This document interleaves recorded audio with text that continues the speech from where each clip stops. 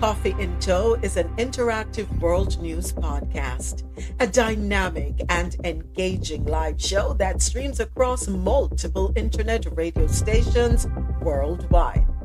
This podcast brings you real-time news updates, in-depth analysis, and interactive discussions on global events, making you a part of the conversation no matter where you are. With a diverse range of expert guests and listener participation, it's your go-to source for staying informed and connected to the world. Coffee in Tow is brought to you in part by Lormel Skin Food. Log on to lormelskinfood.com. Discover the range of natural skincare solutions. Indulge in the radiance of natural and organic beauty with the best natural and organic soap bars, whipped soaps, body butters, and oils. All 100% natural products. Lormel Skin Food for a natural, beautiful you. The world's best coffee from our farms to your cup. It's Grand Coffee House.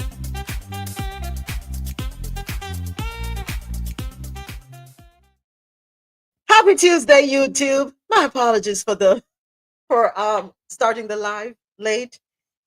Please accept my apologies. I got carried away with the TikTokers and forgot about YouTube. Please forgive me. I come to you humbly seeking forgiveness. Yes, me know you know the office. I know you passed through, and I'm so glad you have your AirPods with you today, Rosolo. All right. What's the weather like over there in Measlestown? Ja, please keep safe over there. What are the temperatures for you, Ja? You're funny. I went to West Texas this weekend and I was like, whoa, I hope everything is going to go fine. The weather right now is in the 50s, but it's supposed to go up to 70 a little later. Okay. A little later. That's not bad. We're sitting at 62 degrees right here in sunny South Florida. You're warmer than we are right now. I don't know where the hell this weather going. But this is not what I signed up for. I signed up for 75 minimum with highs of 100. I'm a tropical baby. Was that tornado anywhere near you yesterday? No, it was more central Florida, Orlando. That Okay. side. So I'm just hoping everyone is safe. Yes. Whatever we lose in terms of houses and stuff, that can always build back. Tough as it may be, inconveniencing as it may be, the tangible those things we can replace, but my biggest concern is people. We don't want nobody, no loss of life. I haven't heard anything about that. Not today. All right. So where is my Pandora? I need to get my Pandora going so I can do my intro properly, right, Ja? I have been slacking, still balancing the scales. It's not slacking. You're just taking your time. Is that what you call it? All right, if you say so. All right, folks, let's go ahead and get the show on the road. It is Tuesday, March 11, 2025. Thank you so much for joining me for Coffee in Tow World News on the Go. 4 hours filled with news from around the world, always great conversation and music. You got to catch the music early. Coffee in Tow streams live weekdays starting at 9 a.m. to 1 p.m. Eastern on QMZRadio.com for quality music while you work or play. JohnNoRadio.com, your non-stop party vibe station, and MadMusicHouse.com for any genre, anytime. And we go live on YouTube starting at 9:30 a.m. Do not forget to subscribe. And we are live on TikTok at 9:15 a.m. My TikTokers, click the link in my bio and subscribe to the Coffee in Tow YouTube channel. We don't know if we gonna have TikTok forever and ever. Amen. things are still up in the air. So just in case, we're no longer here, at least you can find me over there. And also, you're able to catch up on past episodes. Coffee and Toe is brought to you in part by Lormel Skin Food. Head on over to lormelskinfood.com. That's LAURMEL, lormelskinfood.com for a natural, beautiful you. Coffee and Toe is also brought to you in part by Grant Coffee House. Shop today at grantcoffeehouse.com and get 20% off all coffee products. Use the code CoffeeInTow20. All right, and it's that time. I'll get it, Ja. I'll get it. Morning to my co-mods here with me, Rosolo Adesoji Ja. And morning to everyone coming through on TikTok. Don't forget to tap up the screen, share the live, tap up the screen, share the live, tap up the screen. And if you hear any topics that are of interest to you and you'd love to offer your perspective, we invite you to just put your comments in the chat. Don't be afraid to engage with us. We welcome the engagement. All right, morning, AT. Good morning.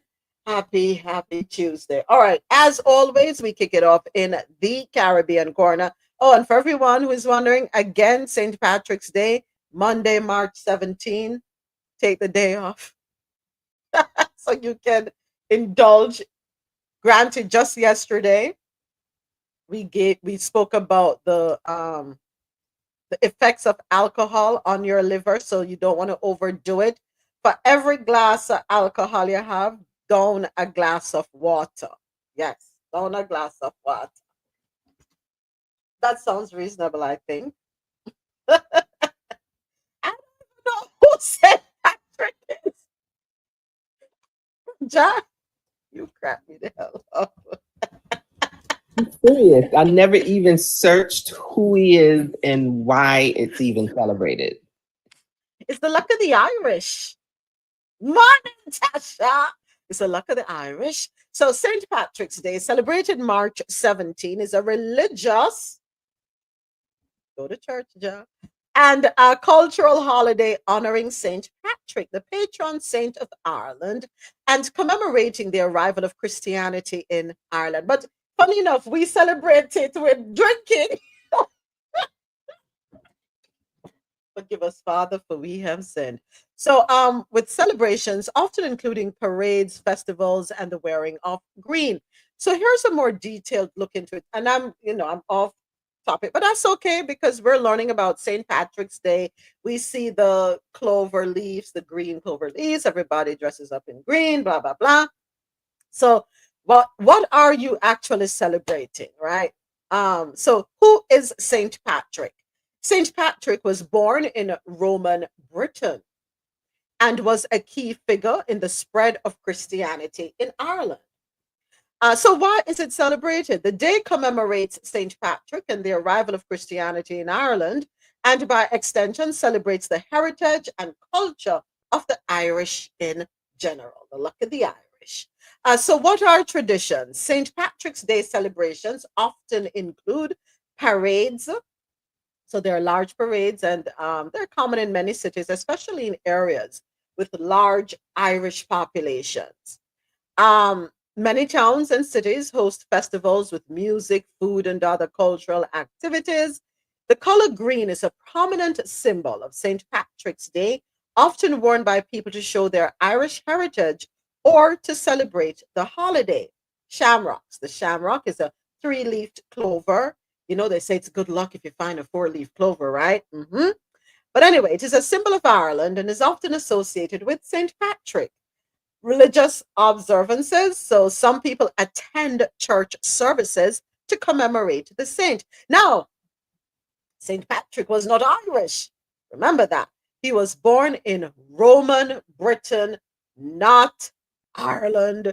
St. Patrick was never canonized. There was no formal canonization process in the 400s, so he was likely proclaimed a saint by popular acclaim. St. Patrick's Day is not, and I repeat, it is not a religious holiday in Ireland. Adesoji, you have the big, I think you have the world's largest library over there in the United Kingdom. Is there any more information we ought to have about St. Patrick being a Roman Briton or Roman Brit? Anything else we need to know about him? Yeah, they all the Brits have a very funny, unique quirk. They don't like foreigners, but yet all their saints are foreigners. The saint for the UK is Saint George. He was actually born in Turkey. Mm-hmm. Saint David was born somewhere on the European continent. So they're weird. They're a weird bunch of people. But hey, they try to outdo each other. So St. Patrick's Day is first, St. David is next, and then you have St. George's. So that's all you need to know. So, Nothing else. and they drink themselves stupid. So it's supposed to be a religious celebration, but here we are getting stupid, drinking what's the drink of choice over there on that day? It's Guinness. So for the Irish is Guinness. For St. George's is usually any British ale. But then even the idea of making beer was not indigenous to Britain. It was actually Spain. So I thought it was Germany. Why did I think it was Germany for no, beer? Germany has a very thriving beer. Or Holland. Yeah. They What have about Holland? Holland too. They have a thriving business a beer, what's it called? Beer festival, the Oktoberfest. That's the German one. Yeah, but people in Jamaica celebrate that because we do have a German population in. Yeah. Okay. There's a town called Germantown. Yeah. Okay. Yeah. Okay. We have a thriving German population in Jamaica community. Yeah. So I mean, it's not something that everybody stops, and the locals who do it celebrate it, but for every other person, it's just a normal Saturday. So you're not okay. By the way, have you gone to look for Claudia? No. I was supposed to be doing that this weekend. Oh, it's this weekend. Yeah, but unfortunately, the traffic in my area, because I overlook the national stadium, so there's going to be a football game this weekend. Lord. Traffic is going to be crazy, so I'll probably have to do it on a Sunday. Why are the Brits so rowdy? Why is the behavior so rowdy like when it comes to soccer? No behavior when it comes to soccer. Because it's very tribal. The game is very tribal. You can find there are families that are split across the lines of football teams, and they don't care for each other when it comes to the football team. Yeah, literally don't care for each other. Lord. You stand over there, I stand here. If you so much as say you grew up supporting, for example, Liverpool, and you ended up playing for Everton, you're ostracized for life. I don't really take it that serious. Oh my God, it's like, I thought we raised you right. What's going on here? So who is your favorite team? Because I know you all have must have over 100 teams over there. Barcelona. Welcome to España, mi amigo. No. I support. That does anger me sometime, but. I support the only socialist club there is in England, and it's Liverpool Football Club. Also happens to be the most successful. Whatever. Barcelona. No. We need to get some Barcelona shirts, Mr. President. The Reds are just full of themselves,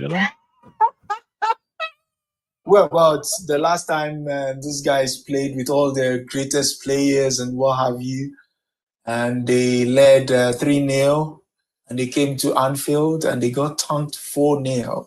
That day is still special. Moments, let's move on with the program. Yeah, I think it's time for us to move on. Yeah, that day is still special. Moments, what did I put in a chat that said it was filtered?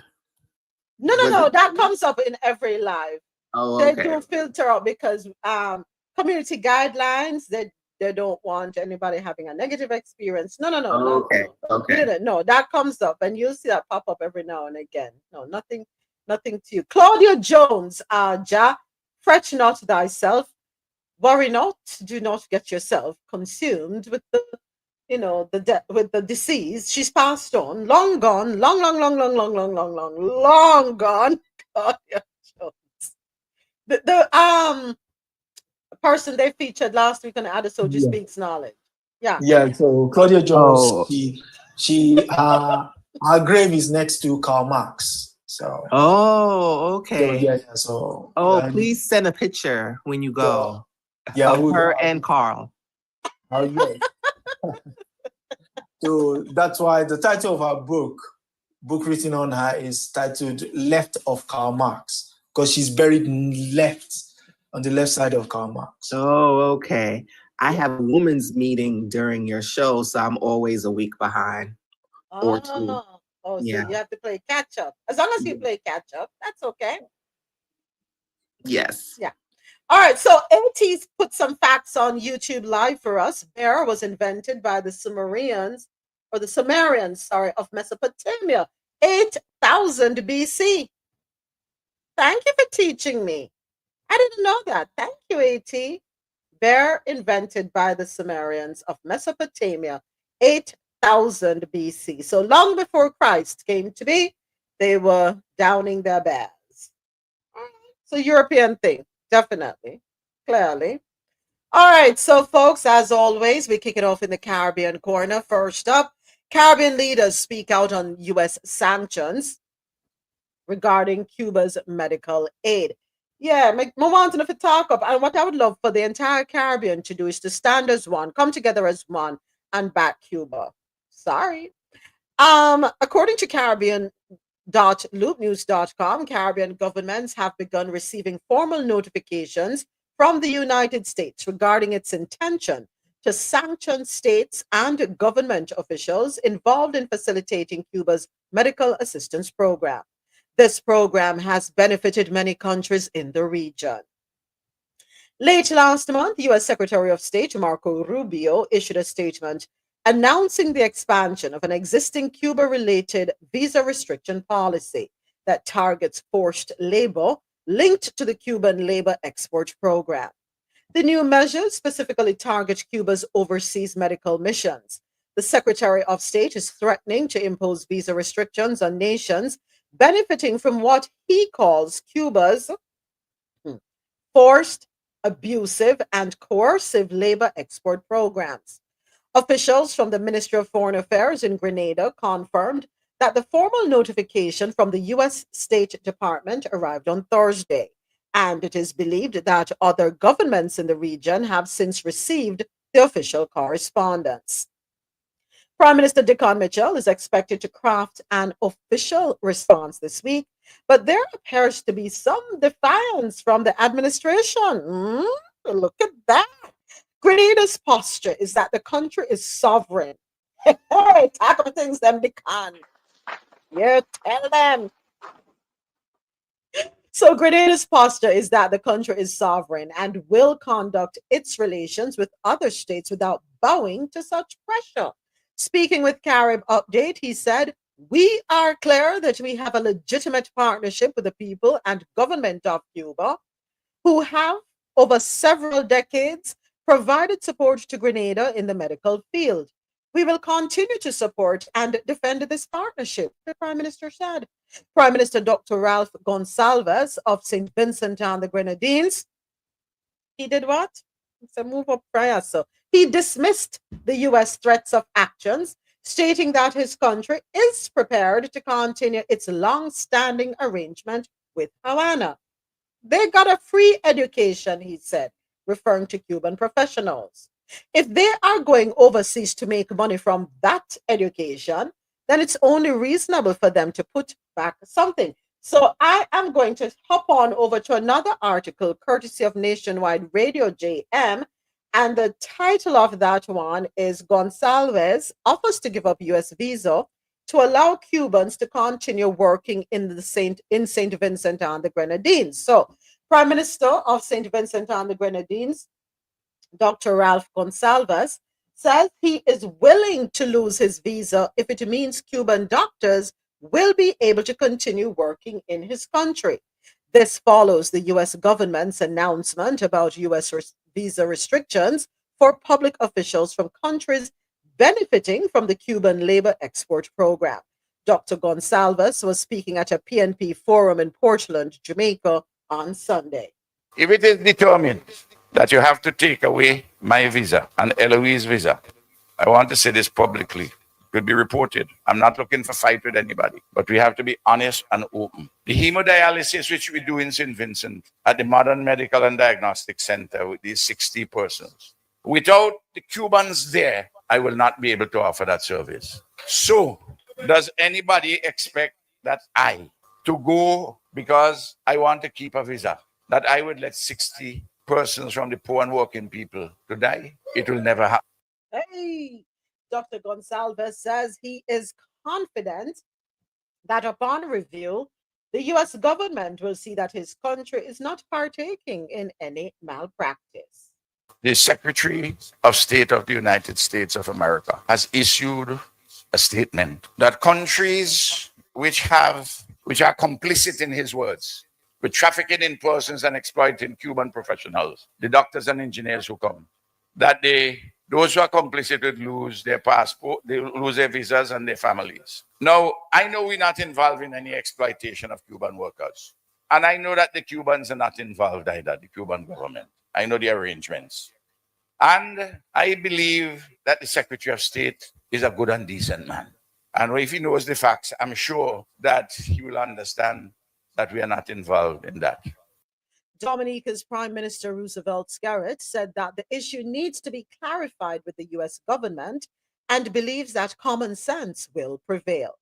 I do not believe that any current health system in the Caribbean can survive without the support of the medical personnel from Cuba. He was expressing optimism that once the US administration is engaged, the issue can be resolved.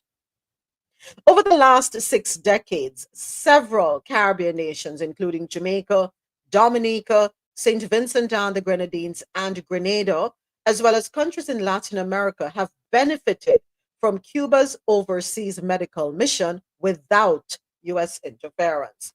According to Rubio's statement, the US had already imposed restrictions on several people, including some Venezuelans. I stand with you, Michelle. I stand with you, Gonsalves. Jamaica. Talk about things that may I listen. What Uno say? What Uno have to say? Can we expect the entire CARICOM community to stand together? Because Cuba, are you going to turn your backs on Cuba?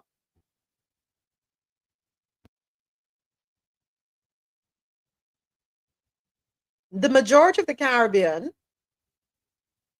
Latin America, some countries in Europe have benefited from the expertise of Cuban medical professionals. There are a lot of Jamaicans, and I think from other Caribbean islands as well, who go to Cuba to study medicine. Well, I think the response from the different head of state has been, appropriate. In some cases, they didn't mean for it. But yeah, if you look at Grenada and Cuba relation, in Maurice Bishop Fidel Castro time, Grenada is like a state in Cuba. Like, we have a very, very good relation. And if you look at the Grenadian public, it's very close to the Cuban people. Mm-hmm. So there's no Grenadian prime minister will come and give up that relationship over a visa. I could guarantee you that. Mm-hmm. You understand? Another thing, I was trying to send you the audio, but it was on Facebook with Ralph responding, and he went in depth to state stuff like, for instance, the Cuban doctors get a free education. Americans, they're saddled with student loans and stuff that they have to pay interest, etc., which essentially is the same. Mm-hmm. So I think unanimously we will have the Caribbean taking a stand against that policy. Mm-hmm. Are you? Yeah. And I hope that they, no matter with the foolishness, Rubio will exercise common sense. And hey, niece, morning, morning. Morning, hon. Morning, everyone. Let me let him finish talking. Okay, you are finished, Mr. President. Yes, I'm finished. Okay, go ahead, niece. Go ahead. I was going to say that, I mean, it's happening right on the heels when they cut off the USAID funding to everyone, including Jamaica, which predominantly the health sector was benefiting immensely from this donation. I'm just disappointed in my country, for example, that knowing that they were getting this funding and never put anything in place to, at some point in time, be prepared for this to be cut off. This is $54 million that was being pumped into the health sector. So that being cut off, and then now them threatening to, retaliation if we use the Cuban doctors, it's a huge blow to the health sector in the Caribbean and more so Jamaica. Hold on, run that figure by me again, niece. What was that figure? And is it was it how that money was over a period of time, or was it one time for the year? It's across several budget periods. That $54 million was across several budget periods. I don't know how many exactly, but that's what they're reporting. So what then do with the money? Good question. Remember, healthcare is quote unquote free in Jamaica. So if you go to the hospitals, a lot of the services are free. Okay. Yeah. A lot of the prescriptions, the medication, as long as you get it from the hospital, it's free. Okay. Yeah. So I guess that there's funding from the Jamaica budget, but also this is being supplemented by the USAID funding. So they have not come out and publicly said how this lack of funding is going to impact the health sector. Chances are they're going to start putting back fees on certain things, but they've not come out and publicly said what's going to be affected. But the decision to target the Cuban thing, I mean, that's a huge blow. Knowing especially since 9/11, is that a trigger word? Lord have mercy. We don't so even know. since that major incident in New York, right, with the towers, the healthcare in the US did not facilitate the first responders. And so a lot of them, when they realized they were getting no help, that's where they went. That is where they went to get medical assistance for all that they ingested into their lungs.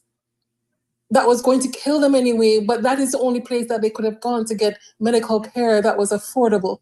There were groups and lobbies that were formed and created to get these people to go down there to get medical care. So it's just very unfortunate that they're seeing it. I don't know. They're saying that they are taking advantage of them, of the Cuban doctors. That is a partnership. It's a partnership because guess what? There's so many blocks against Cuba by the US and by other countries. It's a partnership between Cuba and the rest of the Caribbean. They help. We send them products, they send us services, so it's unfortunate. And the relationship between Jamaica and Cuba goes way, way back. Way back. And it started with the sugar. Remember when a lot of people from Jamaica would go there to work on the sugar plantations, right? Yeah. And there are some Jamaicans who decided to settle there, remain there, and not return to Jamaica. But there has always been a close relationship. I am curious to hear what Dr. Holness is going to say, and that is our Prime Minister, Dr. Andrew Holness. Also, based on what you just mentioned now about the funding that has been pumped into the health sector, I'm waiting then for a statement from Christopher Tufton, Dr. Tufton, to hear because he is the Minister of Health in the Ministry of Health. And I want to hear what he has to say. I want to hear what he has to say. Yeah. Yes. Soji. Want to hear what the statement is going to be, because I'm sure there are many Jamaicans who are concerned. And it is funny that we can sit here on our high horses and talk about how the Cuban government treats the Cubans. Can we take a look in the mirror for a minute? Just let's take a look in the mirror just for a minute. I mean, you're going so far as to ask for a moment of self-reflection. This is a country that decided, you know what, they're going to tank USAID. I mean, the USAID, for all its faults, helped keep the better part of Southern Africa, its main fabric alive. Because there was a time when people were literally dropping like flies from the AIDS pandemic. And when the government of South Africa, respectively that of Tambo Mbeki, decided, you know what, I'm going to go to India, go and get some cheap viral drugs. The United States pharma industry decided they were going to sue them if they did that, because they were essentially going to cut off their money-making schemes. And the US government sided with them. So to the US government trying to, seem much more humane, they came up with the PEFA program. And so the PEFA program then said, okay, you know what, we're going to pay 60% and you pay 40% of the cost of the drugs. So the pharma industry was winning any which way. Africa was still paying for it, but then maybe at a discount. But now you've taken that 60% off for people who are on that vital life support. You've taken that away from them. But the worst part is this. Now you've taken the entire gambit of what the USAID does from everybody, right? Irregardless of what they are. Yeah? But you're now asking them again not to deal with certain people. Are you nuts? Does that make sense?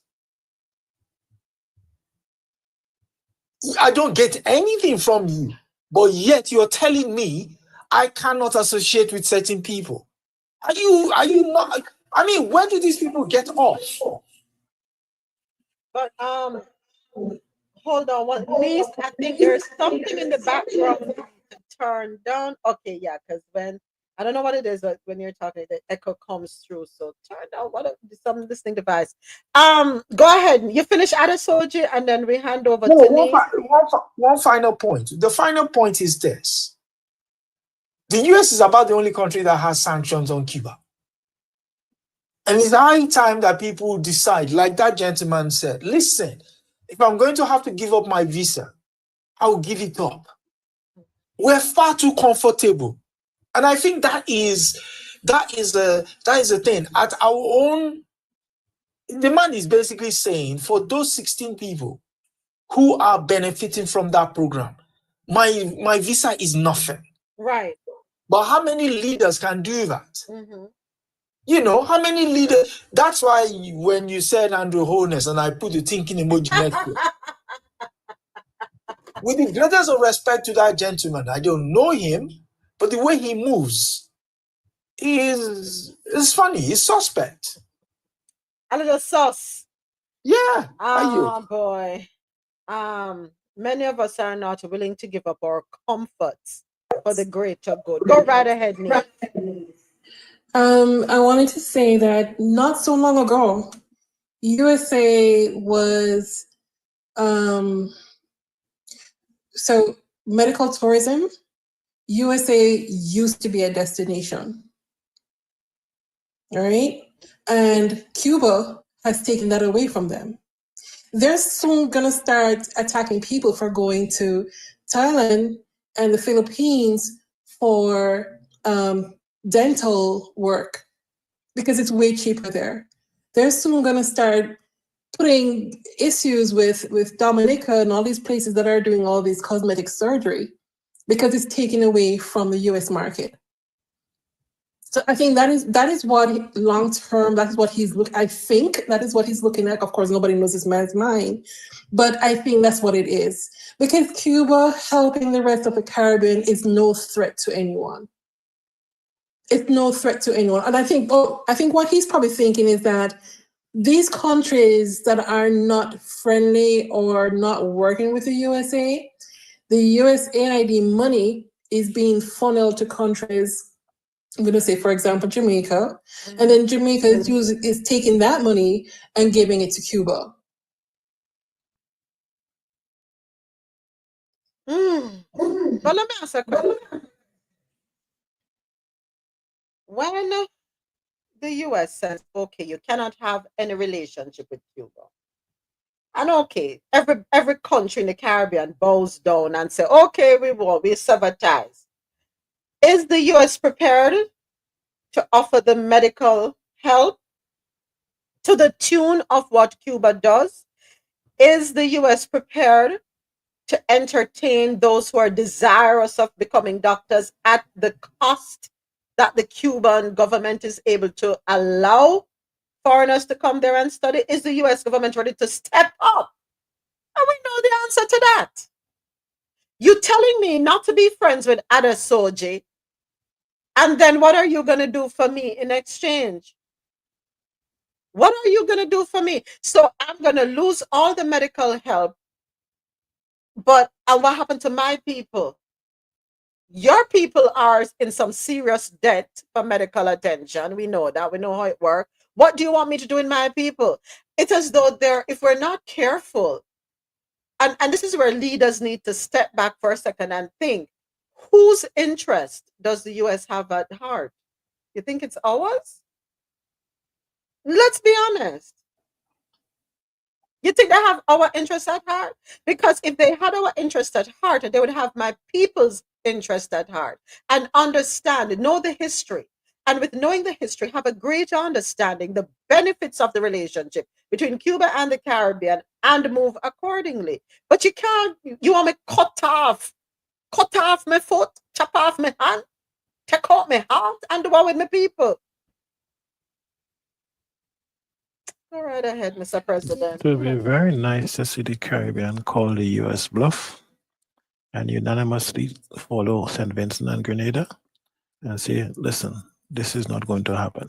As a matter of fact, this is an opportunity for CARICOM to bring Cuba on board and said, okay, we are bringing Cuba is a Caribbean island, is part of the Caribbean. We're fully endorsing and bringing them on board. We will start to do business with them, and the US could, okay, you keep your visas. Keep your visas, put your sanction, and let's see if the US will be willing to put sanction on the entire Caribbean. And while you're at it, start quoting Russia, China, and all of them.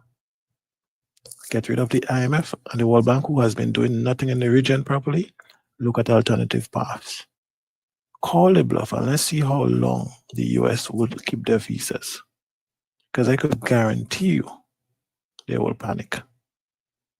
You cannot, the Caribbean is too strategically too important a destination to the US for them to give it up. But oftentimes we do not realize the power we will, and we continue with the hat in hand kind of plantation stuff that we inherited from our colonizers. But it's time we stand up. If the entire Caribbean stand up, the US will bow. All right. So, Mr. President, a question just came to me, and either you or Adesoji may be able to explain it in detail better than I ever will be able to, because my emotions going kick in, and that not serve no purpose. I got a text, and the question in the text is, what is the real history between Cuba and the US? The TikTok version or the long version? The TikTok version.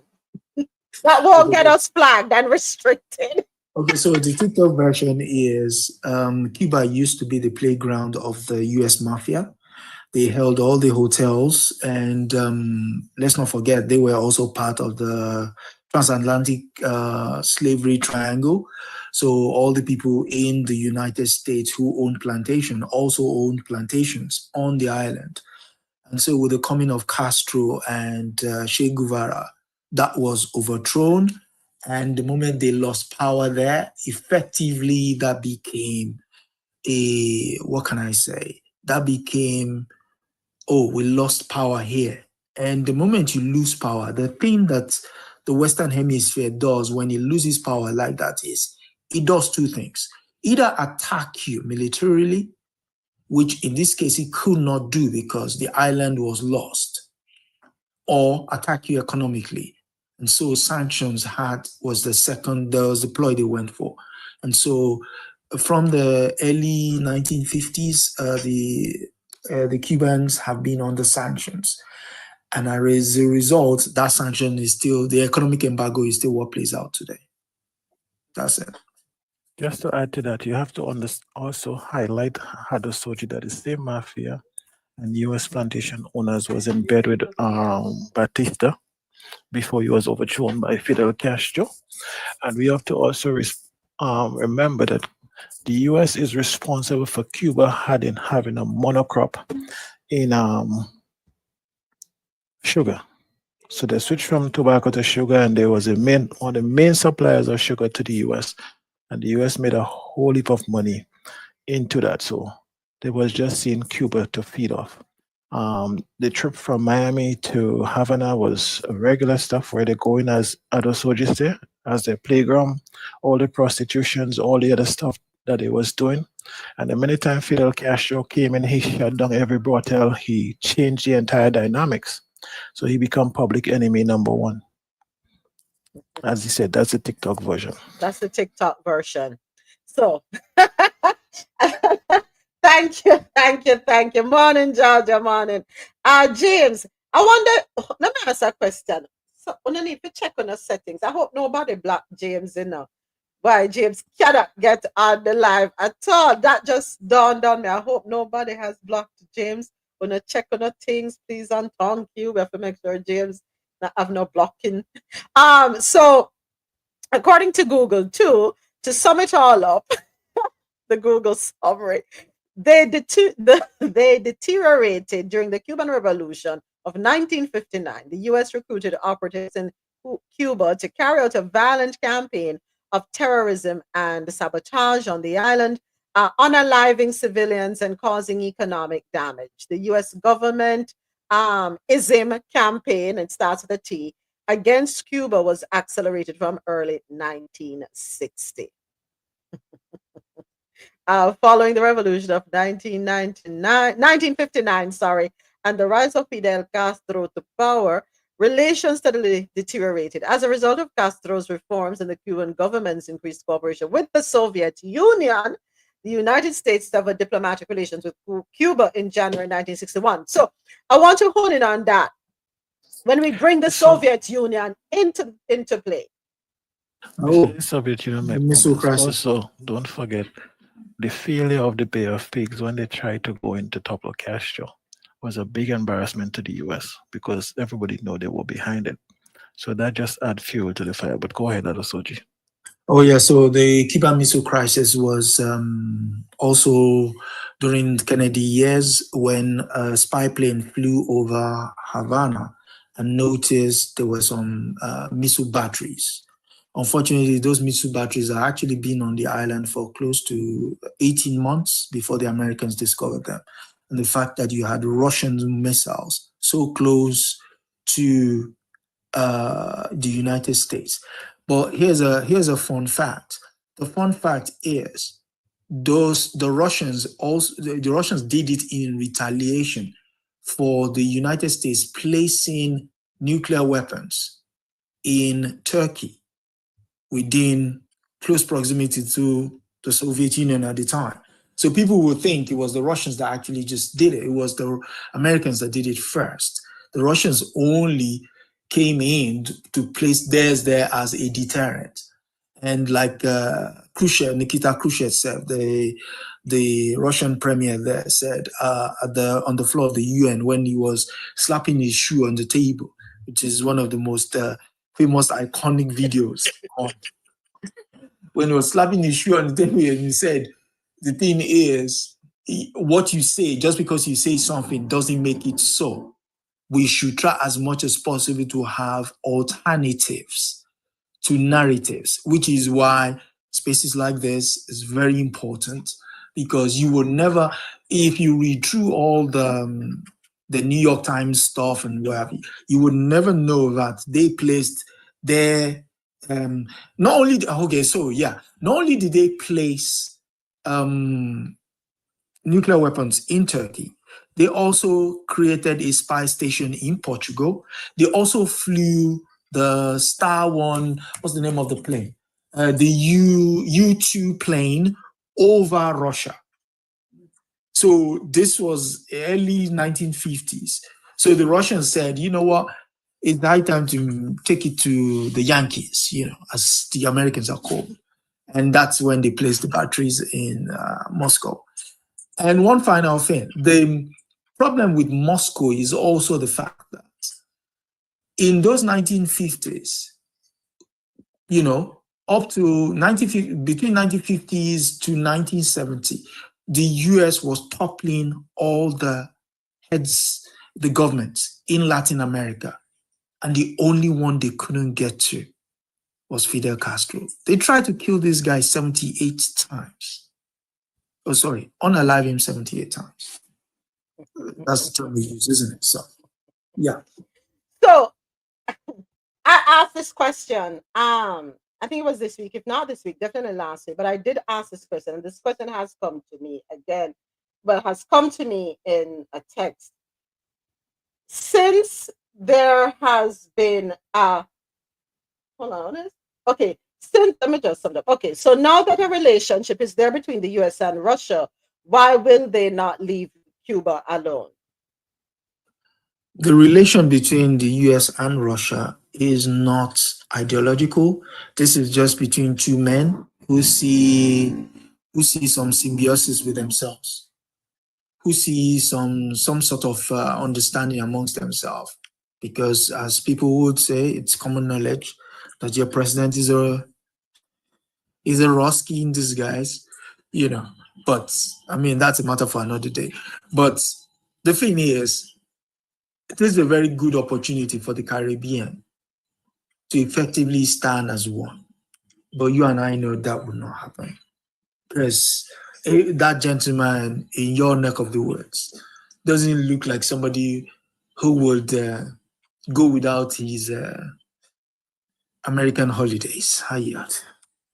So that goes back to a question that Nice put in the chat earlier. Well, let me scroll back up to it. And the question was, will the Caribbean be united? If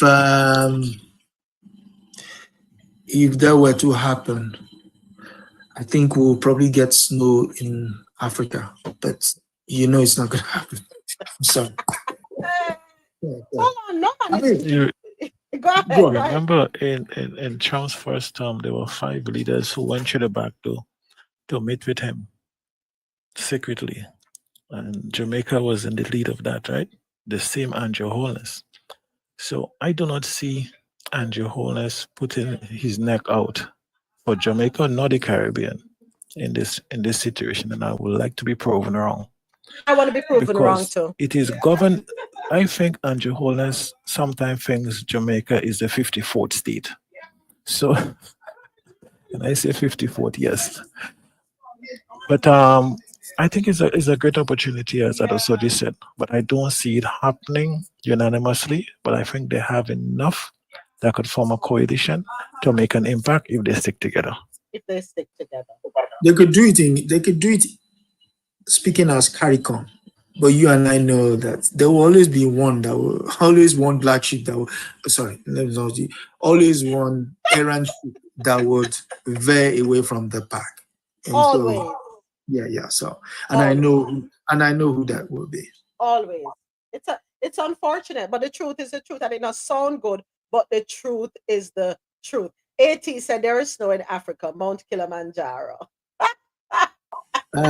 Some will argue that the snow caps have melted to the point where they're barely snow there anymore. So, exactly, global warming. All right, so let's see what will happen. I know Gonsalves, him not care 2 craps. He couldn't care less. And there are others like him. So let us see how this will play out. if the decision and if everyone comes together and agrees, if Marco Rubio will change his outlook. And I will say this, I am disappointed with how Marco Rubio is moving forward. You would think that he would be the perfect bridge to, close the gap when we talk about the relations between Cuba and the US. Barack Obama started it when he was in office. He started it, and you would think, but this mentality we have. I made it, so I'm pulling up the ladder behind me. That's yeah. Go ahead. Go ahead. No, I was gonna say I was you're such a kind soul to think that he will buck the trend. You have seen his political machinations, the way he moves. He doesn't have any political conviction. He doesn't. And truth be told, if if I was supposed to go over a ridge and he was supposed to hold the rope, no, I'd rather jump down that ridge myself, no, not to be pushed by him, because there's this thing about him, this proximity to whiteness, and I think maybe he thinks he is, but again, you see them, the likes of him, the likes of Cruz, the likes of what's the other lady? The lady in the House of Reps. There's just this internalized hatred for themselves. But fortunately, people have to bear. Again, I'll go back to, I would like to leave the last word to that gentleman. Where's his country again? The one with the visa? St. Grenadines? St. Vincent and the Grenadines, SVG. When a leader comes out, not that you heard, but publicly states, my visa, I can willingly give off my visa for my people, protect that guy. I'm sorry. Yeah. Anybody else, I mean, we can, argue, but that gentleman, that's the man of the year for me. Mm-hmm. Yeah. That, believe me, I yield. Thank you. just a quick note, Adesoji, you should remember that Ralph Gonzalez was seen as the up-and-coming or budding juniors to the Fidel Castros. He was close to the Morris Bishop, the Michael Manleys and stuff. So he was literally part of that clique. Mm-hmm. But he was just younger and he wasn't in power at the time. So you have to understand where he's also coming from. I don't see him yielding on something like that. You understand? But I also wanted to highlight to us our attention. If I remember correctly, and I'm speaking subject to correction, Marco Rubio's parents fled Cuba under the same Batista regime. Okay, they came to the America as U.S. As refugees.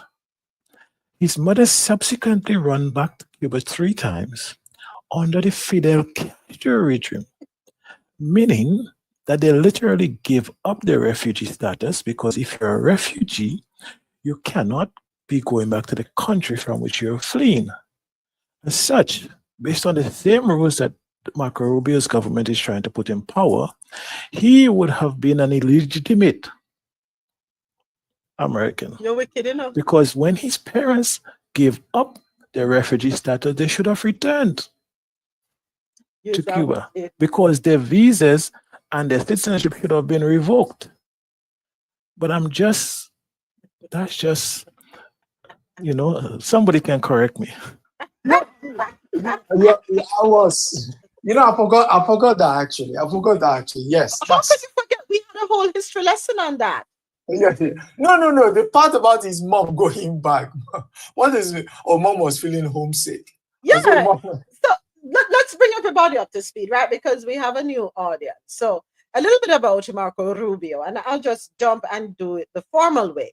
Marco Antonio Rubio, born May 28, 1971, is an American politician, diplomat, and attorney, serving since 2025 as the 72nd United States Secretary of State, acting administrator of USAID, and acting archivist of the United States. A member of the Republican Party, he served as a United States Senator from Florida from 2011 to 2025 and was a candidate for President of the United States in the 2016 Republican primary. So Rubio is a Cuban American from Miami, Florida. After serving as a city commissioner for West Miami in the 1990s, he was elected in 2000 to represent the 111th district in the Florida House of Representatives. Subsequently, he was elected Speaker of the Florida House. He served for 2 years, beginning in November 2006. Upon leaving the Florida legislature in 2008 due to term limits, Rubio taught at FIU, Florida International University, right here in Miami. In a three-way race, Rubio was elected to the U.S. Senate in 2010. In April 2015, he launched a presidential bid. Instead of seeking re-election, he suspended his campaign for the presidency on March 15, 2016, after losing to Uncle Donnie in the Florida Republican primary. He then ran for re-election to the Senate and won a second term. Despite his criticism of Trump, and yes, there are recordings of him heavily criticizing Trump, but you know how it is, just like J.D. Vance. They heavily criticize Trump, but at some point we become lapdogs. But anyway, despite his criticism of Trump during his presidential campaign, Rubio endorsed him before the 2016 general election and was largely supportive of his presidency. Due to his influence on U.S. policy in Latin America during the first Trump administration, he was described as a virtual Secretary of State for Latin America. He's also considered to have been one of Congress's most hawkish members with regard to China and the Chinese Communist Party.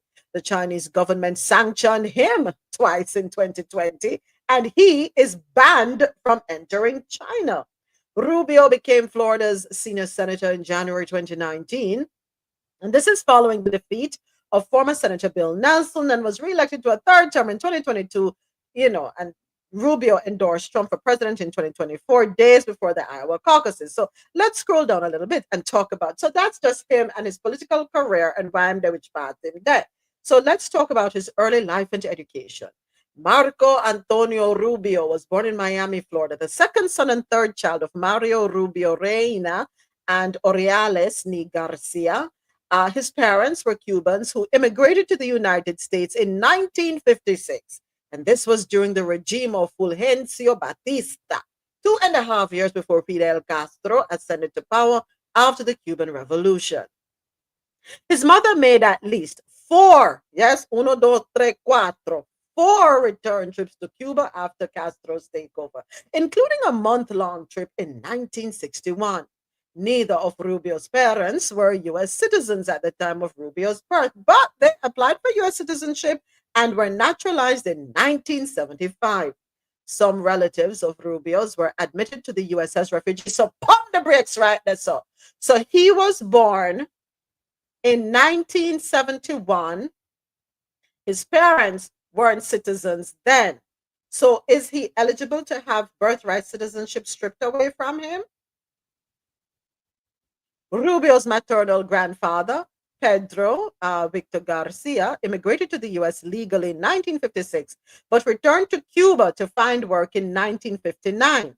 When he fled communist Cuba and returned to the U.S. in 1962 without a visa, he was detained as an undocumented immigrant, and an immigration judge ordered him to be deported. Immigration officials reversed their decision later that day. The deportation order was not enforced, and Garcia was given a legal status of parolee that allowed him to stay in the U.S. Garcia reapplied for permanent resident status in 1969 following passage of the Cuban Adjustment Act, at which point his residency was approved. Rubio enjoyed a close relationship with his grandfather during his childhood. In October 2011, the Washington Post reported that Rubio's previous statement that his parents were forced to leave Cuba in 1959 after Fidel Castro came to power were falsehoods. As noted above, his parents left Cuba in 1956 during the dictatorship of Fulgencio Batista. According to the Post, in Florida, being connected to the post-revolution exile community gives a politician cachet that could never be achieved by someone identified with the pre-Castro exodus, a group sometimes viewed with suspicion. Rubio denied that he had embellished his family history, stating that his public statements about his family were based on family lore. Rubio asserted that his parents intended to return to Cuba in the 1960s. He added that his mother took his two elder siblings back to Cuba in 1961 with the intention of living there permanently. His father remained behind in Miami, wrapping up family's matters, but the nation's move toward communism caused the family to change its plans. Rubio said that the essence of my family's story is why they came to America in the first place and why they had to stay. That's it. Stop right there. So I convene ignorance because it was a story told or passed down from the prior generation. But now that you know, is ICE coming to your home? I yield.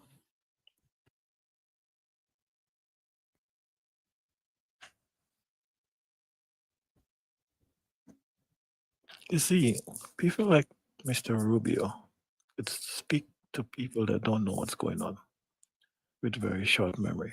It is well documented. And I did not even have to go and pull up an article to remember his history because it has so much hole in his story. He could have been a strainer. And that is what they don't count on. They like to sensationalize things and bring you to this kind of nonsense story that has come up with. And he know who go back and forth freely during Fidel Castro reign. His family was going back and forth freely. Mhm. No one to come and pretend that Fidel Castro is some dictator that wanted to kill them. Like, Rubio, have a seat. And then want to deny people that are coming here for the same reasons that your grandfather, father, and mama came here as well.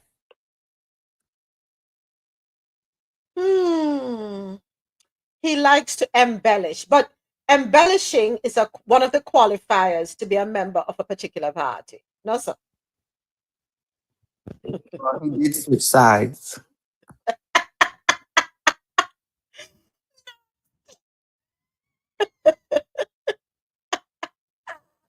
One Caribbean, and you all need to come together and stand together and move together. That's all I'm going to say. That's a requirement on both sides. Yes, Ozzy, yes. By the way, Ozzy, I played your song this morning. I played one of your songs this morning. Miss won't tell you which one. Anyway. CARICOM welcomes Canada's $24.1 million funding for regional development. This article, courtesy of Caribbean.loopnews.com. The Caribbean Community CARICOM has expressed its appreciation for Canada's recent announcement of $24.1 million in funding aimed at promoting social action, empowering women, and advancing human rights and security across the Caribbean region, including in Haiti. The announcement was made by Canada's Minister of International Development, Ahmed Hussein, who highlighted the importance of this funding in supporting regional priorities. This new allocation follows Hussein's earlier announcement of $38 million in funding for several initiatives. And those were discussed at the 48th regular meeting of CARICOM heads of government in February in Barbados. Among the initiatives receiving support are biodiversity governance, gender equality, hurricane recovery efforts, specifically following the devastation of Hurricane Beryl in 2024, and reproductive education. CARICOM has expressed deep appreciation for Canada's ongoing commitment to fostering a strong strategic relationship based on shared values of democracy, human rights, and adherence to the rules-based international order. The partnership also aims to address key regional issues such as trade, security, and climate change. In response to the announcement, CARICOM reaffirmed its commitment to a long-term, vibrant partnership with the Government of Canada, emphasizing the importance of collaboration to advance mutual foreign policy development, and security priorities. Next up, tax relief remains primary expectation for budget presentation. This article, courtesy of Nationwide Radio JM.com, tax relief remains the key expectation as the budget debate opens in the House of Representatives, and that is what is today? Tuesday, yeah, today. Members of both the private and public sectors expect the government to make good on promises not to increase taxes. Similarly, they expect further tax reductions as a key deliverable when Minister of Finance Favour Williams opens the debate. Here is Siobhan Campbell to tell us more. Williams will give better particulars as to the government spending plans. On Tuesday, Minister of Finance Favour Williams will give better particulars as to the government spending plans for the upcoming fiscal year. The $1.3 trillion budget was tabled in the House of Representatives last month. Expectations are high among Jamaicans as this budget will take the government into the next general elections, with polls suggesting a tight and competitive race. President of the Jamaica Chamber of Commerce, Philip Ramson, says the government must stay the course of tax relief. This will not only drive economic development, but also ease the burden on Jamaicans. We had spoken to her on things like the taxes on dividends, that I thought that would be something that they could consider removing. We also spoke to her about reducing some of the duties on some of the industries that really we don't produce stuff here. For example, on clothing, because with the increase of the threshold when you're importing or you're coming into the airport from $500 to $1,000, it put a lot of pressure on some of the brick and mortar businesses. And so that duty that we have on those businesses is currently at 40% for clothing to bring it down. So we're hoping to see some of that. And also really the threshold on income tax, I think, needs to go up as salaries have gone up over the last year. Supporting the call for further tax relief is President of the Jamaica Confederation of Trade Unions, St. Patrice Ennis. However, the JCTU president is also calling on the government to make its intentions clear as to its posture for upcoming wage negotiations.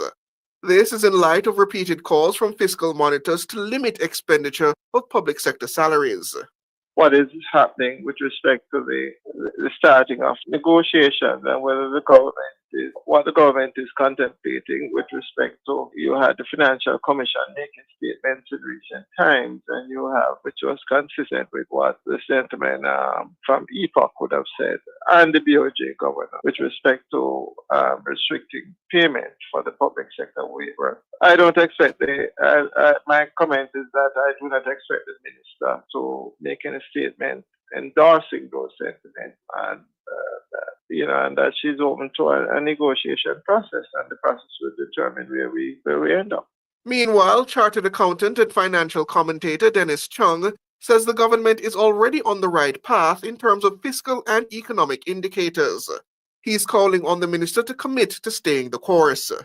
Remember, the Prime Minister would have said that there's not going to be any new taxes this year. So this means the 9th year of no new taxes. No, that's significant. And I think, therefore, once that message is sent, it shows that the message that they might be coming with tomorrow is one that the fiscal discipline has paid off, right? So that they're able to do more things now. We have took the sacrifice. We have gone through the whole fiscal prudence to ensure that the country is in a right place, and now we are starting to see the benefits of.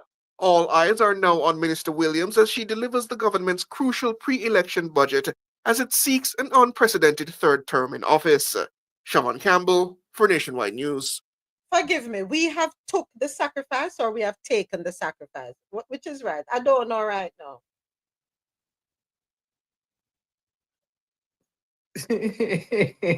Stop it, moment. It was been nice. What am I doing wrong? There are people listening and looking up to them, and if them not going to use the Maybe he was speaking Jamaican English. we have took the sacrifice, but he was so eloquent. I mean, we have took the sacrifice or we have taken the sacrifice. Forgive me. It's the We have taken it. We have taken. But Lord of mercy. Let me behave myself. I have no behavior. Yeah, gonna be impossible. But let us see. That sounds like a good move. No increase in taxes. I'll take that because Lord knows the pressure is getting worse down there. So No. so we have another article out of Jamaica. Anti-Babsy Grange defends development work at Fort Rocky. This article, courtesy of Nationwide Radio JM.com. Yes, me can run my mouth because guess what? When me met my blunder, then me call out myself quick and fast. I mean, laugh at myself. But anyway, never came to be perfect. Culture Minister Olivia Grange says the work being done at Fort Rocky is in alignment with the ministry's efforts to transform the area into an entertainment venue. The minister made the comment amid concerns from the Kingston and St. Andrew Corporation, the St. Andrew Municipal Corporation, the KSAMC, about what it describes as construction activities taking place without its approval. Let's go ahead and take a listen to this article.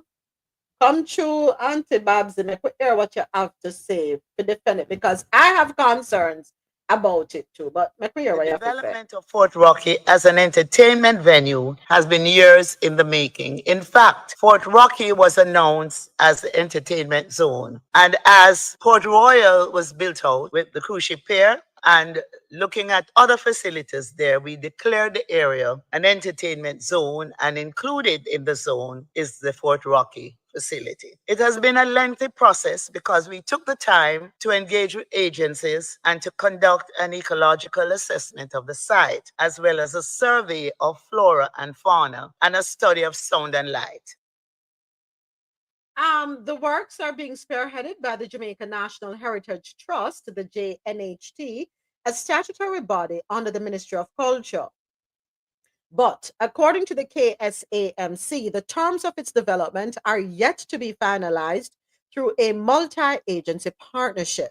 The KSAMC's concerns are supported by the PNP.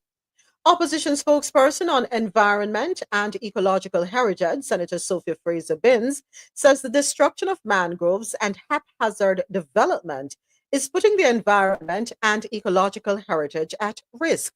Both the KSAMC and the National Environment and Planning Agency have issued enforcement notices on the development.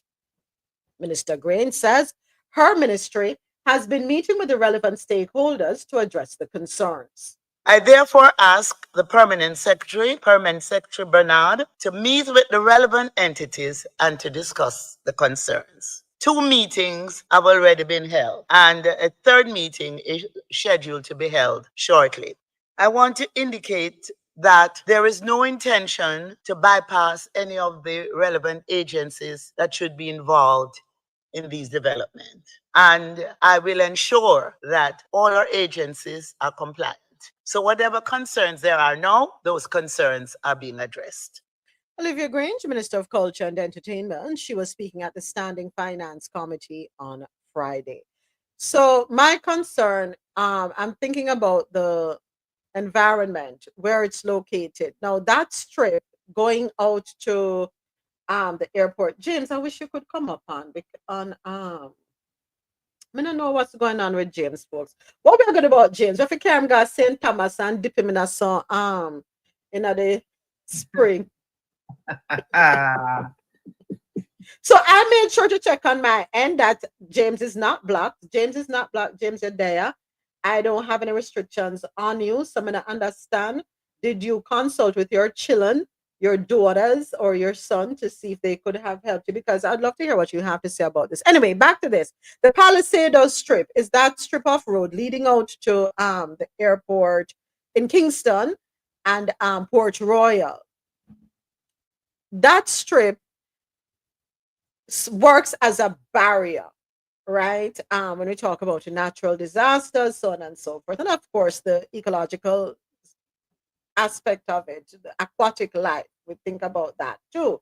Hey, Adriano, So for me, it's important. I saw pictures, I saw images of work being done there, and I'm like, okay, why are we doing this? Why are we interfering and tampering with this area?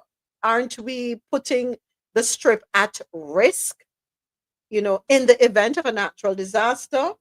So I'm glad to hear that the opposition is speaking out and has concerns. But what's your name? Minister Grange has said that her ministry is meeting with the relevant stakeholders to address the concerns. I want to say what we have done here, Minister Grange, is that we have put the horse before the cart. I think all of these concerns should have been tabled and addressed prior to the start of the work. Okay, that was going to be my question. Before you accept a project, don't you know the full scope of it? Exactly. We tend to be reactive. We're not proactive, and that is something we seem to lack in the public sector. We see it here on full display in the US. We are a reactive group of people. We are not proactive. And if we are proactive, so many things could go right rather than going wrong before we have to right the wrongs, if I'm making sense, right? You engage the community. You put out a statement. Let us know what the plans are going to be. Invite the professionals, the experts. When we talk about environment, engineering, ecological heritage sites, and everything, you get all stakeholders involved.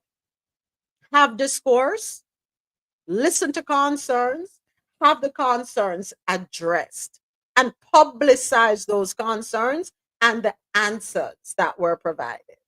All right? You know what? I'm sorry. No, go ahead. Go ahead. Walk back on what I just said, because in my community, they will announce a project that has already been funded, and then they would ask the community to come in and voice the concerns, and then at the end of the meeting, they still approve the project. So you know what? I'm going to even walk back on what I said. No, you don't have to walk back. You don't have to walk back. What you can do is step back and say, okay, we see, the errors of our ways and that we're doing things the wrong way. It's like going behind someone's back and saying, well, me already do it. Us as children, your parents are doing something. Or what we'll do, we never ask them yet to know. We just go do it. And then we face the consequences after. And a lot of times, the decisions and the choices that we make come with consequences. We have to do things the right way. It saves time and it, relays fares. Let me put it that way. All right, next up. Crawford says veteran teachers should get housing and vehicle concessions. This article, courtesy of Nationwide Radio, JM. Opposition spokesperson on education, Senator Damian Crawford, says teachers who have given long years of service in the classroom should benefit from housing and vehicle concessions. This was one of the recommendations he's put forward to help reduce the issue of teacher migration in Jamaica. Let's go ahead and take a listen. We're also going to fight to teach and keep our teachers in the schools. Good teachers are now becoming unavailable, being recruited by the United States and England with wanton disregard for the realities that we face. So much so that we don't even know when they're leaving until school ready to start. And to this point, we have only mentioned that they're leaving without putting a retention plan for teachers to stay. But we feel that it must be easier for a teacher to own a home and a vehicle. And so we will negotiate with the NHT, but also for every 5 years that a teacher remain in the classroom, they will get concession consideration of increasing levels. Speaking at a PNP forum in East Portland on Sunday, the PNP senator put forward other measures he believes could stem the tide of teacher migration. These include student loan forgiveness programs and a centralized recruitment process. And we will also go to the embassies to negotiate a strategy of recruitment that allows us to plan better for the absence of teachers. We have situations, even in Portland, where you have some PE teachers teaching maths class because you don't have a maths teacher. So we must have a system that the recruiter should come to a centralized area to say we are interested in ABC, and we then become prepared for the loss of ABC. But to satisfy that migration, we're going to go into the universities and say to those who graduate, we put in a teach first program. That if you're willing to go in the classroom for the first 2 years after graduation, we will forgive a % of your student loan. Senator Damian Crawford, opposition spokesperson on education. How we feel about that? I'm kind of confused because I understand one aspect of what he's saying, but did you ask your current teachers what is it exactly that they need? Is it just giving them a home? Is what going to keep them there? So that I don't know. All right. But outside of that, without, let us say I shouldn't assume, but let us assume that no consultation was done. What do you think about the proposal? It would be kind of like you're putting a package together, a compensation package together in your private company, and then you put out your ad to recruit employees, right? And you present them with this package should they accept employment. So let us put aside the consultation aspect of it and focus on what he's recommending to help reduce teacher migration. What do you think, Ja? I think it's a good idea. I still feel that the underlying root needs to be addressed. Agreed. I agree. Yes. If you have to put out some feelers and different incentives to get people to come and teach there's nothing wrong with that. Okay. All right. So I know that these three things he mentioned, Ja, are things that would be welcomed by teachers. And we all know that teachers not get much pay in Jamaica. We know that. Concessions, when we talk about vehicles, whether they're going to purchase the vehicle locally or import the vehicle, there needs to be a concession for them. So them can move about, right? Make it easier for them. Housing. I agree. There should be some provision for them for housing. Some concession. Right? Go ahead, Niece. Go right ahead. Hey, I didn't hear the full excerpt from Senator Crawford, but all of what you just mentioned, all of those things are in place. They're schools, they're designated schools in the Caribbean, well, in Jamaica, where as long as you're going to do teaching and nursing, those are either free or they're at a very heavily discounted rate, right? The other thing is that there's a bonding thing that once you finish those schools, you have to be in the teaching system for X amount of years. The next thing is that they do have, just like as with the farmers, if you were a registered farmer, you get heavy concessions on purchasing a vehicle for your farm. It's the same thing, they offer the same thing to the teachers in terms of vehicle and housing. There's one housing development that I know of that it's all teachers. It's all teaching profession persons who are there. And that's in Saint-Anne. I don't know if I'm sure other parishes probably have it too. Is that in Money, please? No. So you know, like that entrance to Dover, like right after that? Yes. That is a teaching benefit community right there. Okay. All right. Yes. So I don't know if all of those things were retracted with the different administrations. They do something different. They veto what the next person, just like what Uncle Donald is doing right now. He's trying to erase everything that the previous presidents did. I don't know if that was the case, why he's saying he's going to do these things, because to the best of my knowledge, these things are already in place.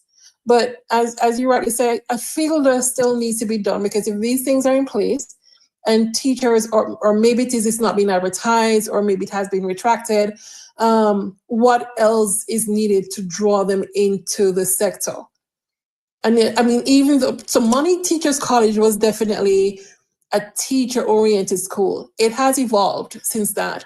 And then, of course, you have Michael, as the name said, Michael Teachers College. That was what that one was all about. If you are not doing certain degrees, certain discipline, you would have to pay. But that was a predominantly school for teachers. And there are others like that. That's because teaching and nursing is such a heavily drained areas. They do have nursing schools and teaching school that is geared towards pulling persons in. Why they have not developed that over the years is I don't know. I can't tell you, because they know that once that bonding is finished, persons are going overseas to hire money. Because yes, they give them all these concessions, but it still can't make them meet their bills on a weekly basis, on a monthly basis. So yeah. So it's interesting that you say you gave us that insight, Niece. Now I know that when you are, I think, at a certain level on the administrative level within the teaching sector, there are certain concessions, but I did not know it was available for everybody. I didn't know it was in place. So thank you for that. Do they have a loan forgiveness program in place? Now that you mentioned what you just mentioned a while ago, I've never heard them say that for the concessions that is specific to certain persons within the sector. So it would be interesting to find out if that's the case. Do they have a loan forgiveness? I've never heard about it. Not saying that it's not there. So maybe they need to get better with the communication of what is being offered once you get into teaching. Same thing for the medical sector, for the doctor. Lost niece.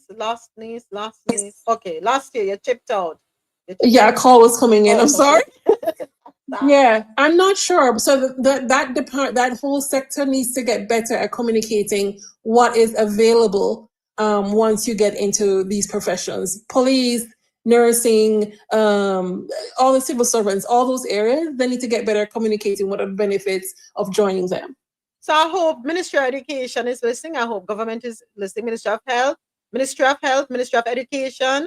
No need for listen. Ministry of Finance, listen, please. And somebody pass on the information. Maybe gonna do.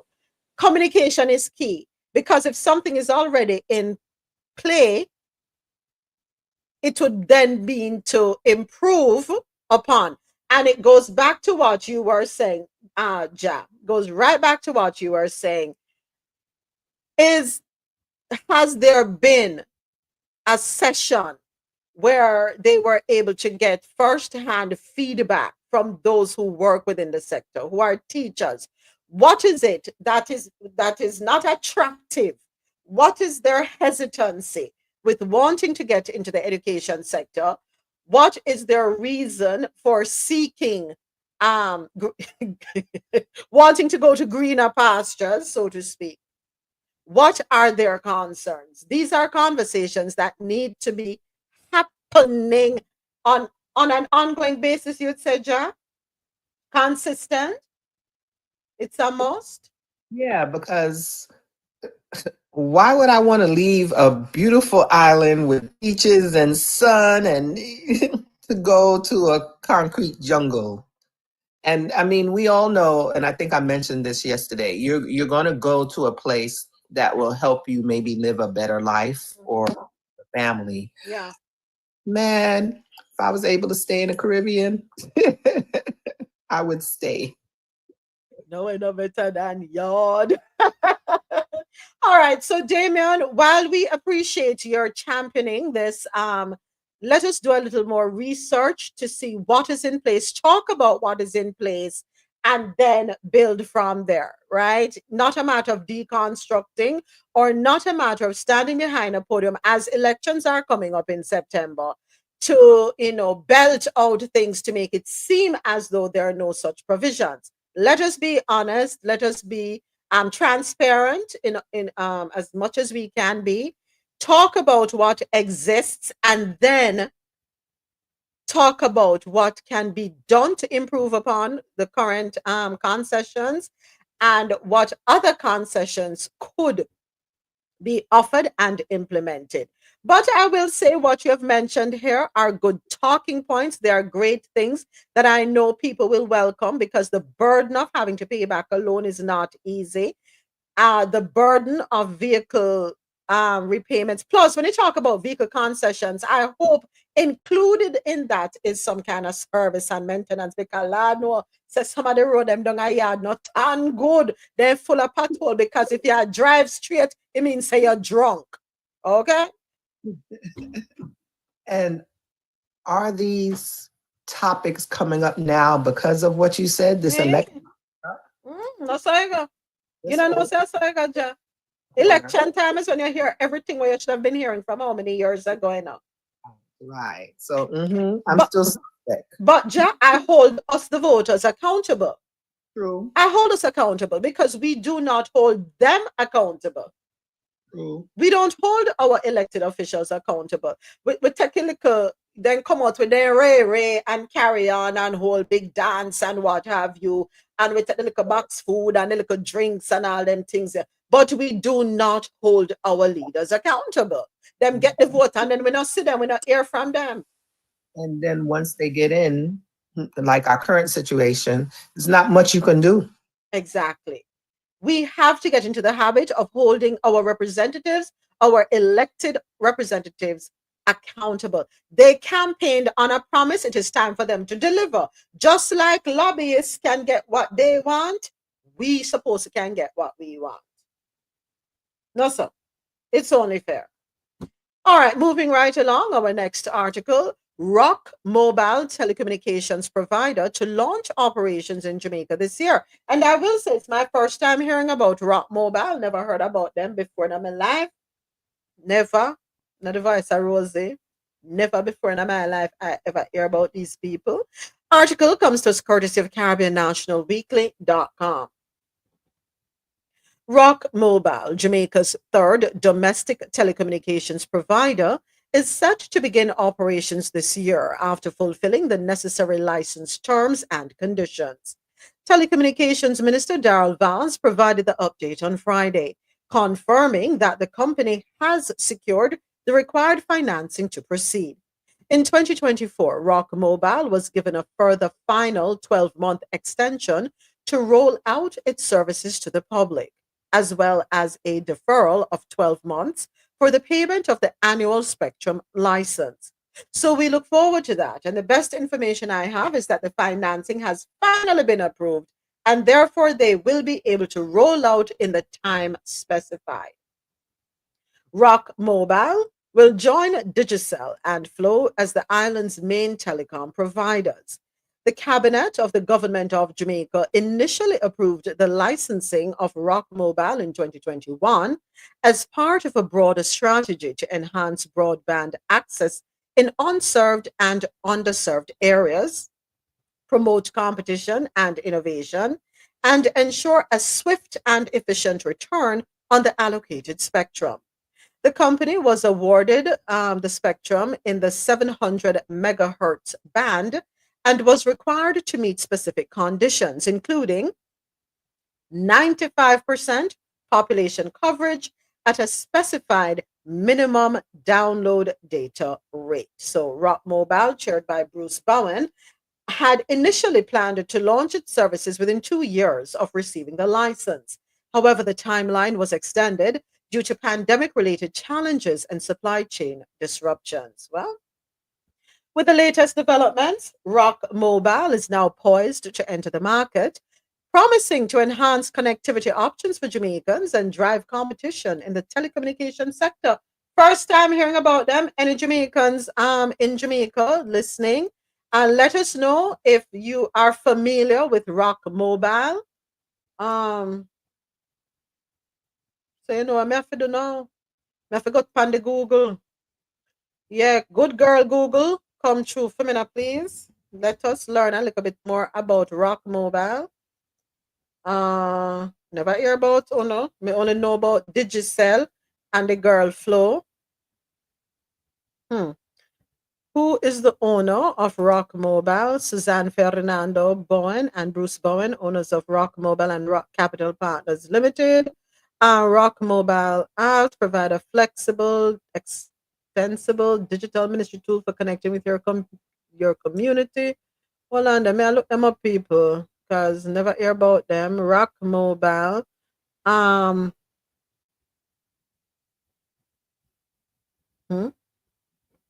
Okay. I guess then about all right. I need to do more research on them.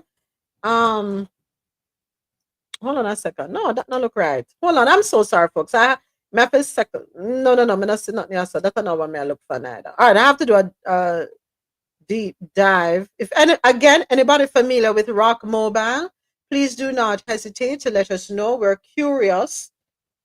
Put it in the chat if you're on TikTok. If you're familiar with Rock Mobile, put it on YouTube if you're familiar with Rock Mobile. Never hear about them in my life. Not to say that I'm questioning their capabilities, because Lord knows Jamaicans need options. If one now serve you, you jump over to another. If that one now go on with itself, we jump over to another one. Jamaica doesn't need that. What they need is another power company. JPS ain't cutting it. Talk about it, Tasha. Talk about it. Don't better get me started on JPS again. I cut them up all the time. Wicked. All right, next. And I think that article is the final one in the Caribbean Corner segment. Coming up now, we have one. How many stories we have in Latin America? We have one article for you in our Latin American segment. Let's go ahead and get into this one. And if I'm not mistaken, I want to believe this is a sound bite. Let me go ahead and pull it up. Land, air, and sea search on the way for college student who is from the U.S. who is missing in the Dominican Republic. Yeah, we don't like the sounds of these things. Article is courtesy of CNN via WSVN out of Miami. Let's go ahead and take a listen. An American college student vanishing while on vacation in the Dominican Republic. And her father is breaking his silence as the days-long search continues. The Night Team's Robin Simmons says the latest. She's in the Plex. Robin. There are so many questions with this case. Could she have been the victim of a kidnapping, a drowning? This young woman who was pursuing a career in the medical field was supposed to be celebrating spring break. Her family is desperate to find her. Authorities in the Dominican Republic are searching for a spring breaker who vanished. University of Pittsburgh student Sudiksha Konanki headed there with 5 other students. The National Police say the 20-year-old was last seen on surveillance cameras Thursday at about 4:15 in the morning in Punta Cana on the beach. Her father now in the Dominican Republic to keep an eye on the search. He said this to ABC News. My daughter said that she's enjoying her trip, spring break, and everything was going okay. And she was really happy. Drones, canine units, helicopters, and boats all involved in the search. Police interviewed the last person to see her, a man in his 20s staying behind on the beach after Konanki's friends left just before 6 in the morning Thursday. But according to reports, his story has shifted at least 3 times. Because she's a Loudoun County resident, and we want to make sure that we don't leave any stone unturned. The sheriff has been working with local law enforcement as well as U.S. agencies like the FBI and DEA. The college junior was born in India, but she's a permanent U.S. resident. Her family calling Virginia home since 2006. A spokesperson for the University of Pittsburgh says they're offering their full support in the effort to find her and bring her home safely. Students returning from spring break expressing concern. It was just shocking. It's like very frightening. I honestly didn't know how to process it because I didn't know her personally. But I just imagine that like being my own friend. And while the search continues at a resort that offers a tropical escape for visitors, one family is here living an absolute nightmare. Nobody has found her. We don't know where she is. They've done an exhaustive search, as you can tell, with helicopters, boats, drones, you name it. They have everything out there. He talked about some of those resources. The Dominican Republic has the Army, the Navy, the Air Force working on this. They're also re-interviewing potential witnesses, but at this point, they do not consider that man last seen with Kanakia a suspect. Live in the Newsplex, Robin Simmons, 7 News 19. Moments. Yeah, so the last article was Caribbean National Weekly, Jack. Okay. And Denise put in the chat, Rock Mobile owners Patrick Hendrick and John Paul de Hora, Paul Mitchell Hair Products and Patron. Tequila! Go ahead, Jack. Sorry. Thank you, niece. Just this weekend, I was having a conversation with some sisters, and we were expressing how young ladies, women, nowadays, somehow the lookout for each other has waned. There was no time back in the day that if I went somewhere with my crew, that you were left alone. It didn't matter if he was the most gorgeous man on earth. You know what? He gonna see you tomorrow. We're not gonna leave alone with anyone. You not ready to leave the party? Too bad. We ready to go. Let's go. She go down there with. And if her friends left her, I feel sorry for that mentality because we never had that back in the day. I yield. Yeah. I agree, Josh. So let me go back to the article here. So she was last seen on surveillance camera with 7 other people entering the beach at the Rio Republica Hotel in Punta Cana after 4:15 a.m. Thursday morning. Before heading to the beach, surveillance footage shows the group of Americans, Konaki, 5 other women, and 2 men, had been drinking in the hotel's lobby around 3 a.m.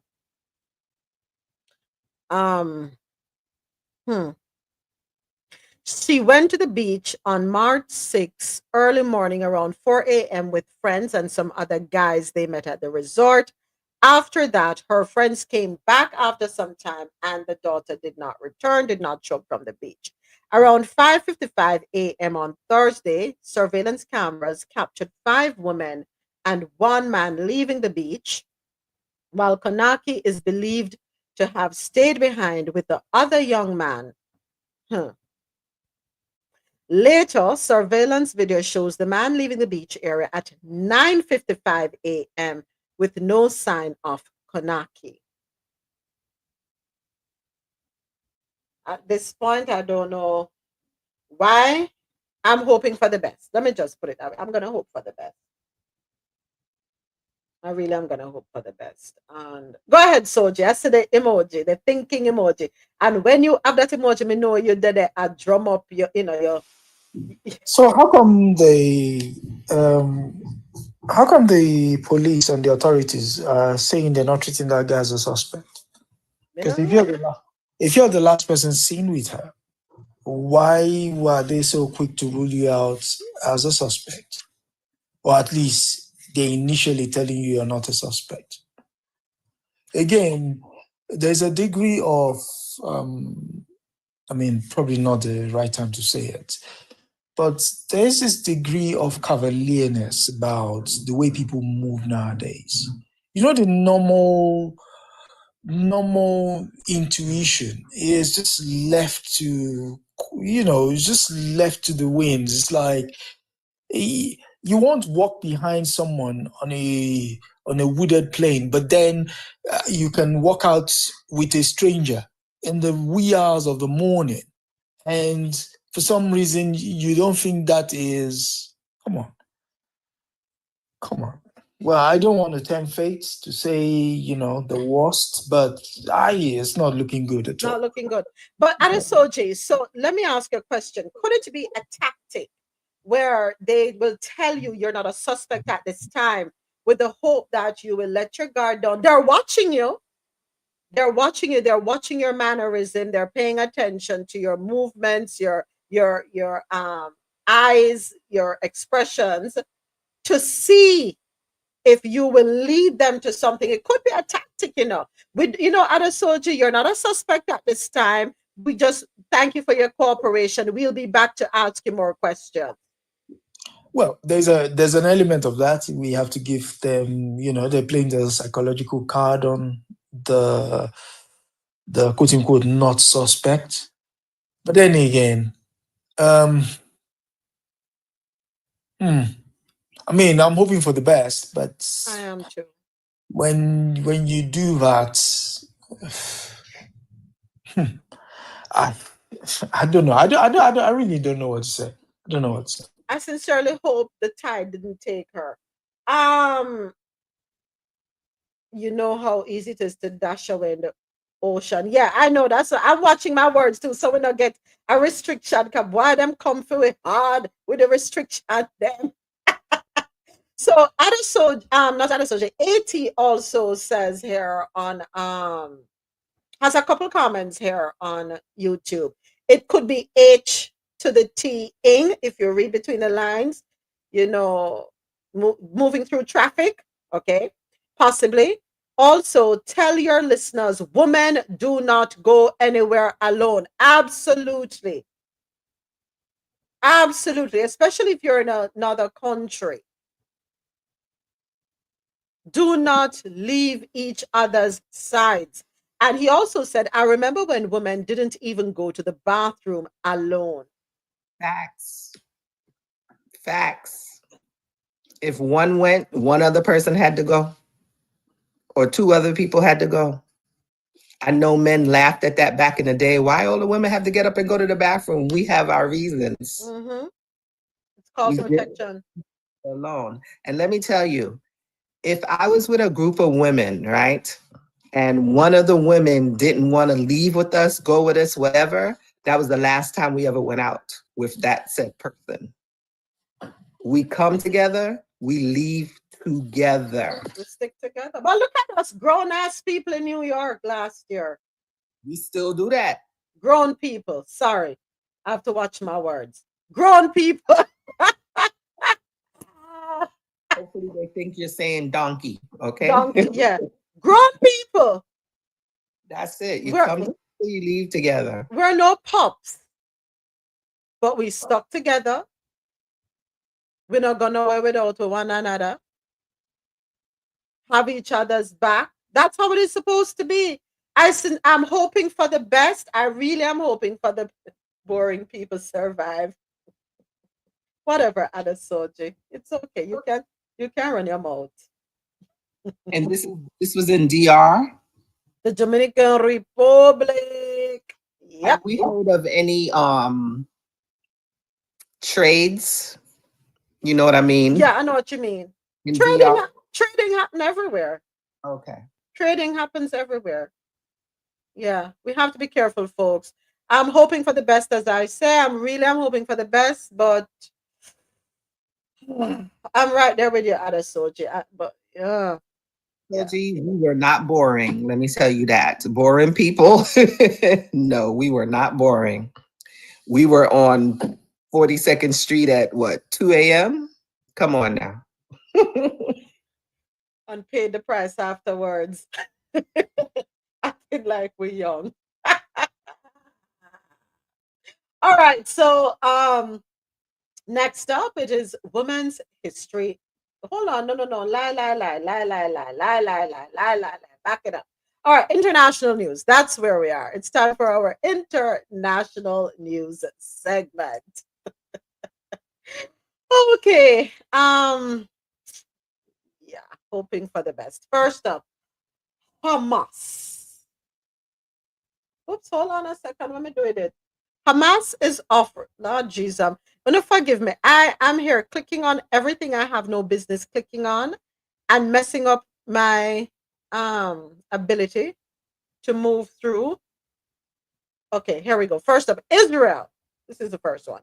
Israel cuts off electricity supply to Gaza, affecting a desalination plant. Yeah, Producing drinking water. Let's listen to this one, courtesy of WSVN via the APnews.com. Looking for your next You perfect see, ride? that's why I have to mess with things now because I know. Oh, sorry, I pulled up the wrong one. Hold on, let's go. Yeah, I have to wait for the ad to finish out here. Bear with me. Let's go. Just in a delegation to Qatar today to push ceasefire negotiations in the Gaza Strip. Yeah, this comes as Israel faces backlash for cutting off more essential aid to Palestinians. Sue Gussman reports.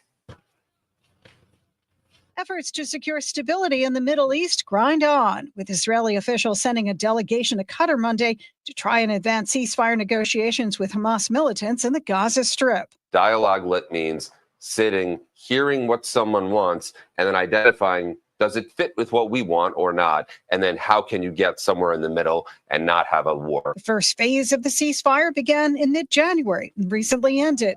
It saw the release of more than 24 hostages taken from Israel in exchange for hundreds of Palestinian prisoners. The talks to promote a second phase have stalled. Israeli officials want Hamas to release half of the remaining hostages and extend the first phase of the deal. Hamas is calling for a full Israeli withdrawal from the territory. We will employ all the tools available to us so that all the hostages will return. On Sunday, Israel ordered electricity be cut off from Gaza, move coming a week after officials also stopped the flow of critical food and medical supplies into the region.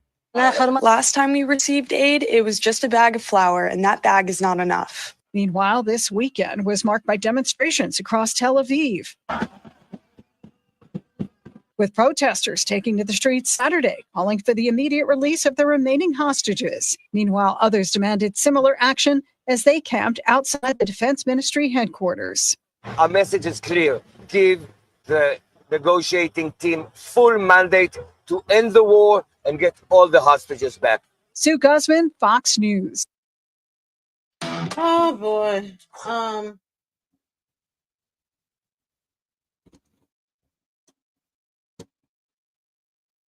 End the war.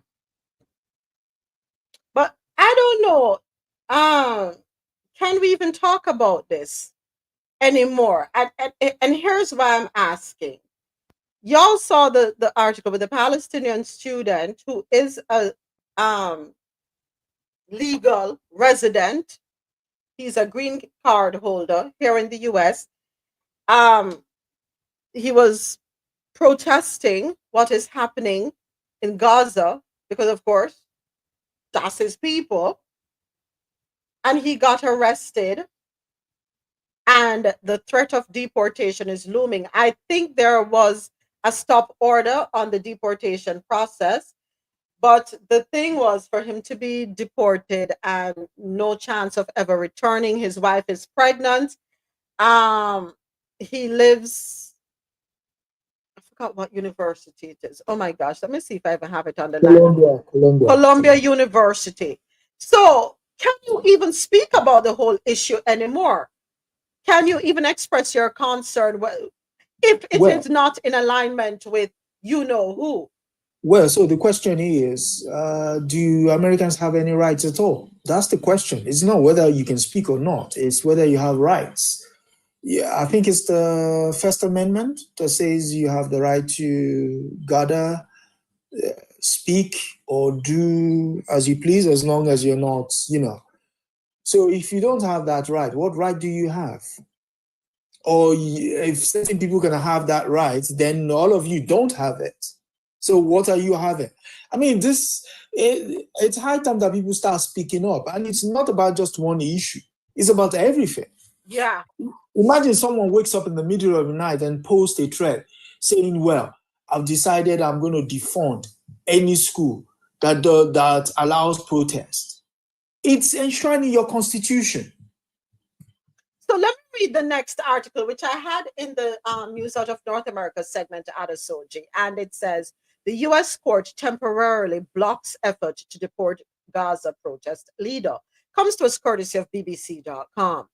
So a federal judge has temporarily blocked the Trump administration's attempt to deport Palestinian activist Mahmoud Khalil, who was arrested over the weekend by immigration agents. Mr. Khalil, a Columbia University graduate and permanent U.S. resident, played a key role in last year's Gaza Wars protests at the Ivy League campus in New York City.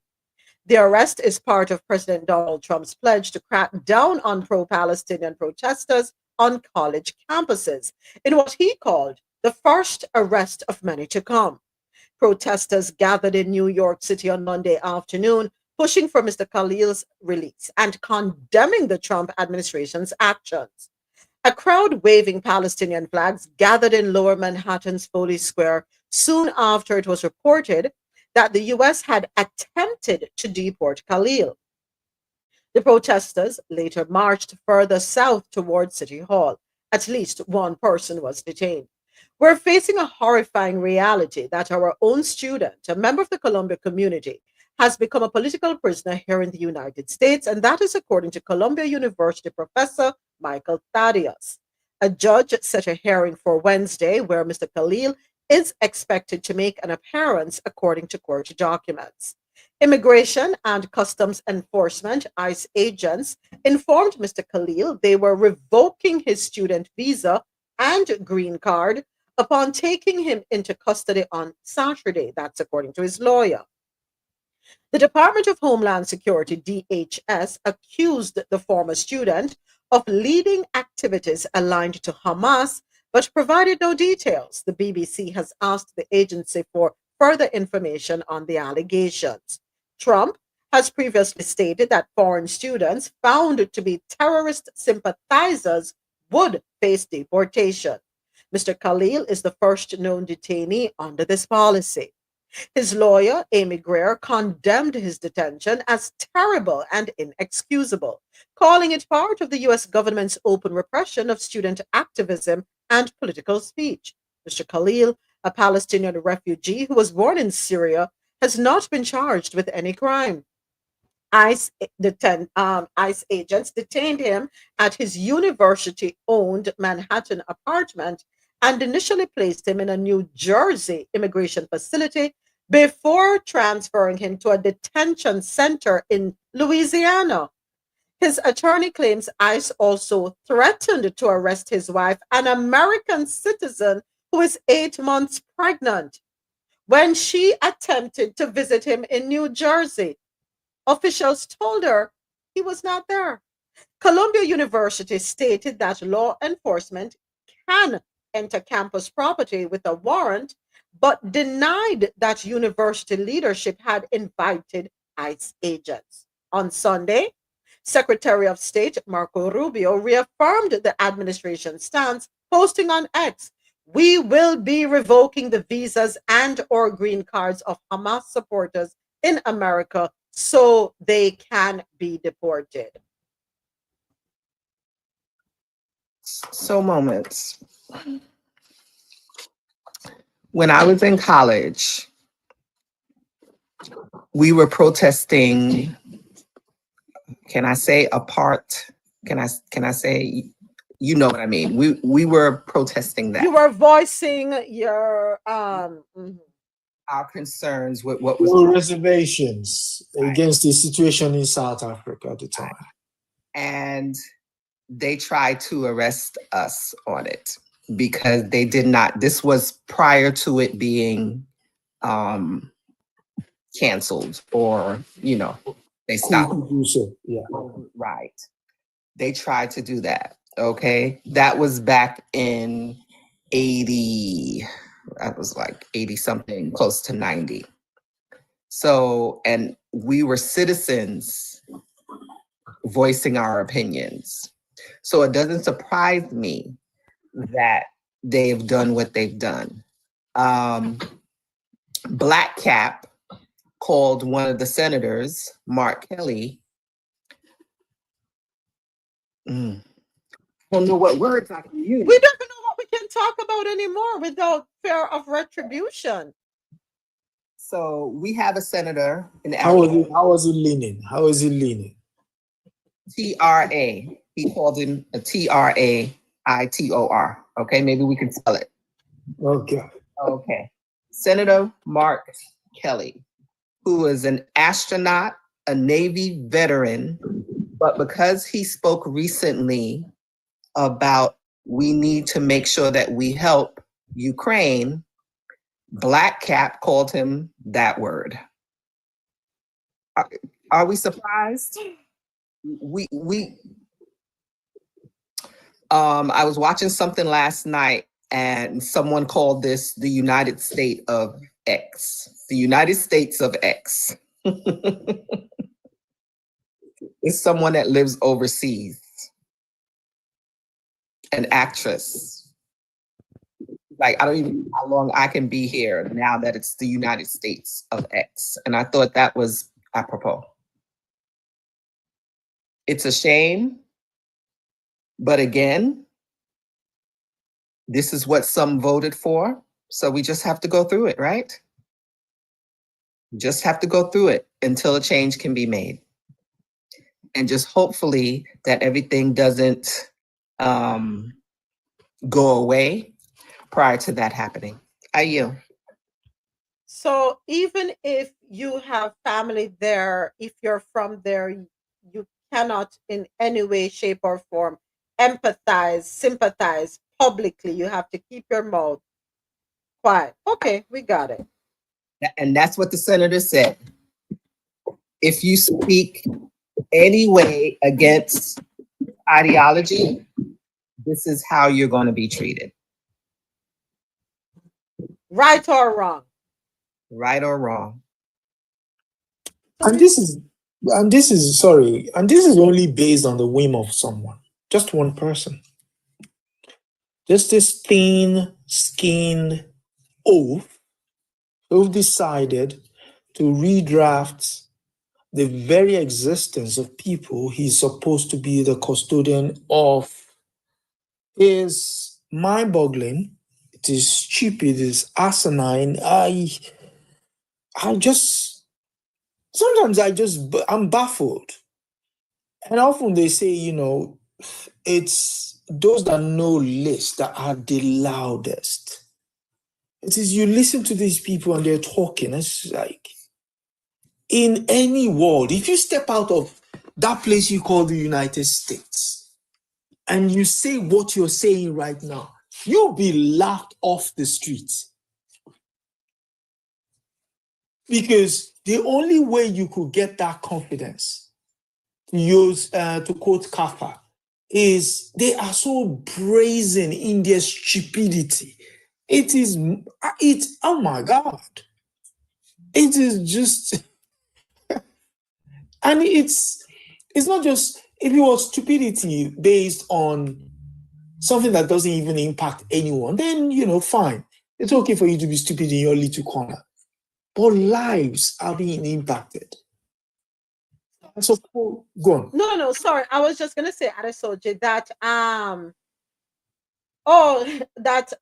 AT put a comment on YouTube, but I don't even know if I can read it. It's a very good comment, but I don't know if I can read it.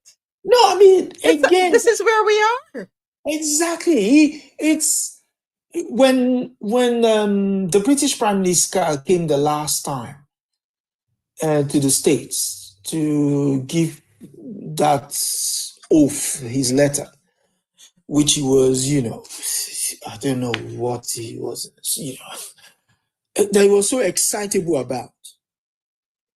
His toady next to him said, you should also ensure that the rights to speak of Britons are not infringed upon. First and foremost, you don't know the person you're talking to. You don't know anything about the place you're talking about, but you're talking. First, the guy is a human rights lawyer. He was a human rights judge at the ICJ, right? And two, the Magna Carta, 1248, that formed the bedrock of your right to speech, your right to association, was formed off that document. There's a place in London, it's called the Hyde Park Corner. If you go there on a Sunday, between the hours of 9 and 6 in the evening. If you want to abuse King Charles's mom, you're free to do so. No one would bat an eyelid. In fact, they will cheer you on. That we love your brand of crazy and speak more. There is literally in that corner, and that corner is huge. In that corner, you could literally discuss any subject matter, including religion. There. You can go to, it's a debate corner. So you debate your chops.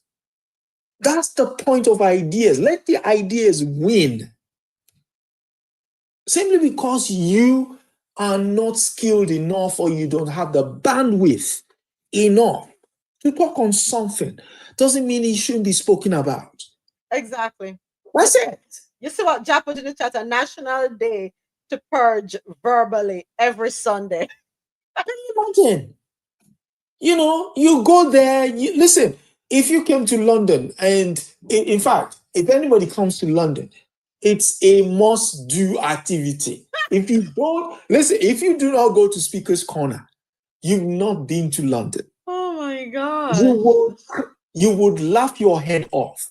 There are people who will come dressed up as Victorians, top hats, big flary skirts, and they're talking about, yes, yeah, and they're talking about taking England back to those golden age. And you will feel, and they will argue their point. Yeah. And people will tell you, no, that's not the case. There are people who will argue. I mean, what's the most bizarre one I've seen there? The most bizarre one was a black guy in top hat saying he wasn't black, that he was white. Listen, oh my God, you would marvel. Ask anybody, when you come to London, ask them to take you to Speaker's Corner on a Sunday. On a Sunday, yeah, the closest place you can, on the train, so that you don't work, you get off at Marble Arch. You come out of Marble Arch, you will see Hyde Park Corner. Once you come out, you will see them. You can't miss it. In fact, from that 9 o'clock, you start hearing high-pitched voices, screaming, shouting. They're making their point. The police are there, but they're not there in uniform. And people can literally speak. They can freely. Yeah. So that is why the mind boggles when the toady, your number 2, was saying, oh, people need to guide their speech. No. That's not how we roll here. So, Niece put in the chat, that's why we have food and alcohol fest and soca fest. Listen, yeah, we have these festivals to release, to let go, to decompress. However, the unfortunate part about it is that once we walk away from these festivals that serve as distractions from reality, right? Guess what? We have not had the opportunity to vent. So now we have to start venting in our liming sessions. When the soca music play, a group of us get together in a corner and just let it all out how we feel. You can't record it because God forbid you record it and post it. Problem. Oh, and we do not want problem. I beg. We don't want problem. But this is getting ridiculous. So we just keep it moving. We read the articles that are provided to us, courtesy of the media. But before I move on, it is 13 minutes before the top of the hour. Want to say thank you to everyone listening on QMZRadio.com, JanoRadio.com, MadMusicHouse.com. Thank you to all of you here with me on YouTube. If you haven't subscribed, please go ahead and do so. Like, share, leave your comments. We like the engagement. And thank you to everyone here with me on TikTok Live. If you have not yet followed us, hit that follow button. Also, click the link in our bio to subscribe to the Coffee Into YouTube channel. You know, we don't know what's going to happen with TikTok in a few months. Everything is still up in the air, but just in case we lose TikTok, at least we'll be on YouTube. So go ahead and hit that subscribe button. And don't forget to, you know, turn on your notification also. All right, next up, Hamas is offering a truce with Israel for 5 to 10 years. I have concerns with this, but let's go ahead and take a listen to this article. President Trump's hostage affairs envoy has explained his choice to hold direct talks with Hamas. Adam Bowler spoke on CNN yesterday. The reality is what I wanted to do is jumpstart some negotiations that were in a very fragile place. And I wanted to say to Hamas, what is the end game that you want here? NPR's Daniel Estrin has been listening to this and covering other aspects of the story. He's in Tel Aviv. Hey there, Daniel. Good morning, Steve. So what do you learn from Bowler's TV appearances? Well, he offered some extraordinary details about what went on behind closed doors with Hamas. He said they didn't just talk about a hostage prisoner exchange, they spoke about the future, with Hamas suggesting a 5 to 10 year truce with Israel, the U.S. ensuring no Hamas tunnels or military activity in Gaza, that Hamas would not be involved in governing Gaza. Steve, this is the first time we've heard specifics from inside the negotiating room about Hamas laying down its arms. Wow, that's really interesting, and certainly more interesting than some of the strange write-ups of the CNN appearance. There were social media posts, actual news stories suggesting that Bowler called Hamas pretty nice guys. So I went and watched the video. It doesn't show him calling Hamas nice guys. He says maybe the Israelis might have feared that he would find them to be pretty nice guys. The real story there is that Israel was concerned that he reached out to Hamas for direct talks. So where does Israel stand about all this? That's right. A main confidant of Prime Minister Benjamin Netanyahu was upset and called Adam Bowler and said, what were you doing with these direct talks? This breaks with previous U.S. policy because the U.S. classifies Hamas as a terror group. Bowler, in his interviews, tried to defend why he did meet directly with Hamas. He wanted to jumpstart the talks. You have to understand it's a very uncertain moment in Israel now. There is no real agreement on a ceasefire. And there's a lot of right-wing pressure to return to war. So you see Israel taking steps to look tough on Gaza and to appease the right-wing public. By doing what? Well, one step is that they've announced a cut of electricity to a desalination plant in Gaza, providing drinking water. This has limited effect because actually Israel has cut electricity to Gaza since the beginning of the war, mostly. And so now this plant will have to work on generators. And you have to understand fuel is in short supply. Israel is restricting fuel now. So that does make a difference. And then also at the Israeli parliament, we attended yesterday a hearing about Palestinian emigration from Gaza. Now, this is not happening now, but it is something that Israel wants to see happen. They've reached out to countries to try to take in Gazans. This was an attempt to breathe life into an idea that Trump himself raised several weeks ago. It's interesting to hear all this, Daniel, because we just heard the U.S. envoy was asking Hamas, what is your end game? Where do you want this to go? That is the same question U.S. officials have asked for a couple of years now of Israelis. Without really an answer coming back too clearly. So where do the talks go now? Yeah, that's right. Well, the talks really are focused on the next weeks and what's going to happen with the hostage prisoner exchange. Israel, Hamas, and the U.S. are going to be holding talks in the coming days in Qatar. These are the most serious talks since President Trump took office. An official familiar with the matter told me that a new ceasefire deal could be coming in the coming weeks. An Egyptian official tells us there's a proposal on the table for a 2-month ceasefire with American hostages released first.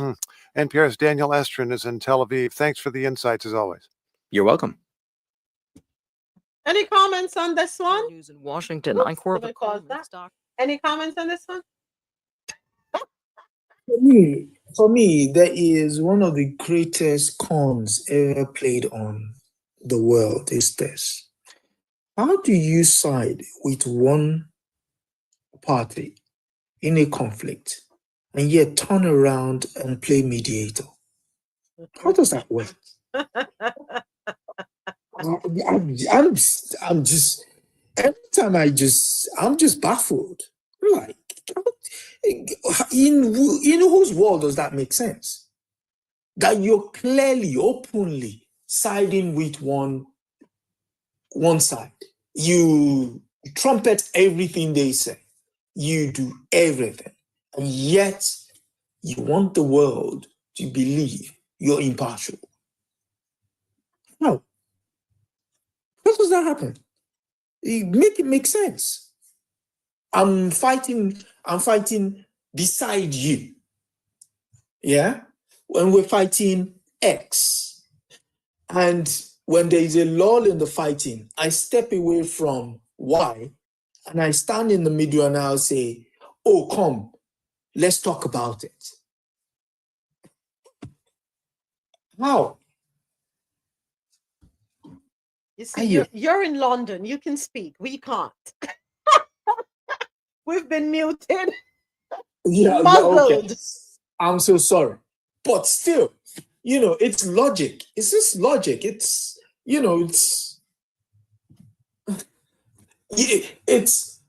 oh God. It's just baffling.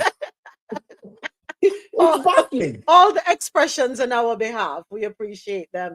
It's thoughts and baffling. prayers. Thoughts and Yeah, prayers. I mean, in this case, you can't even offer thoughts and prayers. It's like, When we come to London and we go to Speaker's Corner, I will certainly be dressed in my Bridgerton garb. We will give you, and here's the thing: when you go there you might need a stool to stand up so that you're elevated. Why?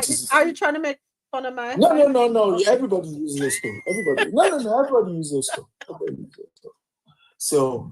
I thought you're making fun of my being vertical. You speak and you see there are people who will pull you up. Like, there are people who are saying, "Oh, what's another bizarre one I heard?"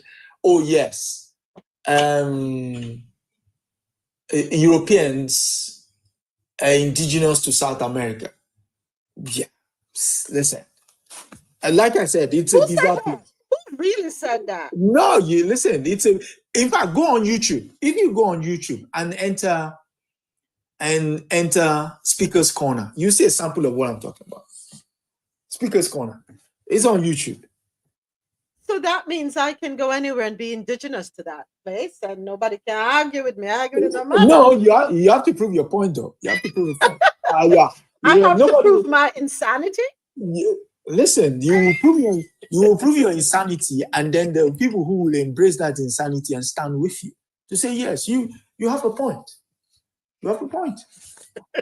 Everybody has a point, right? I mean, somebody even said on there that we should try as much as possible to pass law that a woman can take multiple husbands in the UK. And you should see the guys, lined up to say, well. What is wrong with that? If she wants multiple husbands, exactly, shouldn't she be able to? Exactly. That's what people were saying the other day. Like. So, hang tight, Adesoji, real quick, because I know you have to run. AT is asking the question: why does the truce have a time limit? I know the answer to that, but we can't say the answer to that, Adesoji. But no, I mean, AT, but Adesoji may be able to. Go ahead. Soji. No, the thing is, when you say time limit, even with a time limit, I can guarantee you one thing: if you agree to ceasefire for just 30 days, you'll be lucky to get to day 7 without these guys flouting it. I mean, go look at all the accords they've signed. They're usually the ones that undermine it. It's not the other side. They're usually the first to undermine them. Agitators? Yeah, and then usually Uncle Sam will side with them. And then so you will see what it is you're seeing now. The casting of aspersions, the ensuring that they're loudest when it comes to crying and all of that. Unfortunately, that world is gone. That world is gone. You can cry all you want now. People will just look at you like, really? What do you want us to do about it? Remember to tap up the screen, people on TikTok. Tap up the screen. Thank you, Thank you. right. Next up, U.S. military aid freeze remains in place so far despite Zelensky's statement. This article comes to us courtesy of KyievIndependent.com. The pause on U.S. military assistance for Ukraine will remain in place until U.S. President Donald Trump decides that President Volodymyr Zelensky supports peace talks with Russia. That's according to the Wall Street Journal in a report dated March 5th, citing undisclosed U.S. official resources. The sources reportedly said it remains unclear whether Zelensky's recent statement, in which they affirmed commitment to peace and called his public spat with Trump regrettable, would be enough to restart the U.S. aid. Relations between Kiev and Washington have been tense in recent weeks, especially after Zelensky, Trump, and US Vice President J.D. Vance entered into a heated argument in the Oval Office. And remember that fiasco, that showdown that was happening on the global stage happened on February 28th, the spat after which the US leaders berated Zelensky as ungrateful and not ready for peace, derailed the signing of a natural resource agreement, and preceded the Trump administration's decision to freeze all military assistance flowing to Ukraine. Officials from Trump's team, including his special envoy for Ukraine, Keith Kellogg, privately stressed to Zelensky the need to mend the rift quickly before Trump's address to Congress on March 4th, if we remember that. Well, anyway, the UK government also reportedly played a major role in convincing Zelensky. According to the Telegraph, British Prime Minister Keir Starmer called the Ukrainian president to urge him to back Trump's mineral agreement and relay what the US president wished to hear. In other words, shut up and put up if you want peace. I think that's the long and short of it. But moving right along into our next article, Ukraine will propose a limited ceasefire during talks with the US in Saudi Arabia, according to officials. This one is a soundbite, comes to us courtesy of the Associated Press via WSBN. Come on, Belkis, let's hear what you have to say. Ending Ukraine's war with Russia are set to get underway. U.S. Secretary of State Marco Rubio touched down in Jeddah, Saudi Arabia, ahead of discussions with his Ukrainian counterpart set for Tuesday. The two sides are expected to discuss a temporary ceasefire with Moscow, covering the Black Sea and use of long-range missile strikes. Ukraine's President Volodymyr Zelensky is also in Jeddah, but is not expected to take part in those talks. Instead, he will meet on the sidelines with Saudi's Crown Prince to discuss ways to end the conflict. But I'm sorry, that doesn't make no sense to me. If this involves me, why am I not there? In my country, why am I not there? A part of the conversation. What's the rationale behind that? Basically, your sovereignty has been taken from you. You don't have sovereignty. That's what I was thinking. I never know what I said. You know, we're over here in the US. We have to mind our manners. Talk about the British things coming into play right now. We have to mind our manners. We have to be seen and not heard. So I'm not, me don't know if I could have said it. But that's what it looks like to me, Soji. I mean, the fact that they're even negotiating your mineral rights away suggests you never had sovereignty in the first place. So this is only an extension of that fact. Talk up things, dim. You're absolutely right. Moving right along, Trump to name daughter's father-in-law. Listen, I just want you, I hope you're not after because you have to hear that one there. Lord have mercy. I shouldn't do that one there first because I really want to hear what you have to say. And whether one, Mr. President, him, they come and want to hear what him have to say too. So Trump to name daughter's father-in-law as DRC envoy as U.S. eyes minerals. U.S. President Donald Trump is set to name his daughter's father-in-law as his special envoy for the Great Lakes region in East Africa, according to two people familiar with the plans. It comes as DR Congo, which is in the grip of one of Africa's biggest conflicts, looks to strike a critical minerals deal with Washington. Lebanon-born businessman Mossad Boulos, whose son Michael is married to Trump's daughter Tiffany, was appointed as Trump's senior advisor for Arab affairs in December. Boulos, who worked in his family's Nigeria-based motor vehicle distribution company early in his career, is expected to receive security and diplomatic clearances as early as this week and could visit the Congolese capital, Kinshasa, and Rwanda's capital, Kigali, later this month, said one of the people. The White House did not respond to inquiries ahead of publication. Well, DR Congo, which covers an area larger than Western Europe, is one of the world's most resource-rich nations. Let me say that again. DR Congo, which covers an area larger than Western Europe, is one of the world's most resource-rich nations, home to copper and lithium reserves in the south and cobalt and coltan in the east, minerals that are key to producing electric vehicles and smartphones. Adesoji, last week I said, you never see conflict and unrest in a region unless there is something of value there.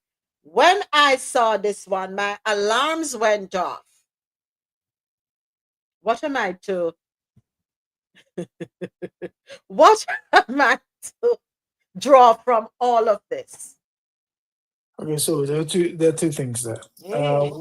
One is the fact that, first and foremost, you're naming your daughter-in-law's father. 157, please. Hello. Go ahead, Soldier. I'll mute Daniel for you. Go ahead. So you're naming your daughter-in-law's father as an ambassador of the United States with clear, what's the word? I mean, that word does not exist as far as a conflict of interest. That word that phrase does not exist as far as they're concerned. So conflict of interest is just a minor inconvenience. Okay, so there's that. So clearly in violation of the Arch Act, that's one. So two is the fact you're going into Congo. And Congo is in a state of upheaval at the moment. But why is it in a state of upheaval? And so you have to explain to the people that why it is in upheaval. We can't run over that. So the M23 soldiers, backed by Rwanda's army, have been causing a whole heap of kerfuffle in the east of the Congo, which is the mineral-rich area. And so the fact that this guy is now placing those minerals on the table as negotiation suggests he's about to sell out his country for a very long time. But here's the thing. And okay, so let's bring in the other part. Going to Kigali is effectively saying, when we come in here, we don't want you coming in here at all. This place should know no trouble whilst we're here. If it does, we'll sort you out. So basically, they're calling his bluff. Okay, so there's that aspect of it. So that's three angles. But here's the final one. Congo has seen worse than this. And he has survived, unfortunately. This thing cannot, all of this might is right way of politics exposes the West for what it truly is. And it's lovely to see. At first, I'm not like, this is wild, But no, it's now very lovely to see.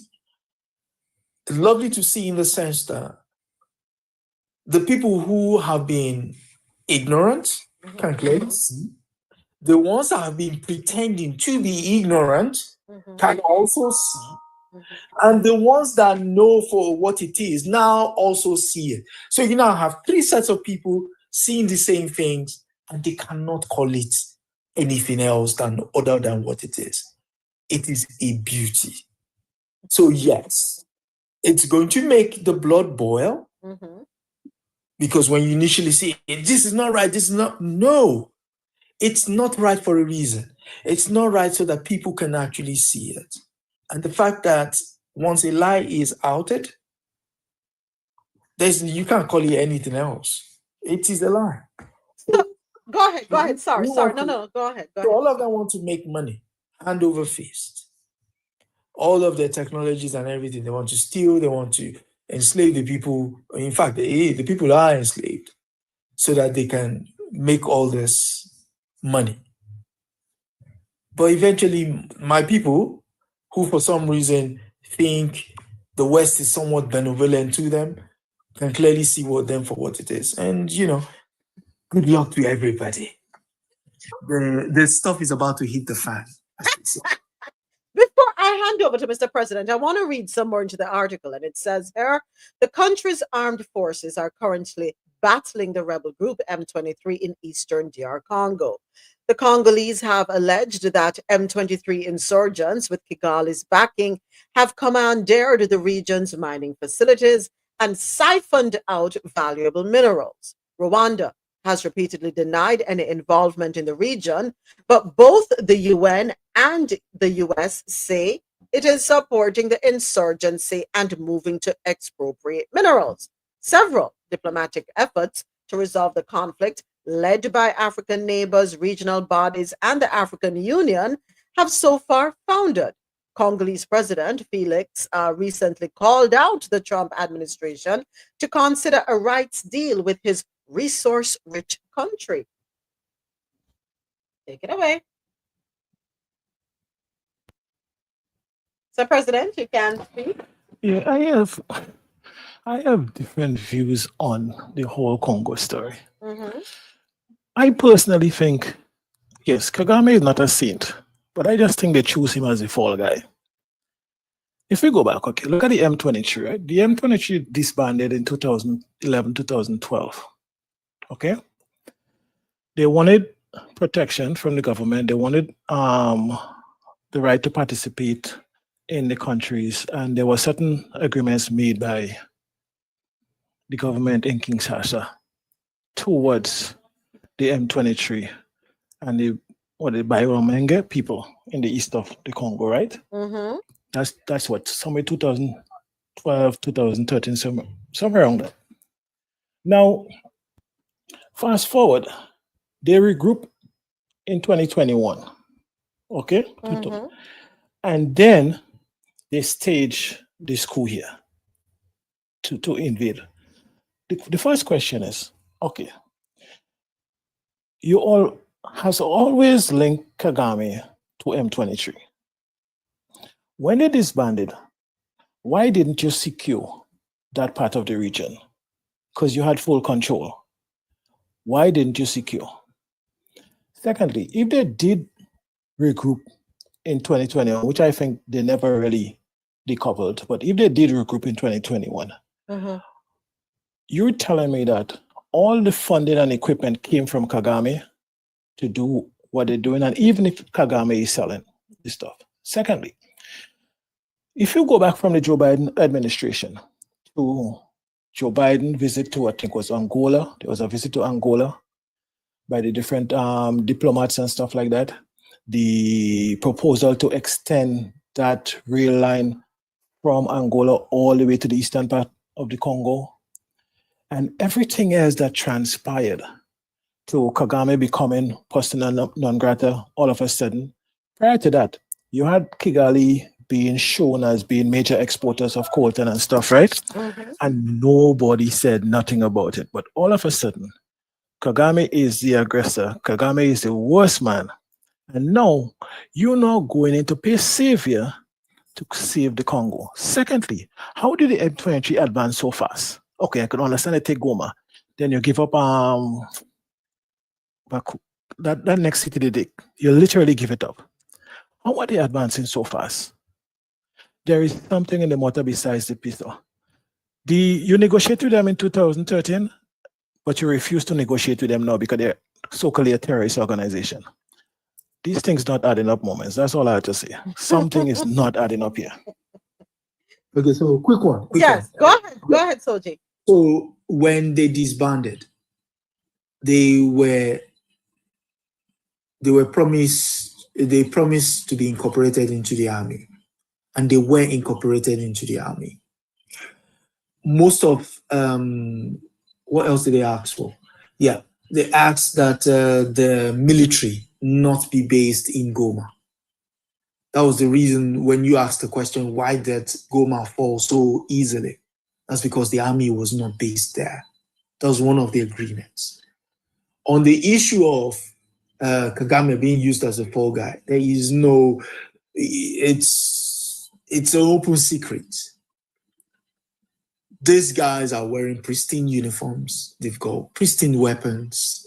In fact, the South Africans who are there are peacekeeping, and the South African, Zimbabwe, and Tanzanian troops who are there as peacekeeping forces encounter the Rwandan army funding supplies to them. So it's well documented.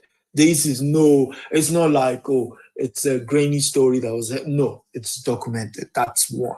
That's two. Then three, the issue that Rwanda was pushing out coltan. Rwanda doesn't have a coltan mine. It doesn't have it. So why is nobody asking that question, that how can you export something you don't have? Mm-hmm.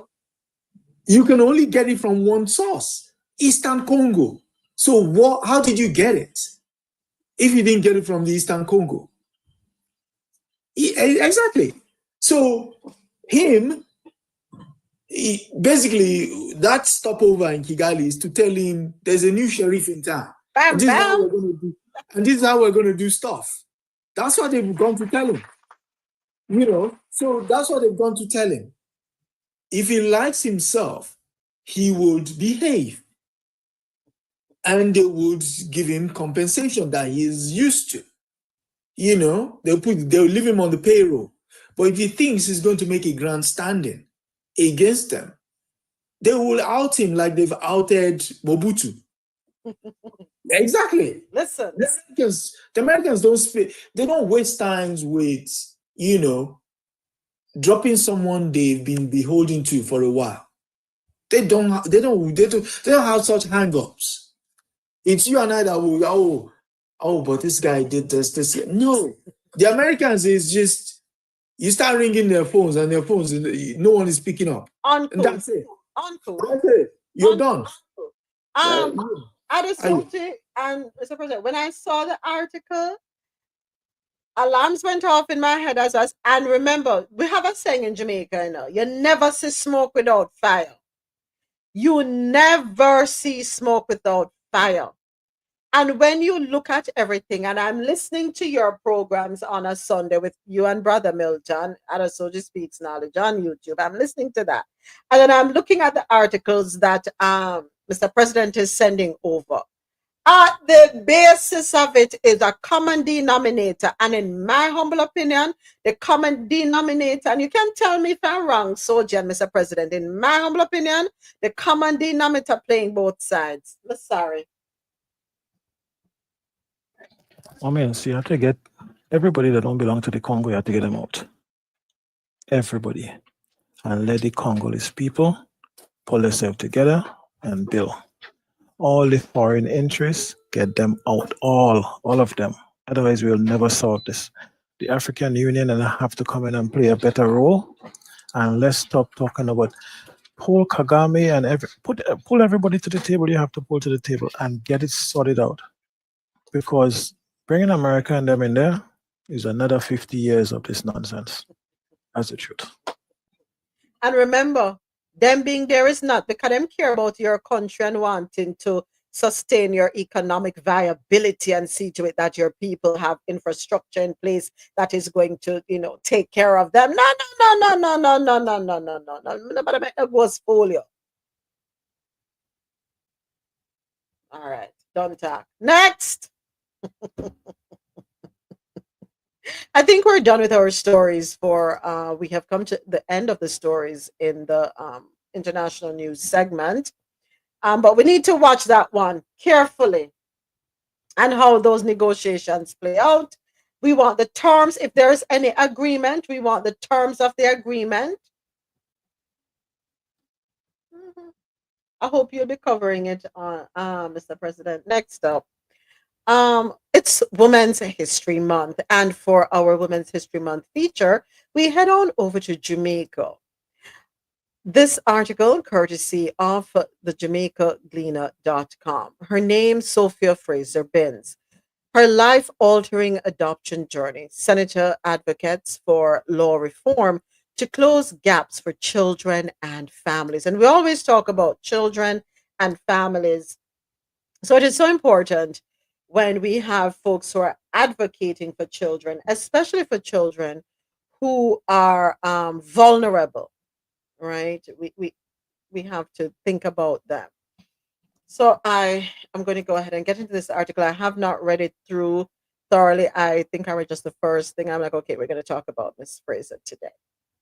So, lawmaker Sophia Fraser Binns was informally adopted at the age of 12. Now the mother of two boys, she and her husband are planning to welcome a little girl into their family in a way similar to how the late Elsa May Binns, a dedicated public servant, made Sophia part of her family after the passing of Sophia's biological mother.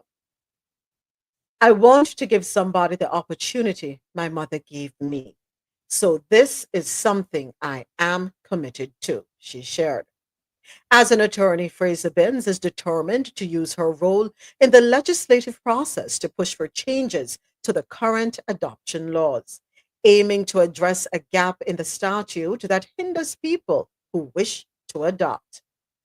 In an interview with the Sunday Gleaner, Fraser Binns recalled how, after Elsa May Binns and her husband invited her to join their family, she wanted to adopt their surname. However, the law required the consent of both biological parents for such an adoption. And while her biological mother had passed, her father's whereabouts were unknown. As such, the adoption proceedings could not be completed. Undeterred, the young Sophia Fraser took matters into her own hands. At the age of 18, she went to the Registrar General's Department and completed a deed poll to add the surname Binns to her name, a decision that brought immense joy to her adoptive parents. More recently, Fraser Binns raised the issue in the upper house, tabling a motion focused on adoption and fostering, drawing on the Convention on the Rights of the Child, which asserts every child's right to a family. She urged the government to move with alacrity to complete the amendments to the Adoption Act and to establish a special task force to review and fast track all existing adoption applications with adequate resources. Her motion also proposed creating a special parliamentary committee to investigate the challenges surrounding adoption and fostering to make the process more accessible and accommodating. However, the motion was not debated and eventually fell off the Senate's order paper. Despite the setback, Fraser Binns has vowed to bring the issue back to the Senate through a similar motion. We have to change the law. There are children in state homes whose parents have never visited the facility to look for them, but they still have to stay in the system. They can't be adopted because of the provisions in the law, she explained. Fraser Binns, like many Jamaicans, has a story rooted in growing up in a single parent household. After her biological mother, the family's primary breadwinner, passed away while she was attending Westwood High in Trelawney, Fraser Binns and her siblings moved in with their aunt, who already had her own children. The burden of caring for both her own children and her sisters was heavy for their aunt. One day, when Fraser Binns was at school and needed something her aunt could not afford, it left her in a predicament and she cried openly. She was taken to the principal, who offered her the opportunity to board at the school, and she gladly accepted without even discussing the matter with her aunt. The then principal of Westwood High School, Ivan Logan, knew her aunt. An unexpected turn of events. Fraser Binns told the Sunday Gleaner that at 12 years old, she was on the threshold of experiencing an unexpected turn of events in her life when her aunt got a call from her principal that she was supposed to meet with her would be adopted mother. On the day the meeting was supposed to take place, the prospective adoptive mother did not show up, and Fraser Binns moved on, thinking nothing would come of it. The amazing thing is, one day, I'll never forget that Saturday morning during the summer, just before school reopened. I am walking down to Brownstown from Orange Hill. I saw this green car, and she just stopped and said, "Hi, Sophia, I'm your new mother," Fraser Binns recounted. From that moment, Fraser Binns experienced a significant shift in her life. Her new mother took her shopping for clothing and other essentials for boarding school, and she was embraced warmly by her new siblings. Here you are in this family, and the next minute, you get a call, and your life changes into a whole, complete new world. Because we used to walk and take the bus, but now you're getting into a situation where everyone is driving, she said. Despite being of German descent, the Binns family made her feel fully included, and she never felt any sense of difference because of her background. If you did not know, you would not know, except for the difference in our complexion, because never for one day did I feel that I wasn't blood related. Never once did I think I was different from them, she told the Sunday Gleaner. When she turned 18, just like her adopted siblings, Fraser Binns got her driver's license and a motor car. Her adoption experience was so transformative that many people who knew Elsa Mae Binns in the last 30 years of her life assumed that Fraser Binns was her biological child with a different man. My whole social consciousness, my understanding of politics came from her, the senator said. Although Fraser Binns initially planned to work and then pursue tertiary education after completing sixth form, her adoptive mother would have none of it and insisted on university being her priority. Not only did her adoptive mother set an example of how to be a responsible person, but also encouraged her to maintain a close relationship with her biological family. My mother told me, I need to be in touch with my biological family. You need to know your history and background, she said. As a child with deep Christian conviction, Fraser Binns questioned the untimely death of her biological mother at a time when she and her siblings were very young. But she ultimately believed God had a plan for her, which led her to her new family. Having had such a positive experience, Fraser Binns is passionate about providing children in similar situations with the opportunity for a better life through adoption. So many people want to foster, they want to adopt, but there are so many challenges, she said. Well, I'll say congratulations. Congratulations. I know, Adasoji, hope you have a wonderful evening too. I know you have to step away.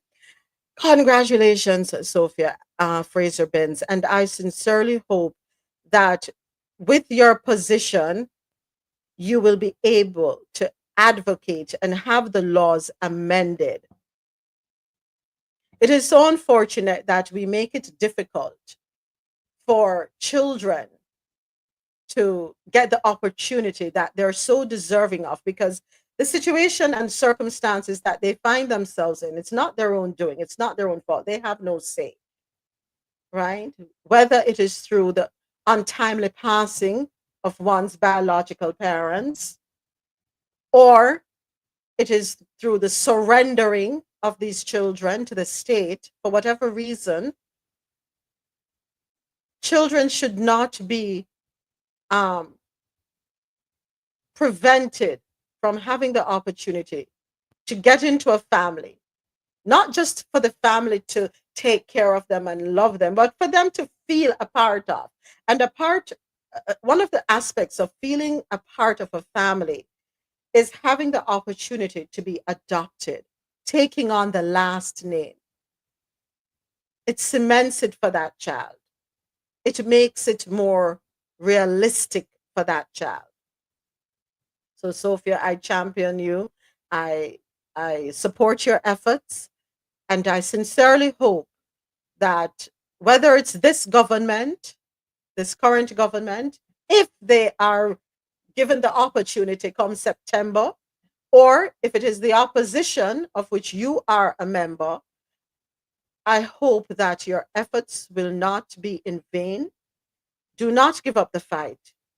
And I appreciate your paying it forward. The opportunity that was given to you, you are seeking to do for someone else, but not just for that child that you're taking into your fold, but for other children who are very deserving of the opportunity. So that's our Women's History Month feature for today. Senator Sophia Fraser Benz out of Jamaica. All right. Welcome, green eyed girl. Any comments before we move on to our next segment, or we just keep it moving? All right. Time for stories out of North America. We love our next segment, right? Let's see if we have anything that we can express our thoughts and concerns on, right, Jack? We have to know if we can talk because we know a way to go. In our first article, let's see if we have a soundbite for this one. No soundbite for this one. Una will have to hear my voice.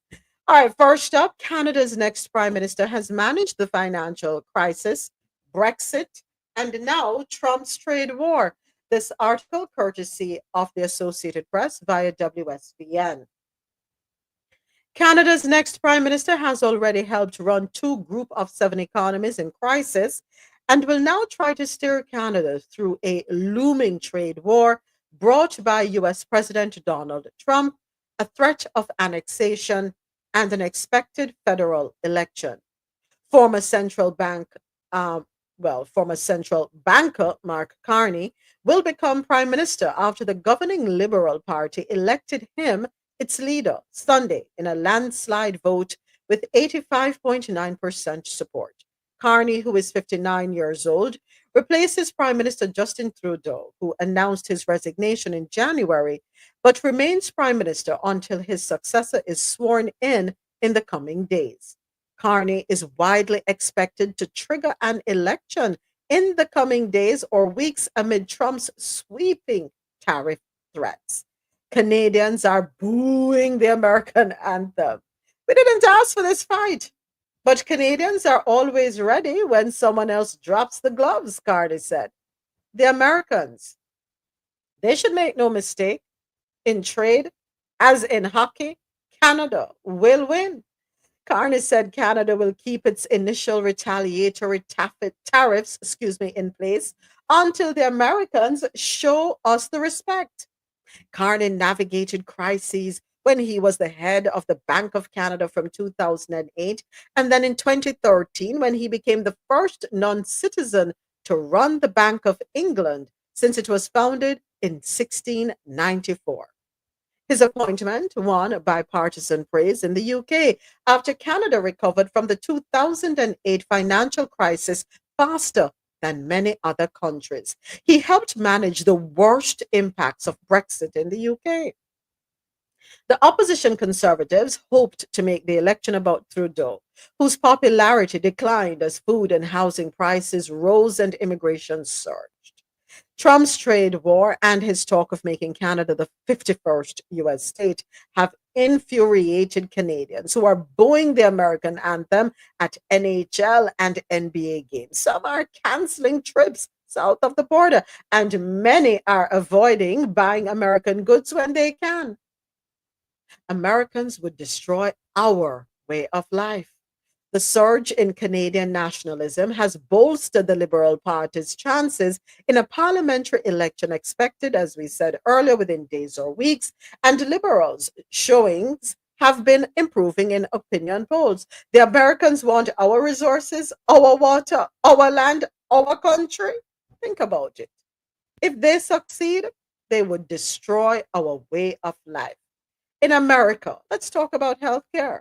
Healthcare is a big business. In Canada, it is a right. Carney said America is a melting pot. Canada is a mosaic. And he said, America is not Canada, and Canada will never, ever be a part of America in any way, shape, or form. After decades of bilateral stability, the vote in Canada's next leader is now expected to focus on who is best equipped to deal with the United States. These are dark days brought on by a country we can no longer trust, Carney said. We need to pull together in the tough days ahead. Trump has postponed 25% tariffs on many goods from Canada and Mexico for a month amid widespread fears of a broader trade war. But he has threatened other tariffs on steel, aluminum, dairy, and other products.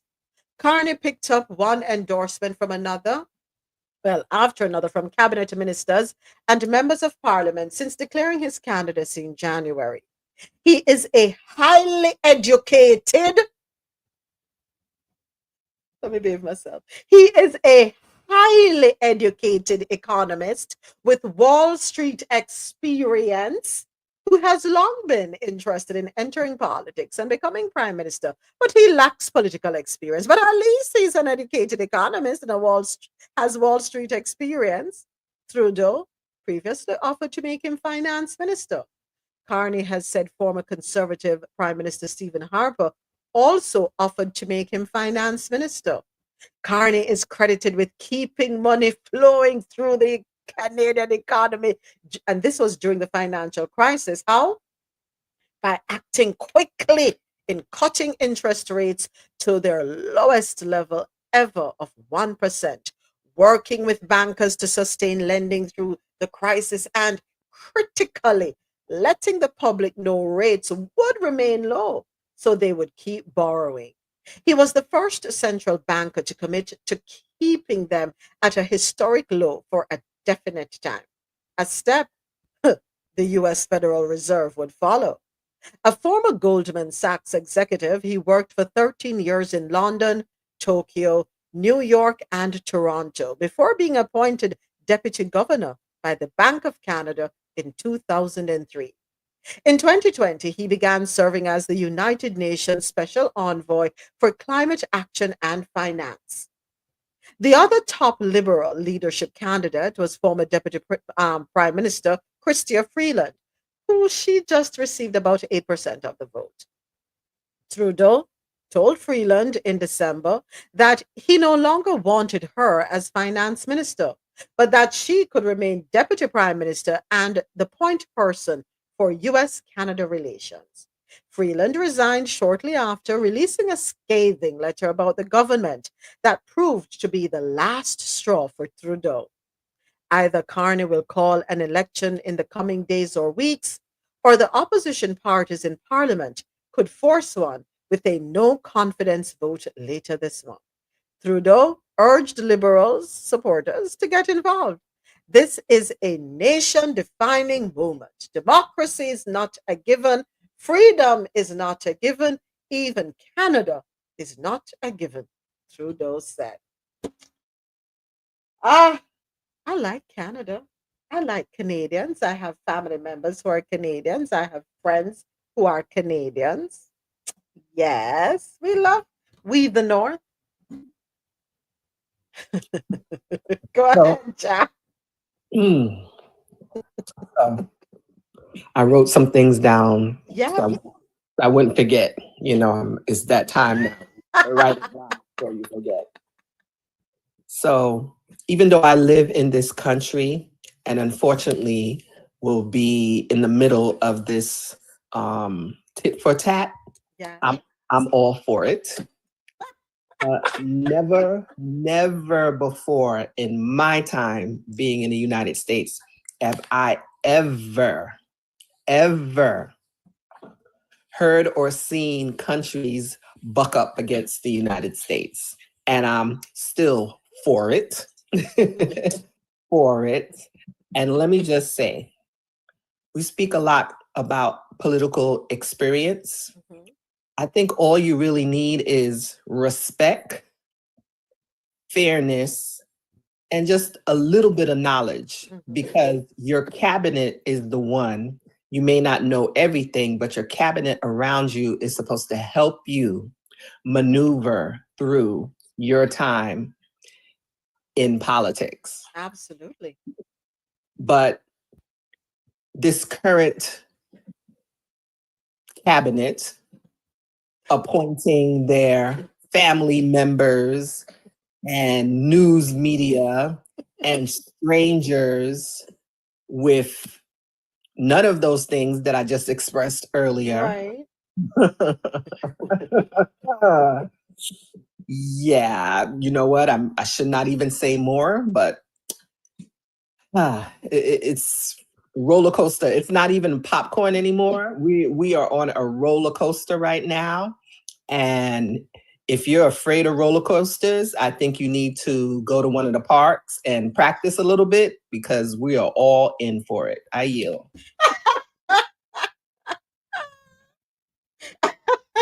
Absolutely, Jeff.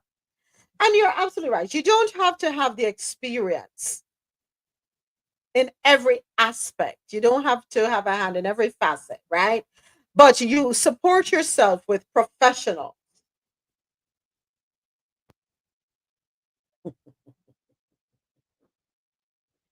You also, it is very important also to surround yourself with people who will be honest with you. But guess what? Being surrounded by them is one thing, taking their recommendations and advice is another. So hold on a second. So I just went to TikTok to pull up a video that I saw, and this is what I'm seeing. Lord, help us.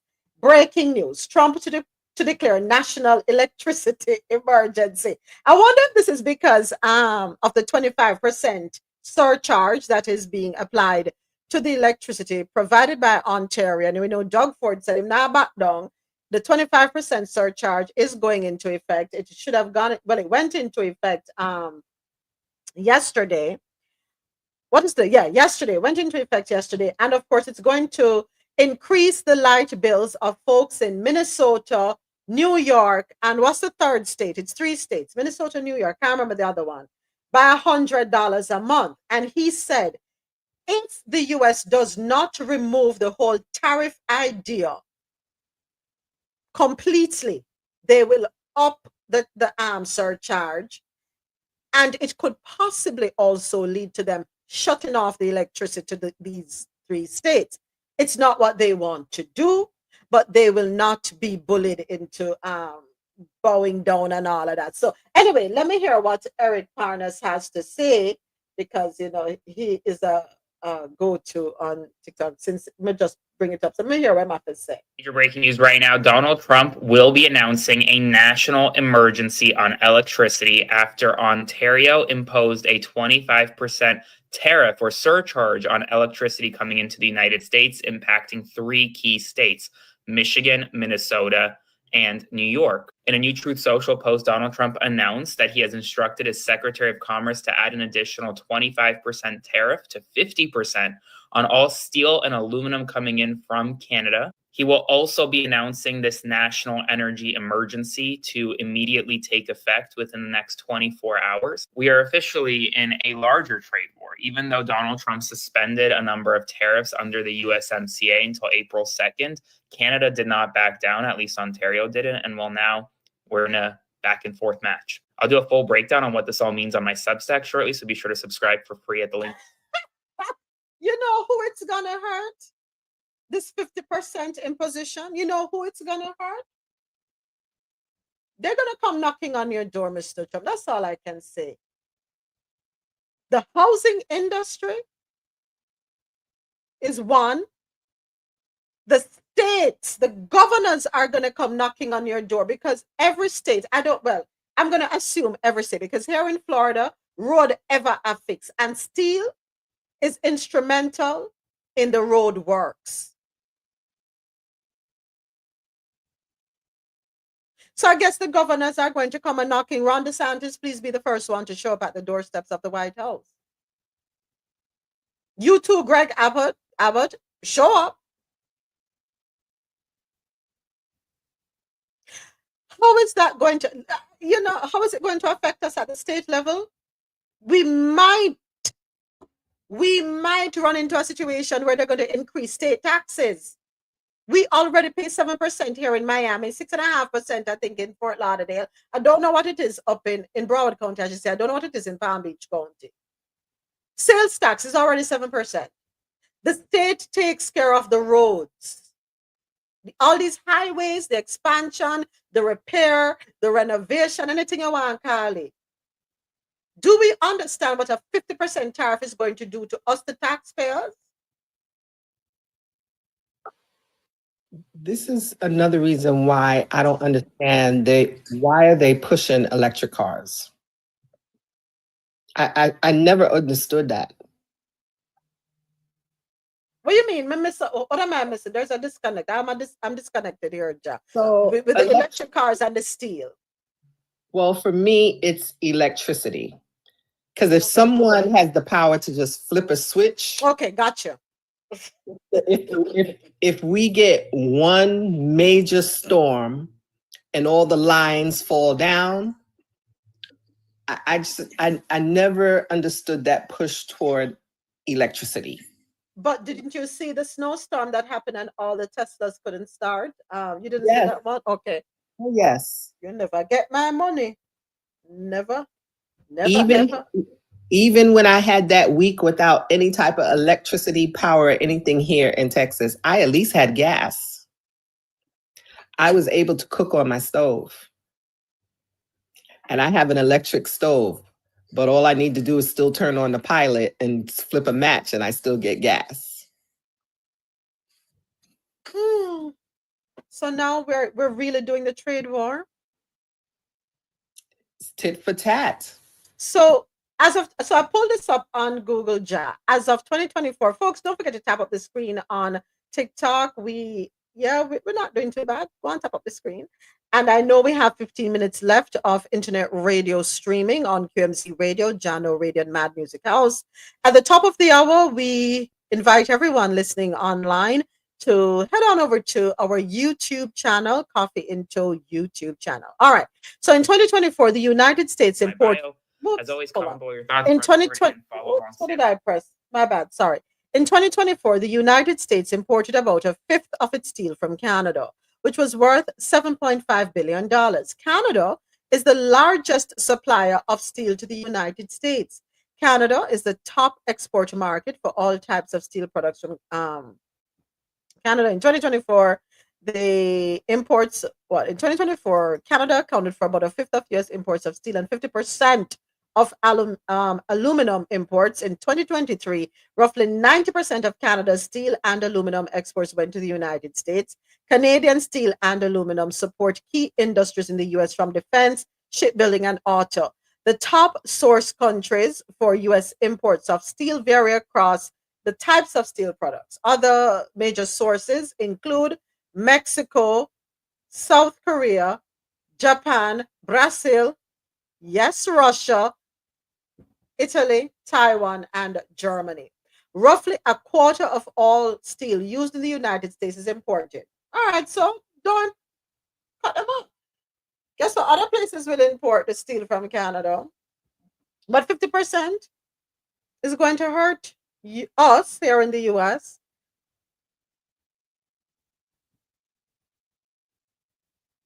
How it go? Builders are already complaining about the ability to move inventory.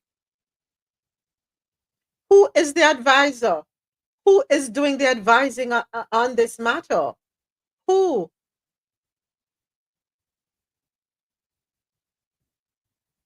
Why are we at war with our neighbor?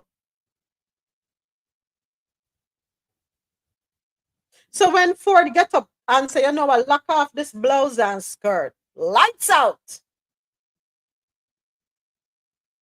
Michigan. What the trees did again? Minnesota, New York, and Michigan. if Mr. Ford get up and the Canadian people say, yes, turn off the lights and light a candle, what am I gonna do?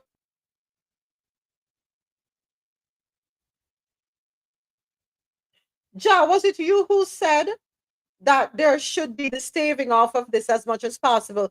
All because the Wall Street. Yeah, the stock market. Okay. Okay. I just saw I just saw an article on MSN. They're calling it the Trump session. Me can't even laugh in a job because I'm feeling it for the people. Yeah, it's not a recession, it's a Trump session. Yep.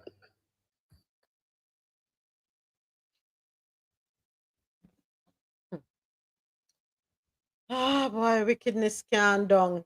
Can't done. Whatever personal issues we have going on, we need not bring the rest of us innocent people. Don't bring me, don't involve me in no way, shape, or form. Me not ask none of this. This is not this is not personal. This is, what's the word? There is something personal going on. This is maniacal. This is not personal. This is the brain of one person and one person alone. No, Ja. Me refuse to believe that one person alone. Is it him or the person behind him? Okay, so I'll say both caps then. Okay, and then the person's behind the black cap. Remember that he has a team behind him, you know. But I've always said I walk this world in duality. And all those that are listening that know what I mean, they understand it. The thought processes were always there. I was born in 1967. We just got some freedoms. We spoke about that last year. It's been less than 50 something years. Maybe a little bit more, but it hasn't even been 100 years yet that we have totally been able to change mindsets. And we spoke about mindsets yesterday. But we had one person, or let's say two people now, that have stepped up and they swimming all in it and they having a good time. What the stock market look like, Ja? Have you checked it since morning? Because we're tanking again. And the Dow is dropping fast. They asked for it, that's what they got. Whomever voted for it, that's what they got. Let me stop saying they and putting everybody in one bucket. Whoever voted for it, this is what is happening. By the way, Ja, over there in your state, there's a study saying Texas migrants commit less crimes. That study has disappeared from the Department of Justice. Want to do it with it over there?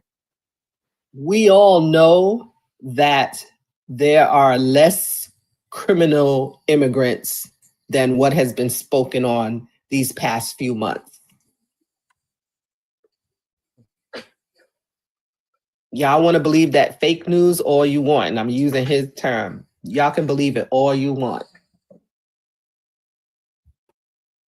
This is madness. Take a listen to this, John. Take a listen to this. Where he announced this. We have breaking news right now. Donald Trump is now threatening to shut down Canada's car industry by imposing such massive tariffs that it would permanently shut down the automobile manufacturing business in Canada. In his latest Truth Social post, where he announced this national electricity emergency, he also said that if other egregious long-time tariffs are not dropped by Canada, on April 2nd, tariffs on cars coming into the United States will substantially increase and will essentially, quote, permanently shut down the automobile manufacturing business in Canada. And the stock market is tanking already, more so than it has been in the past several days. The Dow Jones is down more than 450 points after Donald Trump's announcement, and the market is likely to only continue tanking as a result of Trump's tariffs, national electricity emergency, and more. I'm going to do a full breakdown of what this all means on my Substack. So call me a conspiracy theorist. Wait a minute. What cars are we getting from Canada? Okay, I'm glad you brought that up but before we get to that, Jamaica talk about this. Everything that's happening is by design. Everything that they're doing, allowing to happen with it, and this is why I said it is not his doing, and it is not the person right beside him's doing either. It's the doing of a team of people. They are making these strategic decisions to purposely tank the stock market. I don't know if I'm wrong. These decisions are to intentionally being done to tank the stock market, because what happens when the stock market crash? You know what happened? Here come the people with their capes on. We're here to save the day. And what them do come in and buy, but them can buy for cheap. That's a part of the game they're playing. But and we better be one of some of those people, because we got money here too. Some of us, so we better join that bandwagon as well. All right. Now back to the cars. Wasn't it last week or the week before last week? But quite recently, we spoke about cars being put together in 3 different countries. One car. Didn't we talk about that? Yes, because did. we do not have the capability to do it all here in the US. No make dopey fool you, no make ghost fool you. Any car what them tell us making in America, mark my word, peace side making in Mexico, then they send it go Canada, and then they bring it into the US. Do not think that everything lock, stock, and barrel is done here in the US. So what he's going to do is tank the auto industry here in the US as well. When on go up on the car lot, them and the car them out of this world because of the 50% tariff that he wants to do and all the craziness, the car them are gonna sit down there and rotten. And then you know what's gonna happen? The banks are gonna come knocking. Because when you drive past these car lots, those cars aren't paid for by the dealers out of them pocket. Those are auto loans that are taken out. Those are loans. Those are financed items. Those are liabilities. They don't convert until me and you go up on the car dealership lot. I say, I want that car there. I'm going to have the cash feed, so I got to take out one car loan. And when the bank, whichever financier service the loan, then that the auto dealer has to send the money directly to the bank right away. It's a lot of ins and outs to it. It's a lot of dots connected, folks. That's simple. So we better not sit here and say, yes, tariff them, because guess what? They're going to fight the wall away. And let me tell you something. You know whose money then take and lend the auto dealer them to buy the car them, to put on a lot? Go on talk, Ja. Did the auto industry back him? And at the end of the day, these things that are happening, like I think Adesoji said earlier, needed to play out the way they are. So people that are sitting and thinking that we have all these luxuries because we are the #1 world, blah, blah, blah. Now you're really seeing how things work. How you? You know why bank no love when you draw out your money? You know why? Put in a chat if you know why bank no like when you draw out no money. They don't like it. Because they can't use it. Boom. Right there, so. What is this question? J.A., do you support them? What's the purpose of the question? I'm not understanding the question. Please be a little more emphatic. Would you care to expand on that question for me? I'm not sure how that question comes into play. We have a question on YouTube Live, Ja. Do you support them, LGBT? Not understanding your question. What exactly are you trying to ask? None of our conversation had anything to do with that at this moment. Exactly. So I don't understand the question. I want them to expound a little bit. Because I don't want to assume anything and I don't want to take anything out of context. For me, at the end of the day, I respect humans. I especially respect humans that respect me. But I don't respect no one that does not respect me. So hopefully that answers your question. Hopefully. Thank you, John. Respect is a two-way street. I do not have the ability to create life. I'm not God. And so I don't, yeah. Anyway, let me not get into that. Let's keep it moving. So yes, Josh. So the auto industry. Oh yeah, I was asking a question. Do you know what? Yes, AT, we are live on internet radio. As a matter of fact, let me go ahead and wrap up the internet radio live stream. And we are still live on YouTube and we are live on TikTok.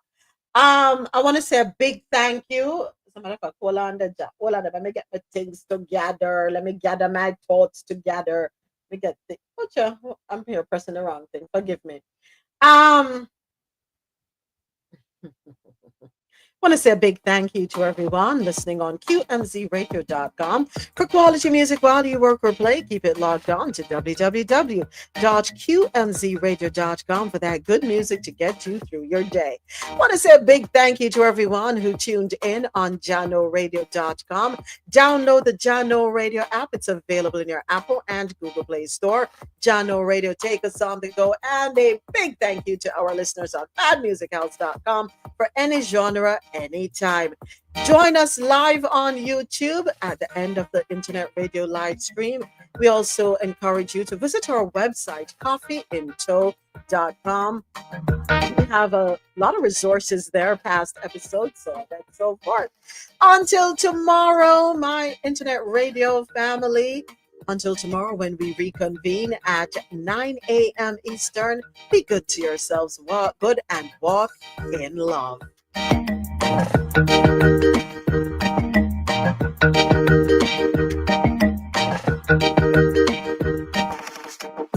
All right, thank you, YouTube, and thank you, TikTok. I'm back with you. We are officially off the air. Go ahead, Ja. And thank you, AT, because I was off my job today. See why we love the CIT family?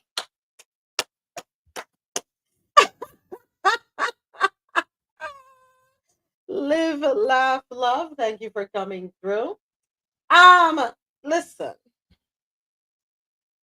Do you know why banks don't like when you draw out your money? When you draw out your money, them not have your money for use. Them not have your money for make more money. Mortgages, your money. Lines of credit, your money. Credit cards, your money. Auto loans, your money. Student loans, your money. Any type of loan, your money. And when they don't have access to that money they have no money to lend. And if they have no money to lend, they have no money to make. How they make the money? Off of the interest. And then, other little things, them diversify the portfolio, dibble-dabble here, there, and everywhere.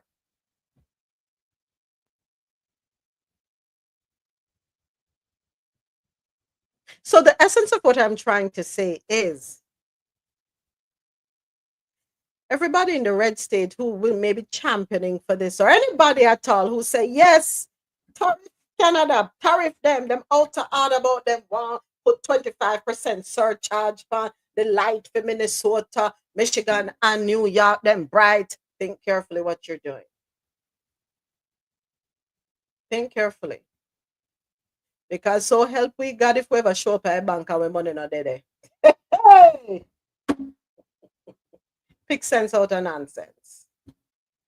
I'm saying some of us need to start taking some of that money out, putting it in the house just in case.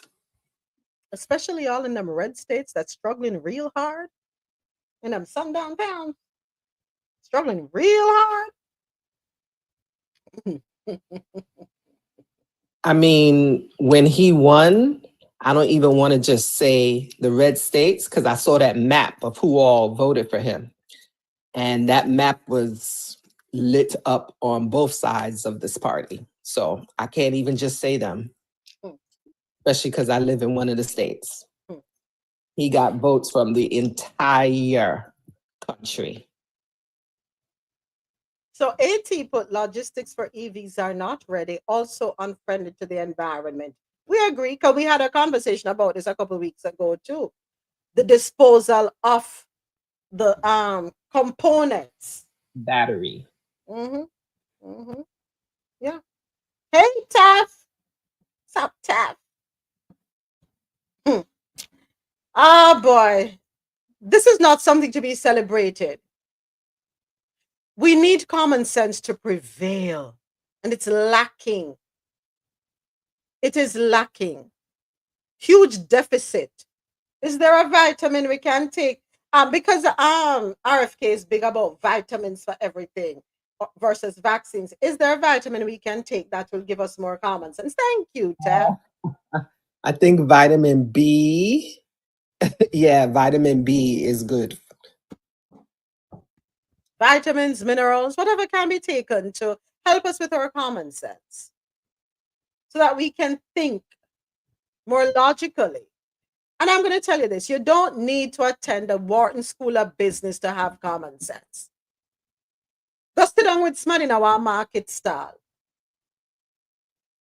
and you watch them and how them able to start off with one piece of ground provision and from there so then grow and balloon to some of them have all 5 stall full of different things till them can open one brick and mortar location.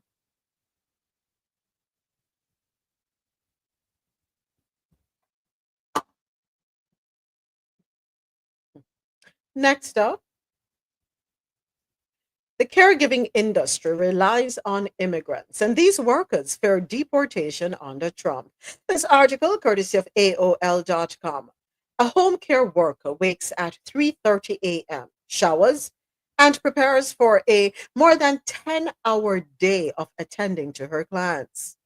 She cooks, she cleans, she replaces catheter bags, she bathes her clients, checks their blood pressure, and ensures they take their medication.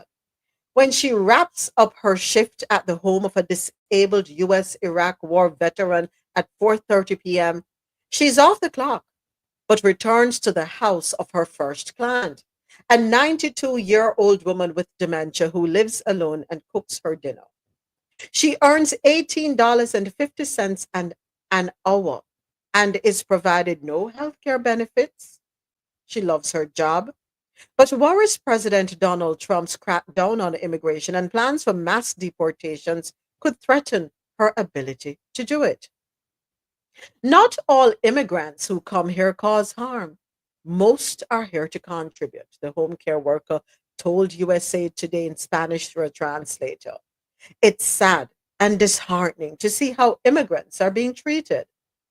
The home care worker has asked that her real name not be used for fear of being targeted for deportation. USA Today has confirmed the home care worker's identity, agreed to provide her anonymity, and will refer to her as Julia. Julia is one of many immigrants living in the country with no clear path to citizenship. She came to the US 23 years ago from El Salvador as a temporary protected status holder after an earthquake wreaked havoc in her home country. She now faces she faces growing uncertainty rather as Trump targets others with similar legal but fragile immigration statuses. A focus that could disrupt the caregiver industry, which is heavily dependent on foreign born workers. In February, the Trump administration said it will end an extension of temporary protected status for more than 500,000 Haitian and nearly 350,000 Venezuelan immigrants this year. The president signed an executive order in January arguing the U.S. should revoke people's birthright citizenship if they are the children of immigrants without legal authorization, which a U.S. appeals court blocked in February. So for now, Marco, you're safe. And within days of Trump taking office, the White House announced the largest massive deportation operation in history was already well underway. Since taking office, my administration has launched the most sweeping border and immigration crackdown in American history, Trump said in his address to Congress. Julia is one of many immigrants, both with legal status and without, on which the U.S. caregiver industry depends. foreign-born workers help address the growing need for care given to the nation's aging baby boomer population. I don't know if you saw this one, Ja, where some families over there in the Hamptons were concerned, gravely concerned about them losing their nannies and elderly care workers and the ones who clean their homes and do their gardening. And I don't know how true it is, but it is said that they were told they don't have to worry, their workers will be protected. Wasn't it last week I mentioned that though? Last week we did bring up the video and you brought that up to okay. No, not that story, but who's going to take, we were questioning who's going to take care of their elderly, and did they even care? From since day one that this immigration conspiracy started. They know they need the immigrants because let me ask you a question. The American them in a Springfield, Ohio, whenever one of one go work, right? Them no one go work, but them complain about the Haitian them in a Springfield, Ohio, working and doing well for themselves there, who are there on the TPS program. Why don't those Americans get up and say, okay, we will clean the poop and change the diaper and handle all of that and turn them and be at their bedside 24/7? Why them not go to the job then? They're gonna have to now. Them not do it, Ja. Them not doing it. It's beneath them. They're better than that. But they are okay with those who are willing to do it losing their jobs, being removed. But them not do it. We needed this to happen. Let me ask you a question, John. When last you go to a hotel and say Springfield, Ohio, persons cleaning the bathrooms, cleaning the rooms? Hotel, I'm talking about office. When I go to work. Not even a hotel, when I go to work. Some of them may own the cleaning companies, but they're not going out there to do the cleaning. May I tell you that? I know that. They will own the cleaning company, but you will never catch them one day doing the cleaning. I know that. If Julio or Maria or whoever don't show up to work, they're going crazy. Oh my God, them now get up and say, let me go do it. No, them not doing it. It's beneath them. When you go, I'm sorry, Jack, go ahead. No, let's say some of them, because I've had seen owners come and do things. So let's say some. Maybe 90% of them don't. So let me ask you, when you go into the hospitals, who you think make up the environmental staff in the hospital? Didn't we just say that last week too? The ones who clean the operating rooms thoroughly after surgery. The ones who clean the bed, come in and change your bed linen. The ones who come in and clean the rooms after one has been what's the term when you leave hospital, discharged? Who you think is going in the medical offices and cleaning these? It's immigrants. It's immigrants in the restaurant and the immigrants that must scrub the pot, that cook the food. It's the immigrants. When you don't want to cook for yourself and you go to a restaurant, who's doing it? But they say that those people are taking jobs away. Like I've heard here one time, when the summertime, when you in New York, when you're a certain age, you can get a summer job. And you would hear people complain that the immigrants are taking jobs away from their teenagers. You know, they're taking the summer jobs. So again, send them all away.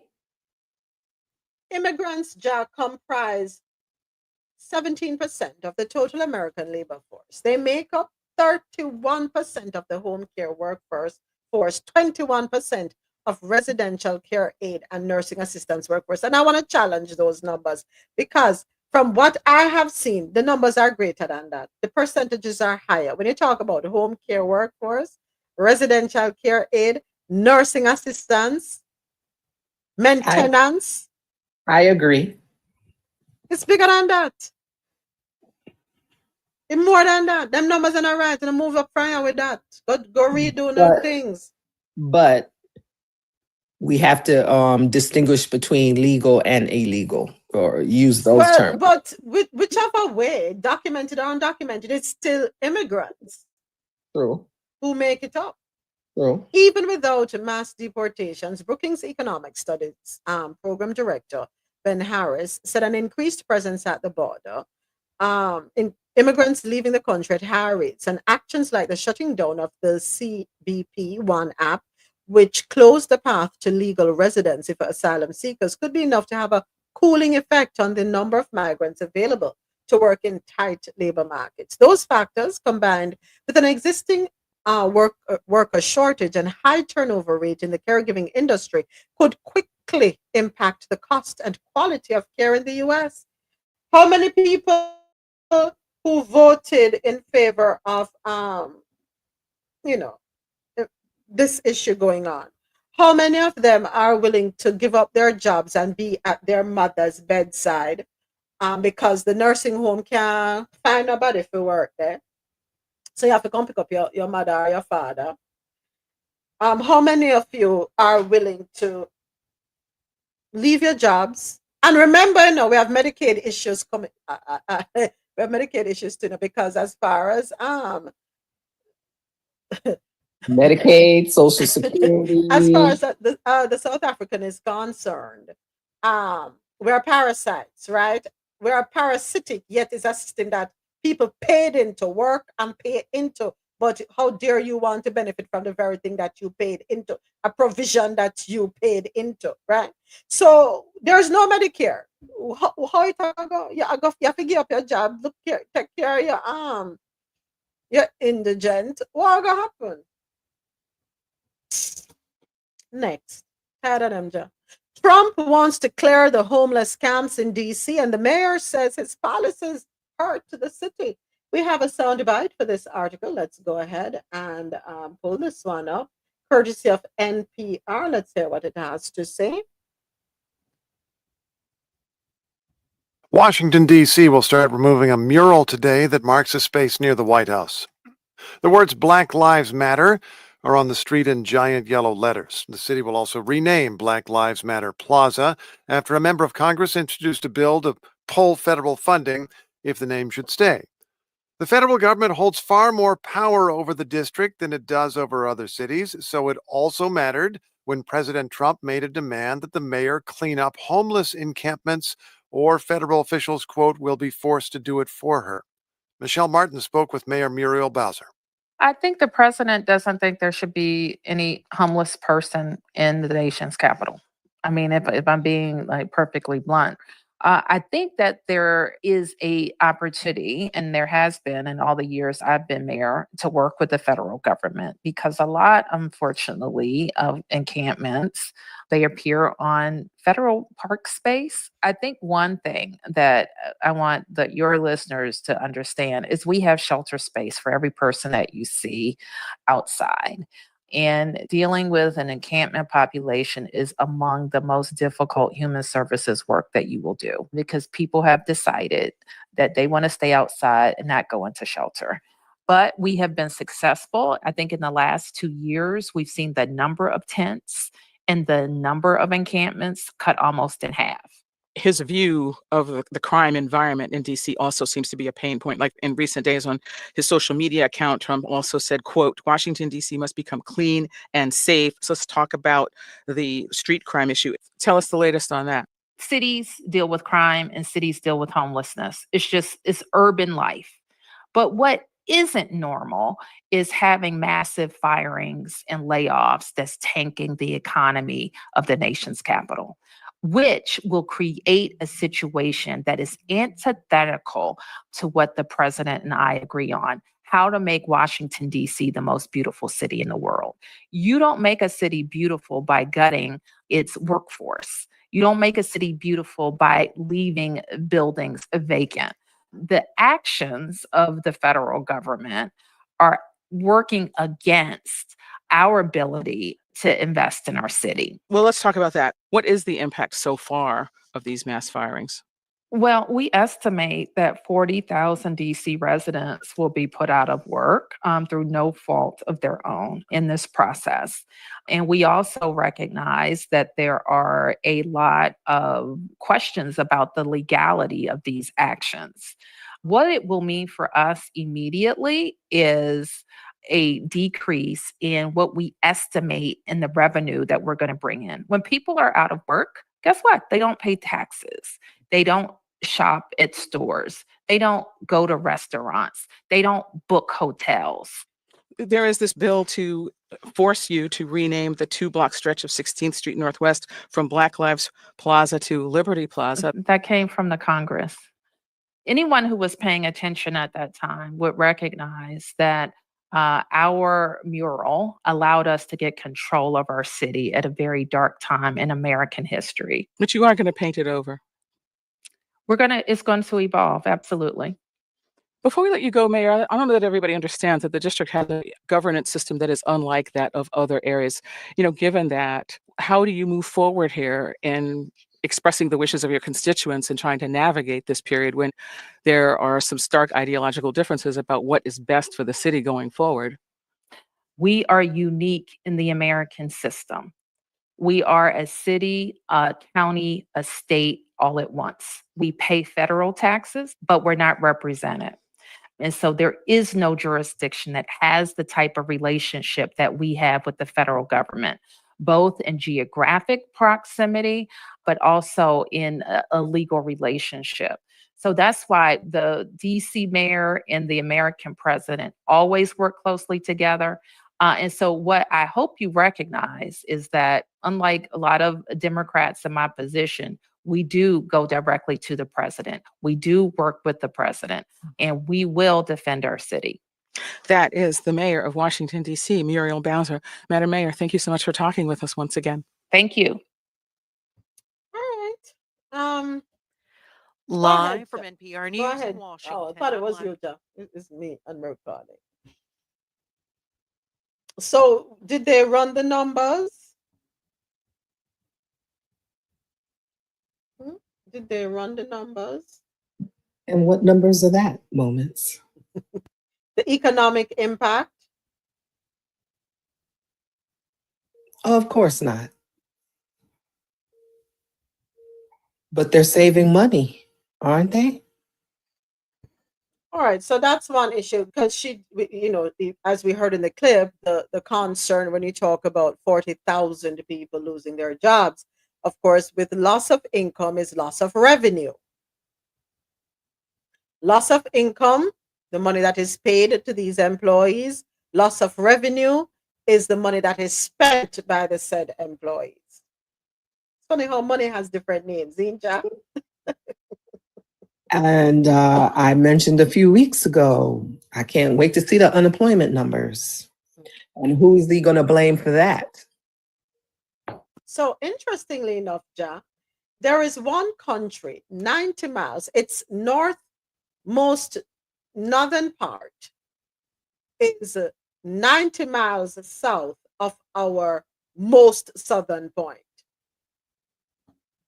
That has zero homelessness. You know that? So I understand that there are concerns. You don't want any home, but you notice what the clip said in the beginning. He doesn't want any homelessness in Washington. Not he doesn't want any homelessness in the country. He recognizes there is homelessness. He's okay with homelessness. He just doesn't want it in Washington. He doesn't want to look out the window and see a street that says Black Lives Matter. He doesn't want to look around the other corner of the other side of the White House and see a homeless encampment. Yeah. Something that was said in the clip, they don't want to go inside these facilities. Do they have they spoken to a psychologist or a psychiatrist to gain an understanding as to why some people don't want to go into enclosed spaces? That's number one. Number two, do they know how safe and secure these I call them let me call it safe spaces, alleged safe spaces, shelters are? Do they know that safety is a concern in these shelters? in my time working with them, you did bring up one of the major ones is safety. And then, yes, there is also a lot to do with mental health, more so on the side of trusting people. Because when you end up in that situation, you may be a little scarred because maybe you're a veteran and you thought that that community was going to take care of you and they didn't. Or maybe you had family members that you thought were going to take care of you and they didn't. I can say that, and I have a home. I still have maybe people in my life, in my past life, that I don't trust due to things that they have done to me. And I have a home. So I don't want everyone to think that it's just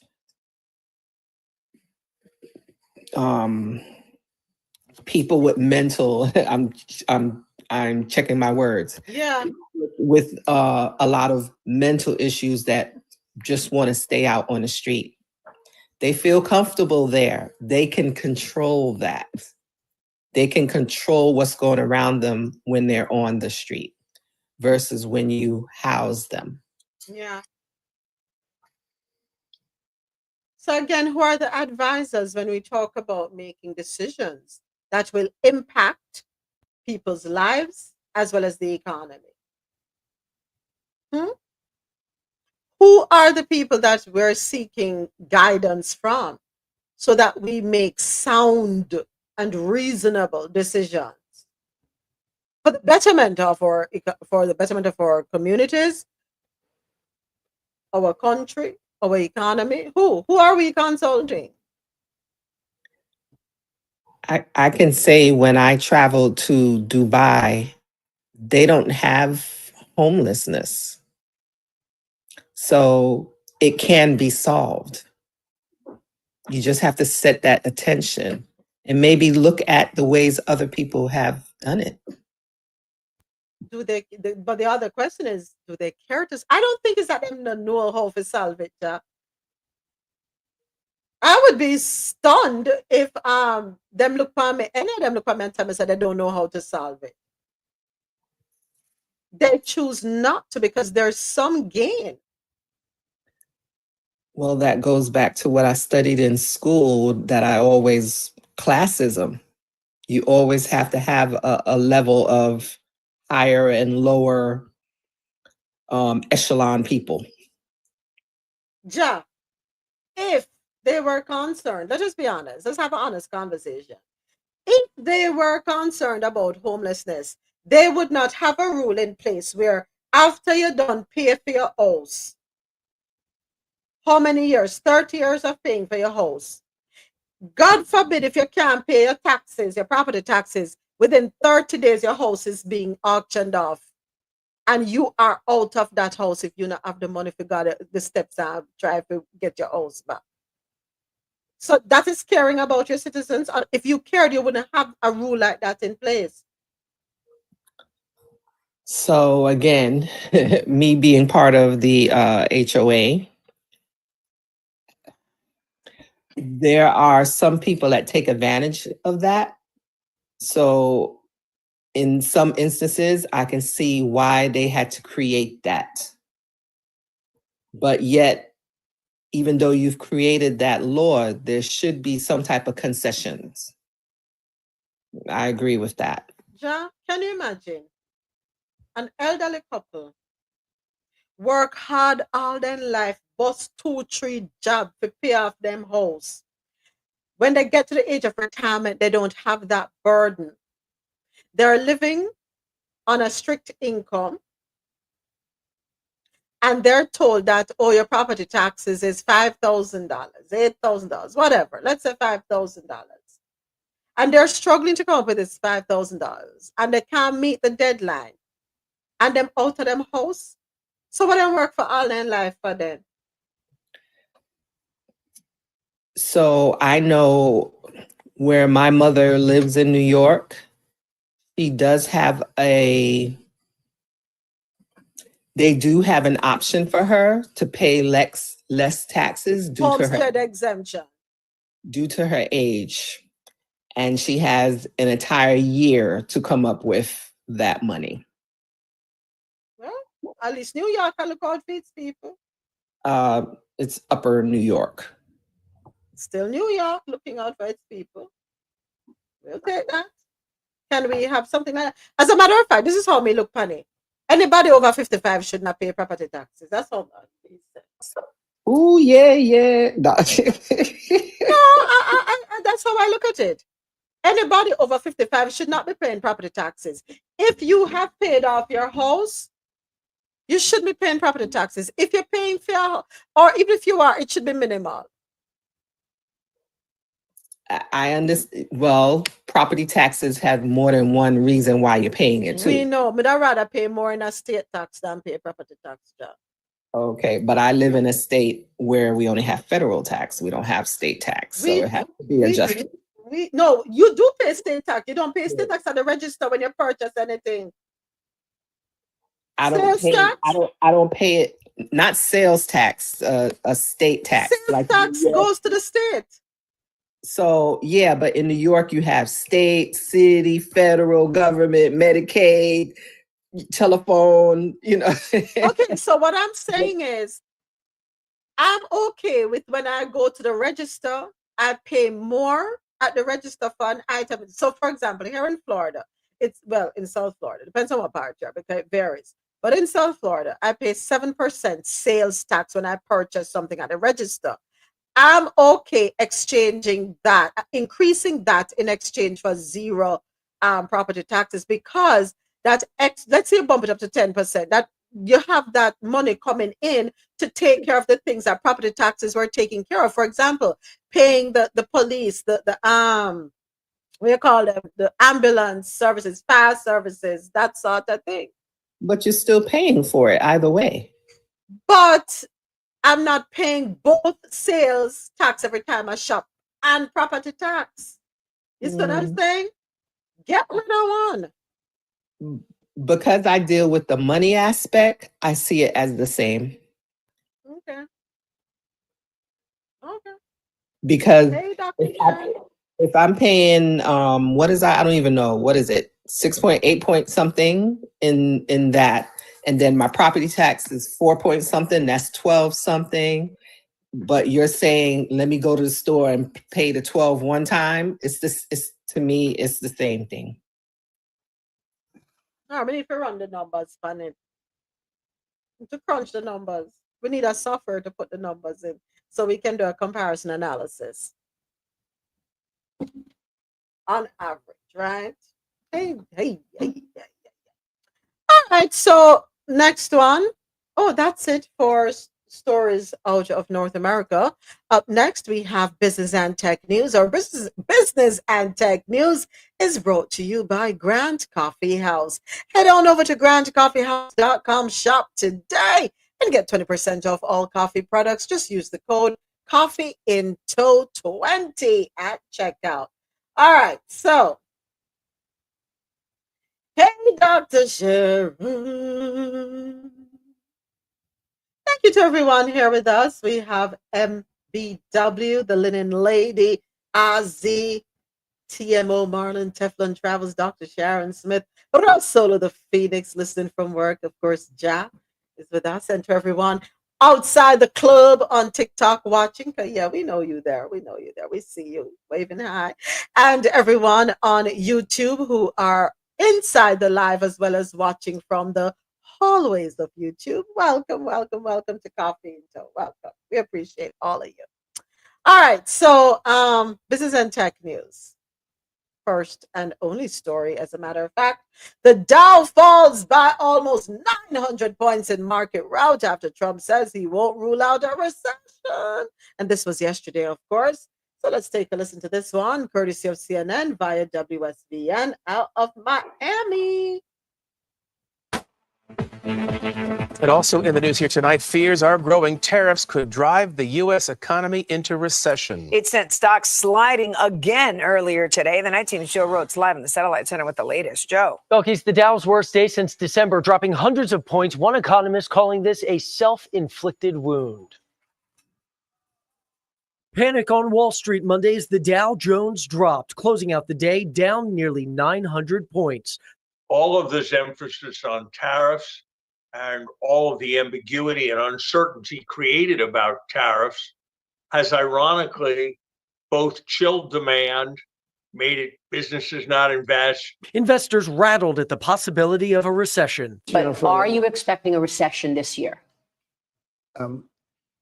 I hate to predict things like that. President Trump addressing the concern over the weekend as he continues to impose an intense tariff plan on other countries. There is a period of transition because what we're doing is very big. We're bringing wealth back to America. Aboard Air Force One, the president later defending those taxes on Canada, Mexico, and China as those countries retaliate. About recession, Maria Bartiromo asked you and you kind of hesitated. I'll tell you what, of course you hesitate. Who knows? All I know is this, we're going to take in hundreds of billions of dollars in tariffs, and we're going to become so rich, you're not going to know where to spend all that money, I'm telling you.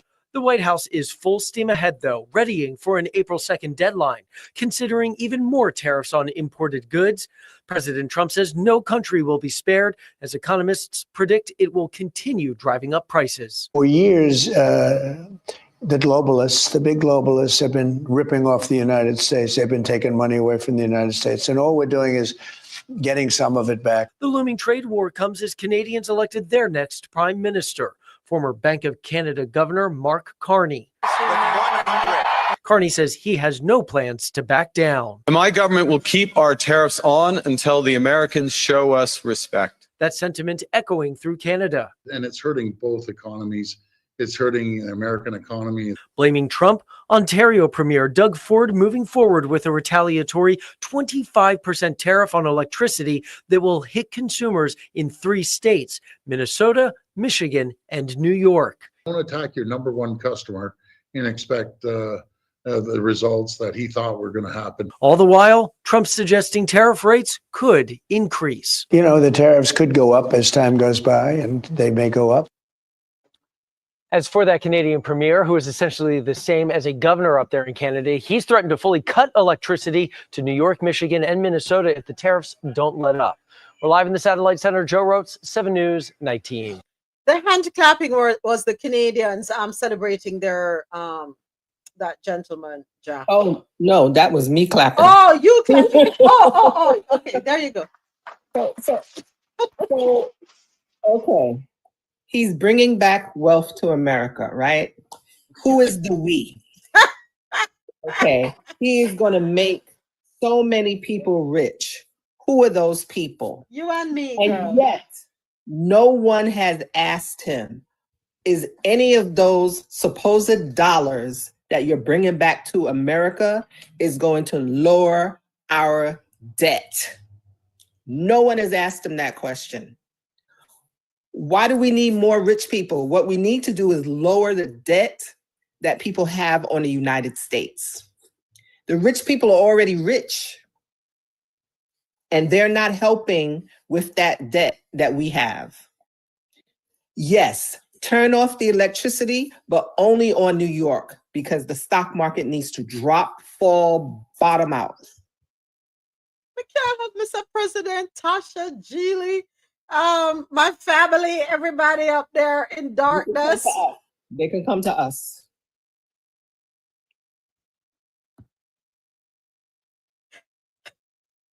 How people going to get to where they need to be? The subway not moving.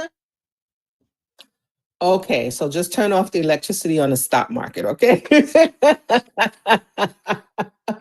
No, I'm laughing, but I'm so serious. I'm so serious with what I said previously. How are we going to lower the debt? And where's this supposed money? Jack, going? I'm going to tell you something. Let me tell you something. This country will never be out of debt. It was designed to operate in debt.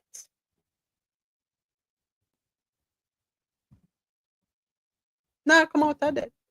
But yet you knock the people that have debt troubles. No, watch what me do. Don't do as I do. Do as I say, not as I do. That's how I go. Yeah, I'll holler go to court too if you owe money. That's how I go. Hey, Bianca. Don't worry about what me do. Just do what me say you fi do. This country was designed to operate in debt. And a lot of people don't understand it until them come here and recognize that they're thrown into debt. Anything you want, debt. You want some furniture, debt. You know, you need an apartment, but have some credit. The only way if you have credit, debt. We don't have no credit history, so we don't know if we can lend the money. So you have to do what? Put yourself in debt. Even for jobs now, they're checking your credit report. Exactly. So you have to put yourself in debt to have a good credit score to be able to get a job. What can go so? Debt. It's how the wheels turn in this country. No make us fool you. And that's why I have said this before. Payment plan for everything. You better know. I have said this before, Jack. America looks good because of debt. Americans can show off and go on with themselves because of debt. Strip everything from them and tell them, say, pay up for everything now. See which country is the real third world country. Bad to bad in Jamaica and across the Caribbean and also in Africa. You can't take time build your house, no so. If you can't get a loan from the bank, don't worry yourself. You take time, you start with a one-room bathroom and a kitchen. And you take time and you add and you add and you add. When you see a car in a Jamaica, remember me tell you, say sometimes 2-3 times that car the paper. Especially if it's a left-hand drive vehicle. That means it came in on one ship. From the US, I should be more specific. From the US. That pay for 2-3 times. Now make us fool you. So remember, Jamie said, pull away the credit system in this country. And I want to say at least 80% of Americans will be in dire poverty immediately.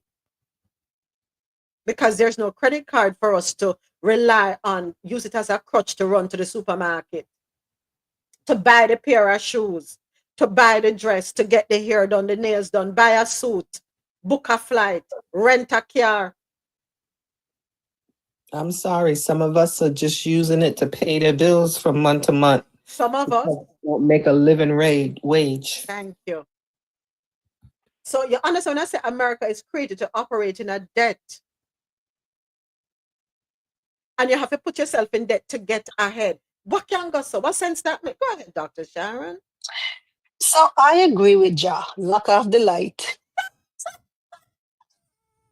That's that anti in you, Dr. Sharon. That's No. that anti in you. No, just turn it off, right? I mean, I understand. I mean, and when I think about it, like my mom, my sister and brothers, and I got tons and slew of friends and family in New York. Cause that's where I lived. That's where I trained. Lucky off. Okay, the hospitals will feel it. Can you imagine hospital will have to be on backup power? It's not just the Wall Street. Everyone will feel it, and then they'll be forced and pushed to do something. Imagine the hospital working on backup generators. How long can they do that for? People on life support? That's my concern, Dr. Sharon. People are going dead. People are going, Lord McKenna said that. People are going to be unalived because of those actions. And that me worry about. And I get it, but because to me, if they do that and they do it, it's not something that they're going to sustain for maybe even 1 hour. It's going to force you to come to the table. It will force them to come to the table because you're not going to be able to sit there and just not do anything. Oh, jeez, I'm collateral damage. Yes. But you know, but Trump has this back and forth to the thing. Today you want me, tomorrow you don't. It's like a toxic relationship. We're done with it. Yes. Today you want me, today tomorrow I don't. Come give me a little loving today, tomorrow I'll kick it to the side. What is this? Just like a Gemini man. Oh, yes. Fucking turn around. Oh my God. It's just, and I'm sick of it. And Canada is sick of it. And that's why exactly like all tariffs are not coming off until, you come to the table and do something. And if you play with me more, I'm just going to turn off the light. Turn it off. Turn off the lights. Ooh. And light a candle. Well, AT, agree. We don't know because AT said, I'm with Ja. If there's a crash, action will be taken against the administration. Yes. It's just, I don't understand how he's just allowed to play with people like people don't matter, right? Thank you, Sherilyn. He actually clearly does not understand tariff. He clearly doesn't understand what it does. He had no understanding, like zero. He doesn't. Lights out. Lord have mercy.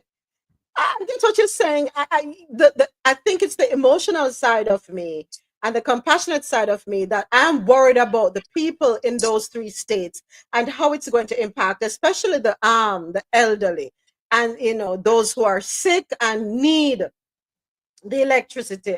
That's my biggest concern. The business side of me understand where Ja and Dr. Sharon and AT are saying, Tony off. We have to send a message. Because up until now, as he says, he understands. Thank you for the follow, Sherilyn. Thank you, thank you, thank you. And folks, everyone here on TikTok, thank you so much for the support. Thank you for the love. Thank you for the follows. Thank you for sharing. Yeah, share the live. Listen, oh, come on into share it up. Share up the live, people. We thank you so much. And I invite all of you to remember to head on to the bio for Coffee Into, and subscribe to the Coffee Into YouTube channel. The link is there. Go ahead, Ozzy. Turn off the lights. Oh yeah, Light a he candle. he understands. He definitely understands. But I think to the point that Dr. Sharon and Ja are making is that with extreme action being taken, sometimes you have to fight those extremes with extremes. Fire with fire. Yeah, because then again, a lot of these people don't care until the issue is in their backyard. And then that's when they start bawling, oh, we have to do something right now.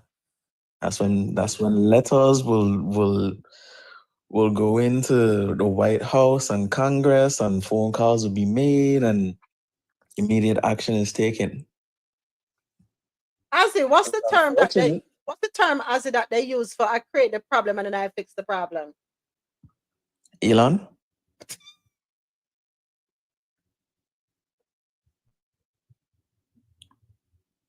That's just a scam. Love it.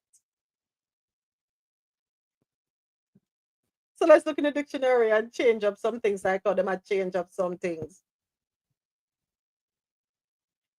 The people are saying, turn off the lights, Canada, and wake up America, because we're sleeping. We're taking things for granted.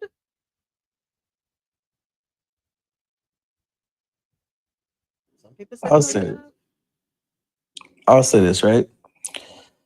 There's a certain pretentiousness that America has that has been rubbing other countries around the world the wrong way. It's a sense of hubris. And so when it comes to how Trump is approaching these situations, there's that times 10. And so everybody's like, oh, okay, you do realize you depend on us for this, right? You do realize if you do this, we have the power to do this too, right? We've been operating in good faith, and you have too. But how you say it? FAFO? Yes. All right. So the magnificent seven of tech stocks, Alphabet, Amazon, Apple, Meta, Microsoft, Nvidia, and Tesla were all in the red yesterday. What conversations are those heads having with him? Are they having any conversations with him? Because remember, when he won the election, I think that they how many billions of dollars they raked in. So now it's time to shed it all, which makes me I question the stock market, but now it's time to lose it all. So how is it that they're not in the Oval Office or on Air Force One saying, fix it, stop this, we're bleeding, we're bleeding, we're bleeding, we're losing, we're losing, we're losing. Tesla closed down 15.4% on Monday. Tesla stock is down almost 45% this year, wiping out its gains since November. Is it that he's ready to throw up his hands where Tesla is concerned? Why he's not saying anything? No, there's a larger plan at hand. There is. They're gonna drive everything down to the ground to where other billionaires could come in, buy up more stocks. So then they have, a larger stock portfolio, more riches, more control, more power, and so we go. Mhm. But I will say though, it seems kind of genius because the way Trump is maneuvering, I feel like Elon is going to be the fall guy for some of the things that he's creating. And then when that happens, then that creates an even bigger divide. You may be onto something there. I think we said something, or we alluded to that a couple weeks ago. Yeah. Well, let's see what happens. By the way, the song I played for you today, your Pretty Little Headache song. Wow, with yourself, Ozzy. Play that one. Yay! Give thanks, give thanks. You're welcome, Ozzy. Play that one today. I know there's a video that I came across on TikTok, as a matter of fact. This one. Gotta listen to this one. The wage report in entitlement spending, which is which is most of the federal spending is entitlements. So that's like the big one to eliminate, because that's the sort of $500 billion, maybe 700 billion a year. The wage report in entitlement spending, which is all of. So that's one. So he considers, and in that pool is Medicaid. It's an entitlement spending. Does he understand how Medicaid is funded? Does he understand the purpose of Medicaid? But we went in depth yesterday. There are so many facets, so many tentacles. What do you call it? Levels to this thing called Medicaid. It's not just but does he care? No, Sharon. Not at all. Not at all. Thank you for enjoying the conversation. We're here Monday to Friday. We start at roughly about 9:30. We start the conversation. And we do news from all around the world. It's a shame. I need to say who I am. Welcome to Coffee Until World News on the Go. We take headlines from around the world and we have vibrant conversations about them. We chop them up, talk about them, and we're here to learn from each other, and we welcome information. Yeah. He doesn't care. As it was said, if something is not affecting me, I don't care. That's it. And I am with you, as there is something very sinister. It's all by design. All by design. So that was our business and tech news article brought to you by Grand Coffee House. Head on over to grandcoffeehouse.com, shop today. Get 20% off all coffee products. Just use the code COFFEEINTO20 at checkout. And now it is time for our health and science news, brought to you by Lormel Skin Food. Head on over to LormelSkinFood.com, LAURMEL. That's LormelSkinFood.com. Discover the range of natural skincare solutions. Indulge in the radiance of natural and organic beauty with the best natural and organic soap bars, whipped soaps, body butters, and oils. All 100% natural products. Lormel Skin Food for a natural, beautiful you. So the question is, to drink or not to drink? We spoke about the effects of alcohol on the body yesterday, and I don't know. I have to find a different word for that. What's a different word I can use? Now give me a word. Quick. We need a word for the A to the L. Otherwise, we just have to spell the word. So, to BOOZE or not to spirits. Libations. Check myself. Quick for report to over here upon the then quick for report to over here upon TikTok, brother. Lord of mercy. Because somebody gets offended by a word that we use as a part of the dictionary, and it's in an article that we read. But anyway, according to NPR.org, a new Pew survey out last Friday examines how people feel about their own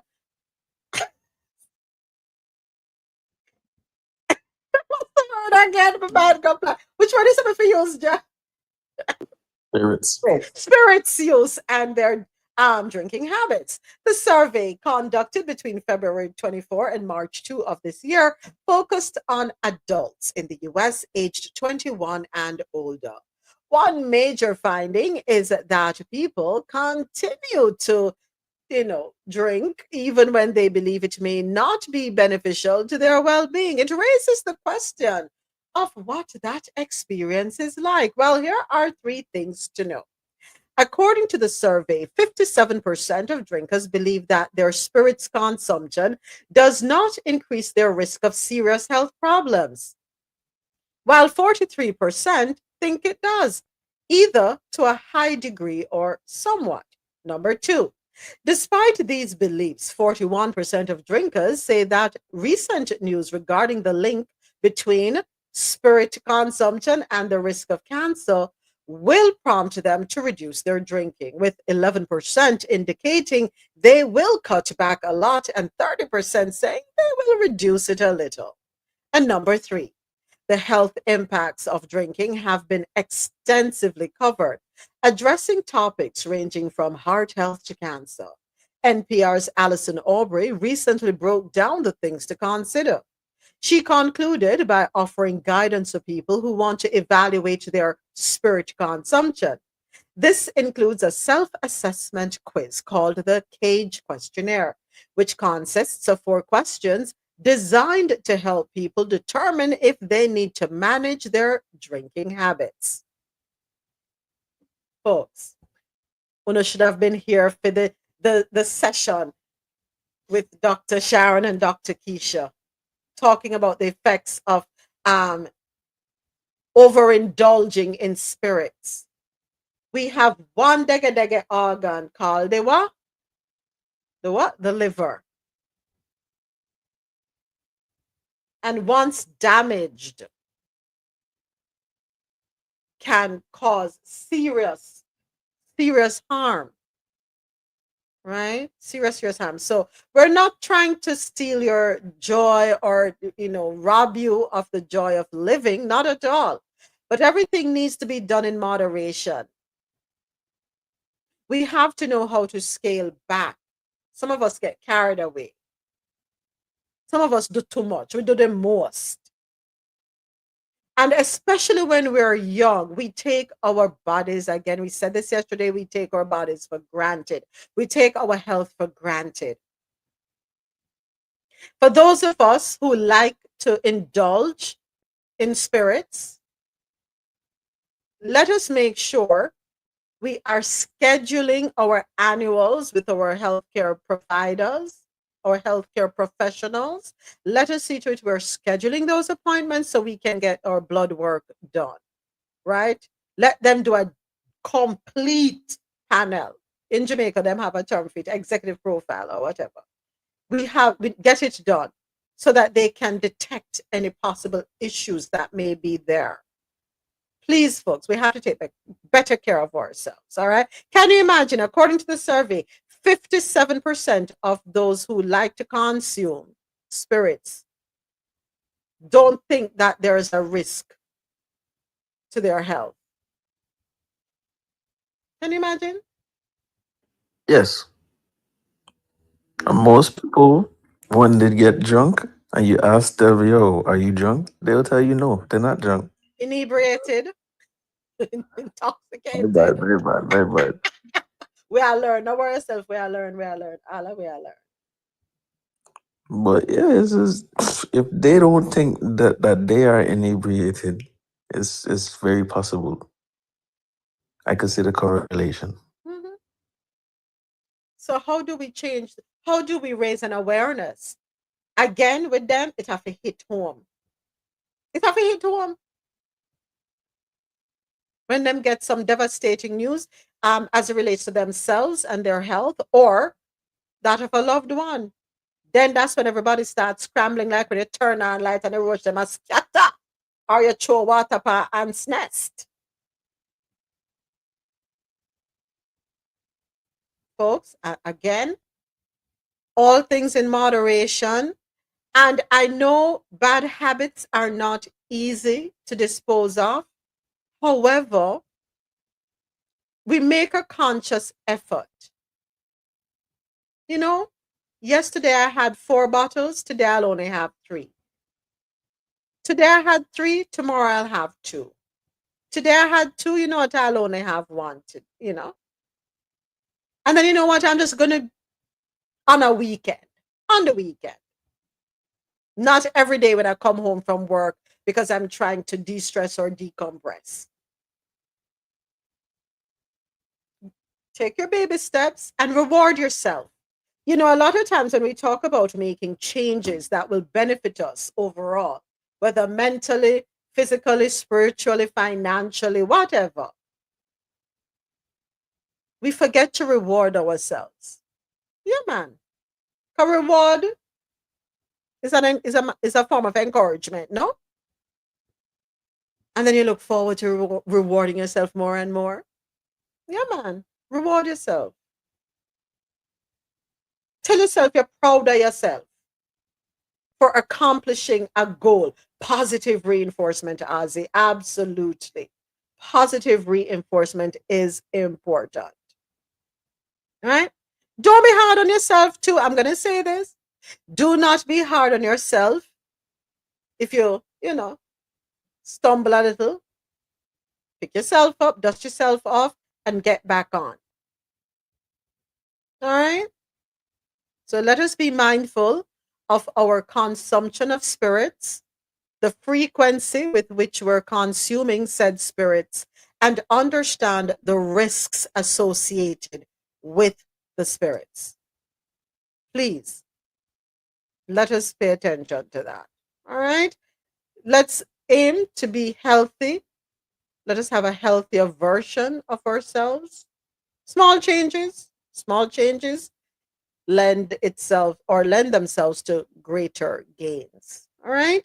And that was our Health and Sound News segment brought to you by Lormel Skin Food. Head on over to lormelskinfood.com for a natural, beautiful you. And now it's time for our Believe It or Not story. This one, Wisconsin teen has been charged with the unaliving of his mother. Ooh, Lord have mercy. Come on, children. Do better. Please do better. Oh, yeah. Let's go ahead and take a listen to what's this? A threat? Come on, people. Can we stop with these threats at the schools? Okay. A school in Florida has been forced to go on a lockdown due to a threat, a bee threat, and I'll just leave it there. Okay, so let's go ahead and get into this article, courtesy of CNN via WSVN, and it's a soundbite. Let's take a listen.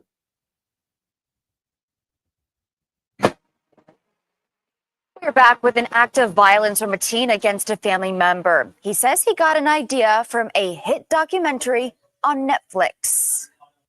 My husband and I have lived here for 25 years this year, and no, nothing like this has ever happened before. A quiet Wisconsin neighborhood completely caught off guard as neighbors were shocked at what unfolded just a couple doors down. Court documents unveiling a gruesome discovery. The day officers say 14-year-old Reed Galinsky admitted to killing his mother, 63-year-old Suzanne Galinsky. I think it's just really hard for anyone to believe what happened, and she never deserved that. During questioning, Galinsky told investigators he came home from school feeling depressed. He also admitted to taking his brother's anxiety medication for nearly a month and on that particular night, taking 9 pills.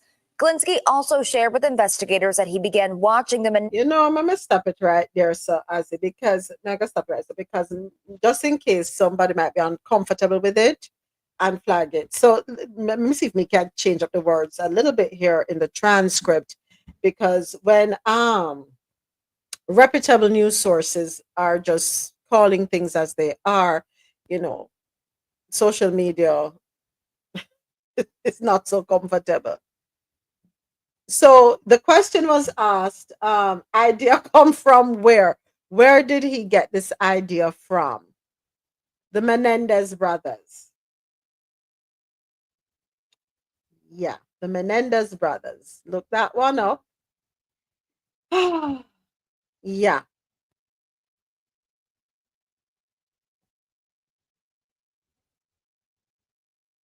After the attack, the teen told investigators he contacted a friend on Snapchat, told her to call the police, and sat on the floor until he heard the sirens. When officers arrived, they saw the teen exiting the house. As they approached, he dropped a brown and silver kitchen at the front stoop, saying, "She is unalived. She's unalived from what I did," and telling the officers to unalive him.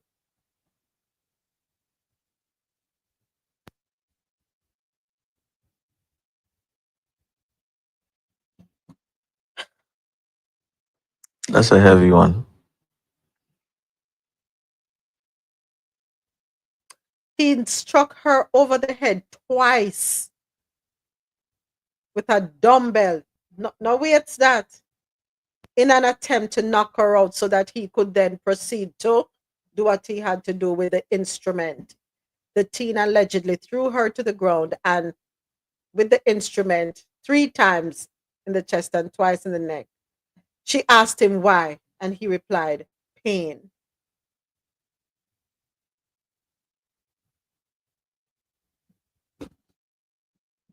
We have a mental health issue in the US. We do. And if you interfere with the whole Medicaid plan, that program stands to be affected. It is a hard time as a parent right now, Donna. You're not telling a lie. That's some serious times now. As a parent, especially those of us in our age group, those of us born in the late 60s, 70s, probably up to 80. It's as though we're caught between 2 time zones.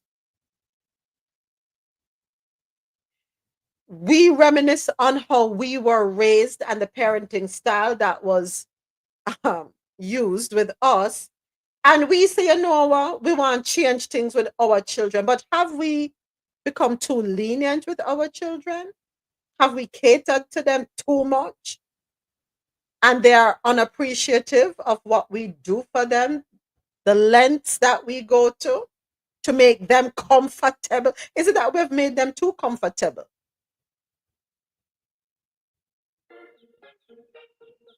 Is it that we've made them too comfortable?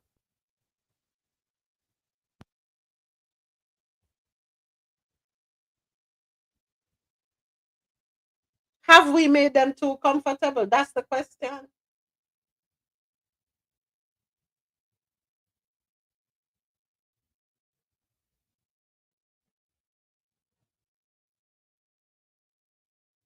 We are, I don't know, how do we, silver platter? But what is considered silver platter? Because some people have little bit in a Donna, little bit, and the little bit of them have, then give it all, then go above and beyond. So, me no know. How do we strike a balance?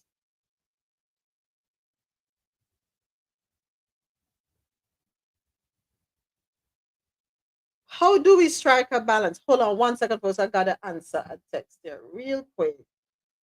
Um,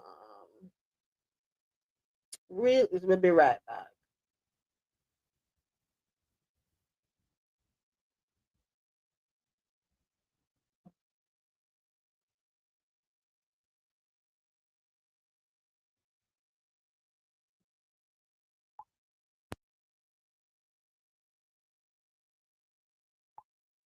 Sorry about that. Thank you. Thank you for your patience.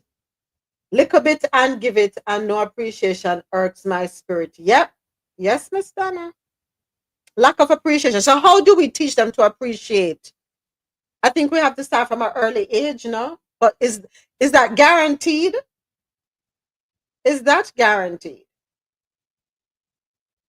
How many of us as parents sometimes feel as though we are taken for granted? We work hard, we try to make the right decisions, we try to do what we think is best for them.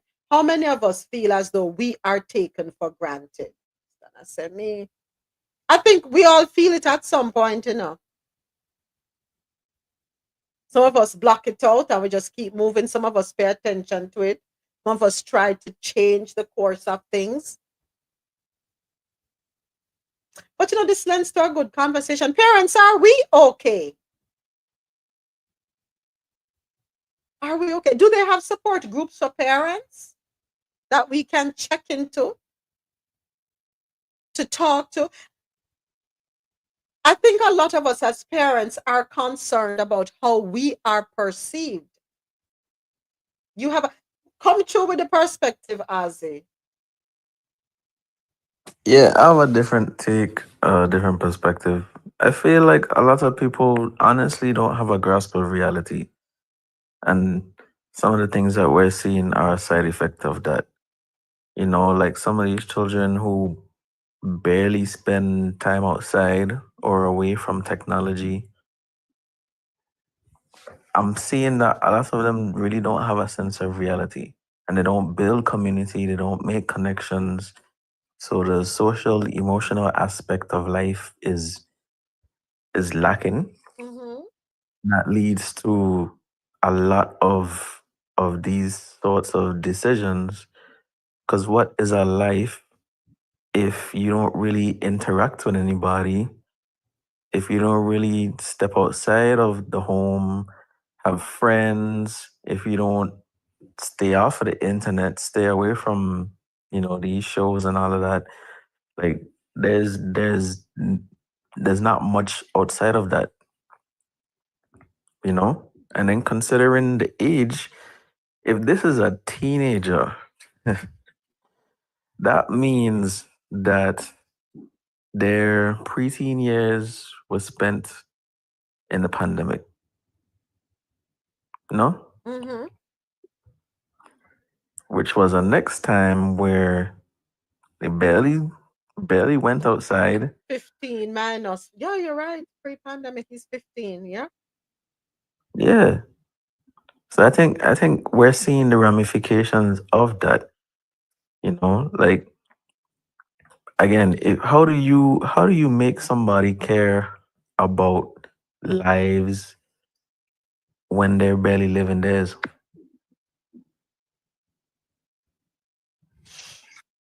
Oh boy. But okay, so we had the pandemic, right? And I understand not being able to go outside the way you want to. But people moved around in their neighborhoods, in their little spaces. People still moved around, still got out there. Oh Lord, there's so many layers to this.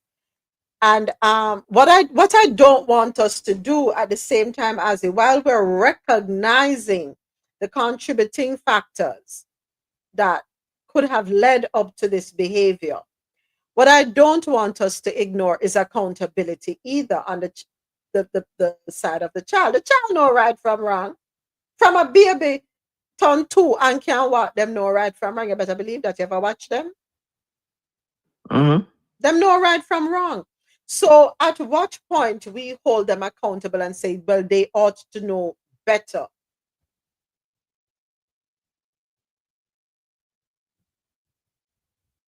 Right. We can look at all the external factors. We can say, oh, I was poor. Oh, me blame my mother because I come up in a poverty. Oh, I don't have friends. There's so many different things we can blame. But what's the conversation we're having with ourselves? Because look at this now. Him I got talk about say he was inspired by Menendez brothers and then tell him mother say it was pain. What is the pain? Who was he talking to about this pain? Did he seek help for this pain?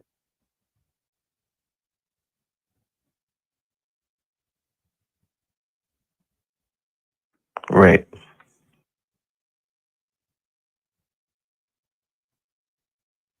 The extreme cannot be the only resolution.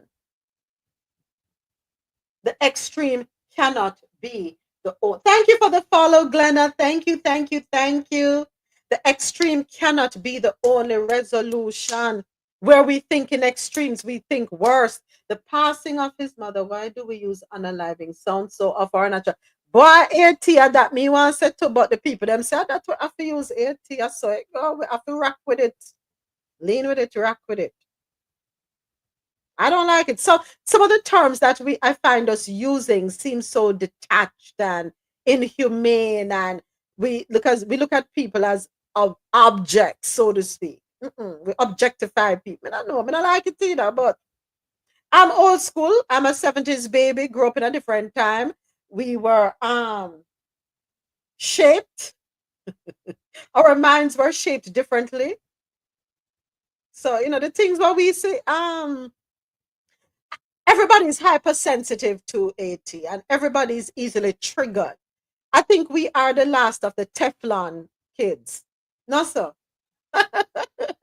60s up to anybody born in the 60s going up to say what is it, 90s? Yeah. Yeah, The we're the night. we're the Teflon crew. When we're not phased, things were not easily phased. Things have to really dire for us to be phased by it. We are the what them call crocodile back, and we have the grit and the gumption. We are the generation that know what it is to ride up and down without helmet on a bike. We are the ones who learn to skate without going to a skating rink. We are the ones who will climb a tree and lounge in the tree. We are the ones who will walk up and down outside barefooted. We are the ones who will drink from a standpipe or go to a river. That's who we are. We are the ones who didn't have to be supervised, so to speak. We're the last of that generation. That generation exists again. Our children, what I call it, soft, gentle parenting. That's what we're doing with our children, the gentle parenting, because we're taking their emotional well-being into consideration, and we're careful how we construct our thoughts and express our whatever the thoughts are, how we express them, how we vocalize or verbalize them. We have to carefully articulate and use this word and take with that word. And are you okay? We my times have changed. So something. Us as parents, we too have to check ourselves. I mean, we still alive. We made it, right? And so we survived. And if you're from the Caribbean, you know. If you know, you know. Yeah. See that. Oh man. Again, I feel like there's so many different factors to that too. For example, I am the child who was raised by the village. Mhm. I don't think too many people have a village nowadays. You know, like if I did something stupid on the road, Miss Gladys will probably beat me before I get home to get beat again. Because I met Miss Gladys have to call me and tell me what you went and do.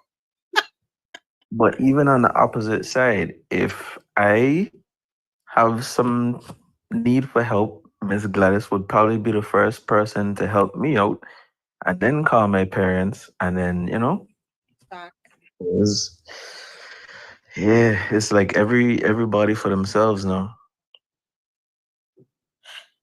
But we as parents too, let's have an honest conversation. We brought this up the other day. We as parents have a hand in it because, well, I don't know if our age or the age the next decade, but a lot of them don't want you talking to them children. Them say if something wrong, come to me. And when you go to them, the parent, them tell you right away says not their child or who you talk to. They swear up and down that their child is perfect. There's no fault to be had with their child or with their children. So how does the village come into play if the village is locked out? You have people who curse you out for saying something to your child. Literally, take it to task. Facts. So how does the village get so on an individual basis, people have made the decision to shut out the village.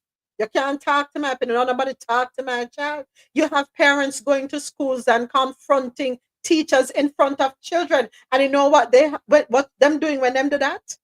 You are stripping away this thing called respecting your elders. If you don't agree with what the teacher did to your child or whatever the problem is, you have a one-on-one with the teacher. With the teacher. You cannot be disrespecting a teacher who is responsible for looking after your child from the hours of 7 to whatever, or 8 to whatever, or 9 to whatever. The very person you rely on to take care of your child, you disrespect in front of the teacher. And I'm not saying in front of the child. And I'm not saying teachers are perfect. I'm not saying that at all.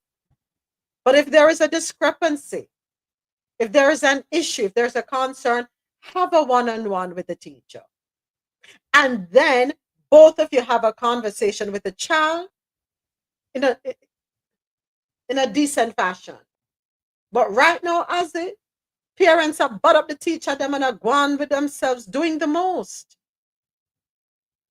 Yeah. And the other thing too is you can't have a village if you don't trust people. There's so much that needs to be fixed, Ozzy. So much repair need. We need to go into the shop. You know, and you take that car to the auto shop after running it to ruins, and the mechanic look at you and tell you, get a long list of things that need to be done, things that need to be changed, so on and so forth. Our society is in a bad state. In a very bad state. Individually, we're going to have to try to fix it. If we don't have the tools and the resources, there are outlets. There are people, there are places, there are telephone numbers, there are directories, there are websites that can provide you with information. Go right ahead, Ozzy. You're right. You're right. But again, people have to be open to receiving the information in the first place. It's unfortunate because again, we grew up in an era where we saw the importance of community and what it's like when a community looks out for their children.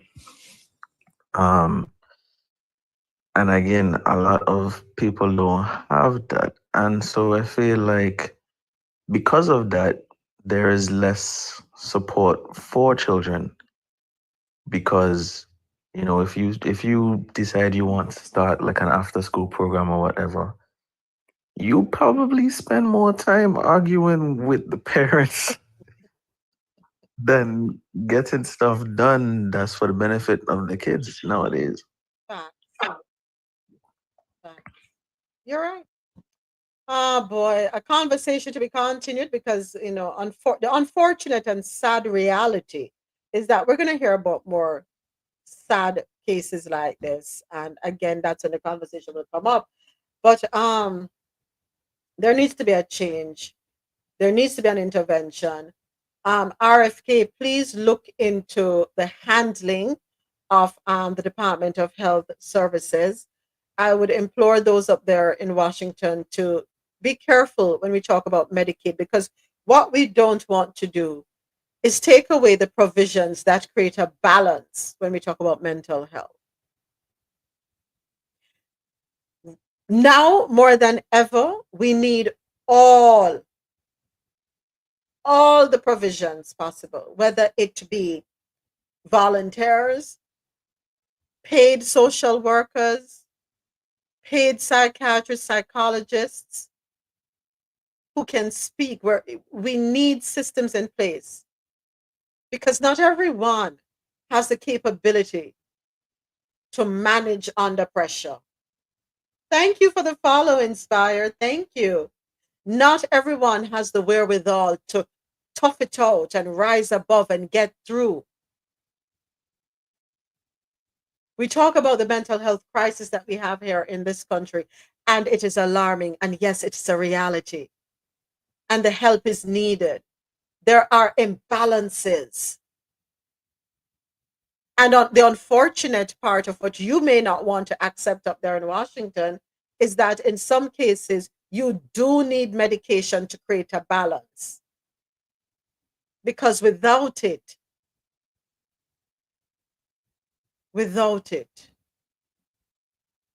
we can only imagine what can happen.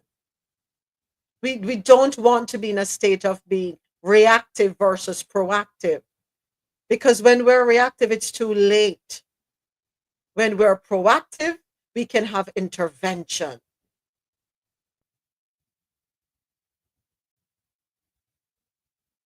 So we have to think beyond ourselves. Not all of us are perfect. Not all of us are perfect. Many of us, let me correct myself, all of us have imperfections. All of us have something that we're struggling with, something that we're dealing with, grappling with, to varying degrees. But not all of us has the resources or the outlets or the support system or the families or friends to help us through. So let us not think small when we're making decisions that will affect the majority. Right?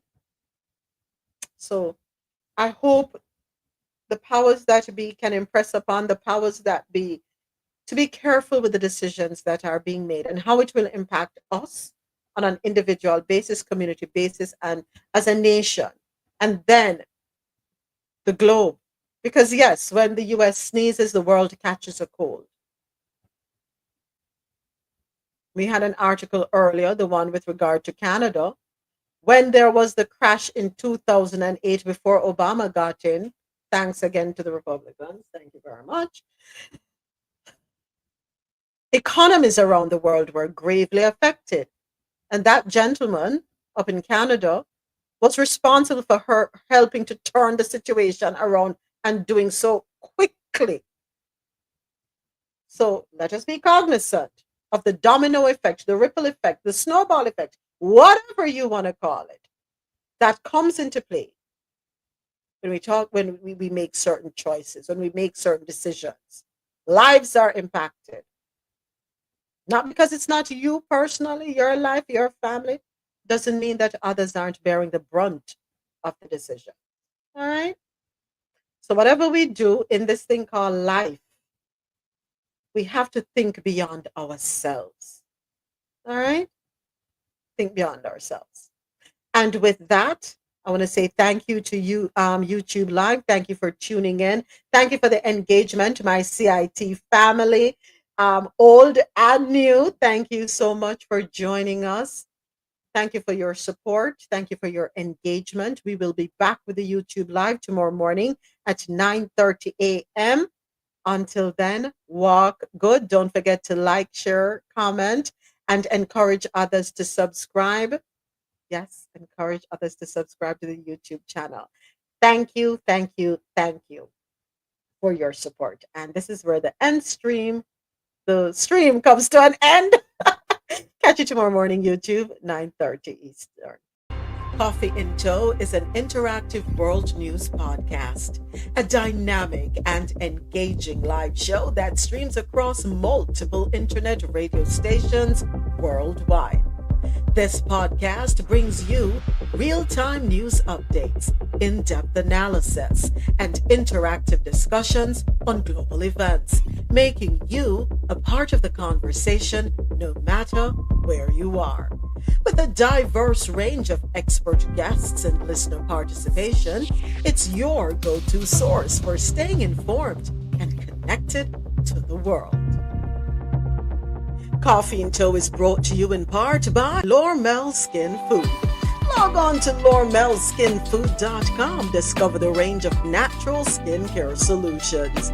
Indulge in the radiance of natural and organic beauty with the best natural and organic soap bars, whipped soaps, body butters, and oils. All 100% natural products. Lormel Skin Food for a natural, beautiful you. The world's best coffee from our farms to your cup. It's Grand Coffee House.